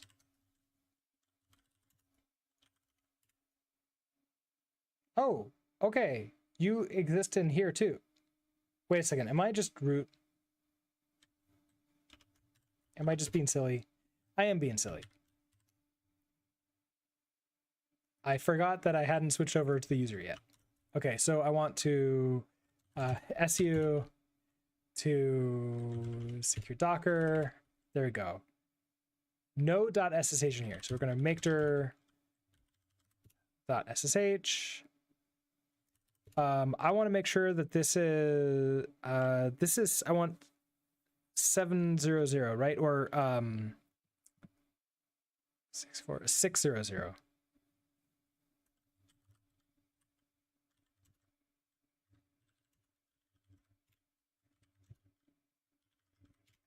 Okay. Oh, I guess I don't want to. Oh yeah, directories need to be executable. I forgot that. 700. There we go. Nothing is in here right now, and now I should be able to copy the authorized keys to home secure Docker SSH goes into there. You're owned by root, so then I want to chown. I want to chown secure Docker, secure. Oh, it's secure Docker : secure Docker, home, secure Docker, sh, authorized keys. That's owned by that, and then it's read write, so 600 just for me. This should be fine. I should now be able to log out of here, and now I want to SSH in as secure Docker. Bam, I'm in. Okay, so now this should work. So root over here. Now I should be able to do. There we go. That's what we wanted to see.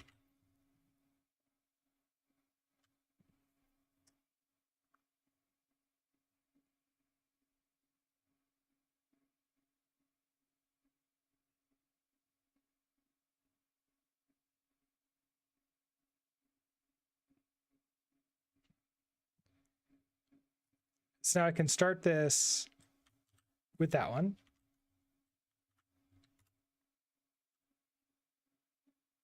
Unit Docker service not found. Okay. This is probably not going to work either because, yeah. Why can't you find unit Docker service?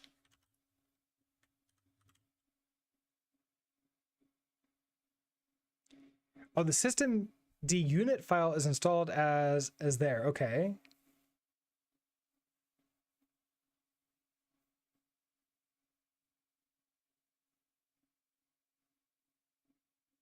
I mean, okay, but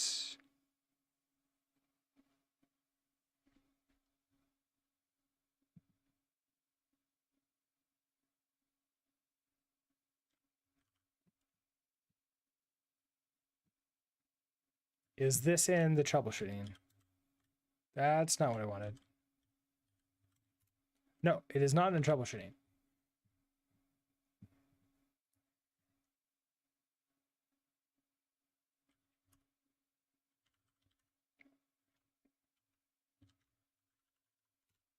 Okay, I'm in bin bash. And then if I do some echo.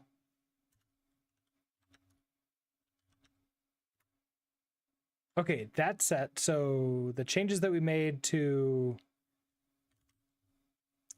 the other thing works. Okay, so And I'm also running out of time because I have a meeting coming up pretty soon that I need to attend. So I'm probably going to have to jump off. Like, probably not going to have time to truly dive in and debug this. But we're really close to getting this to work on non-root, which is really fun. My guess. Okay, things I want to do in the last little moments. I want to like add a bunch of things into the file so we can go look at that. So, okay, we've already got this set up and written in. As a profile, okay, so we've got... That's good.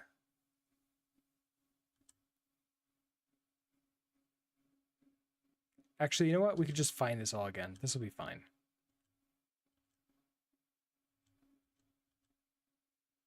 Okay. I think we're good to go. So in that case, let me go ahead and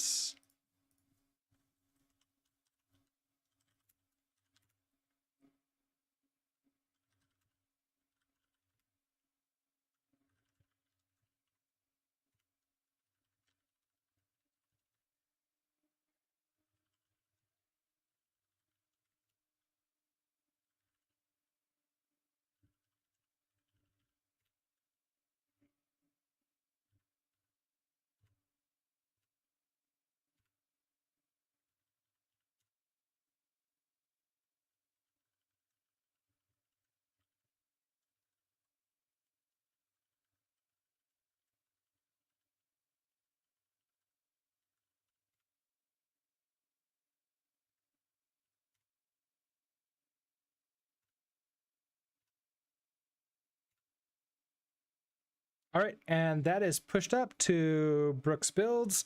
I'm putting those articles into a private repository, and then I'm pushing those into the database for the actual LMS itself.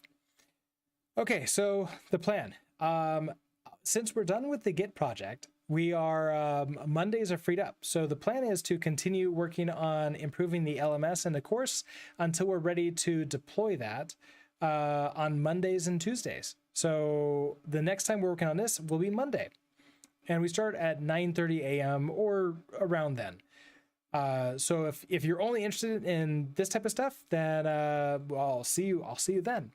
Now tomorrow we're going to be playing a game. We're going to be on stream, and the game that we're playing is Shenzhen IO, which is a programming game. We have to program assembly but also like work with circuit breakers and other things, or I guess circuits and hardware, which is fun. I definitely have a lot of fun with it, although we're currently stuck on a puzzle, and we'll see how far we can get with this. I don't want to have to look up a solution, but if we have to, we'll see what happens. So with that being said, I hope that you all have a great rest of your day, and I will see you next time. Bye.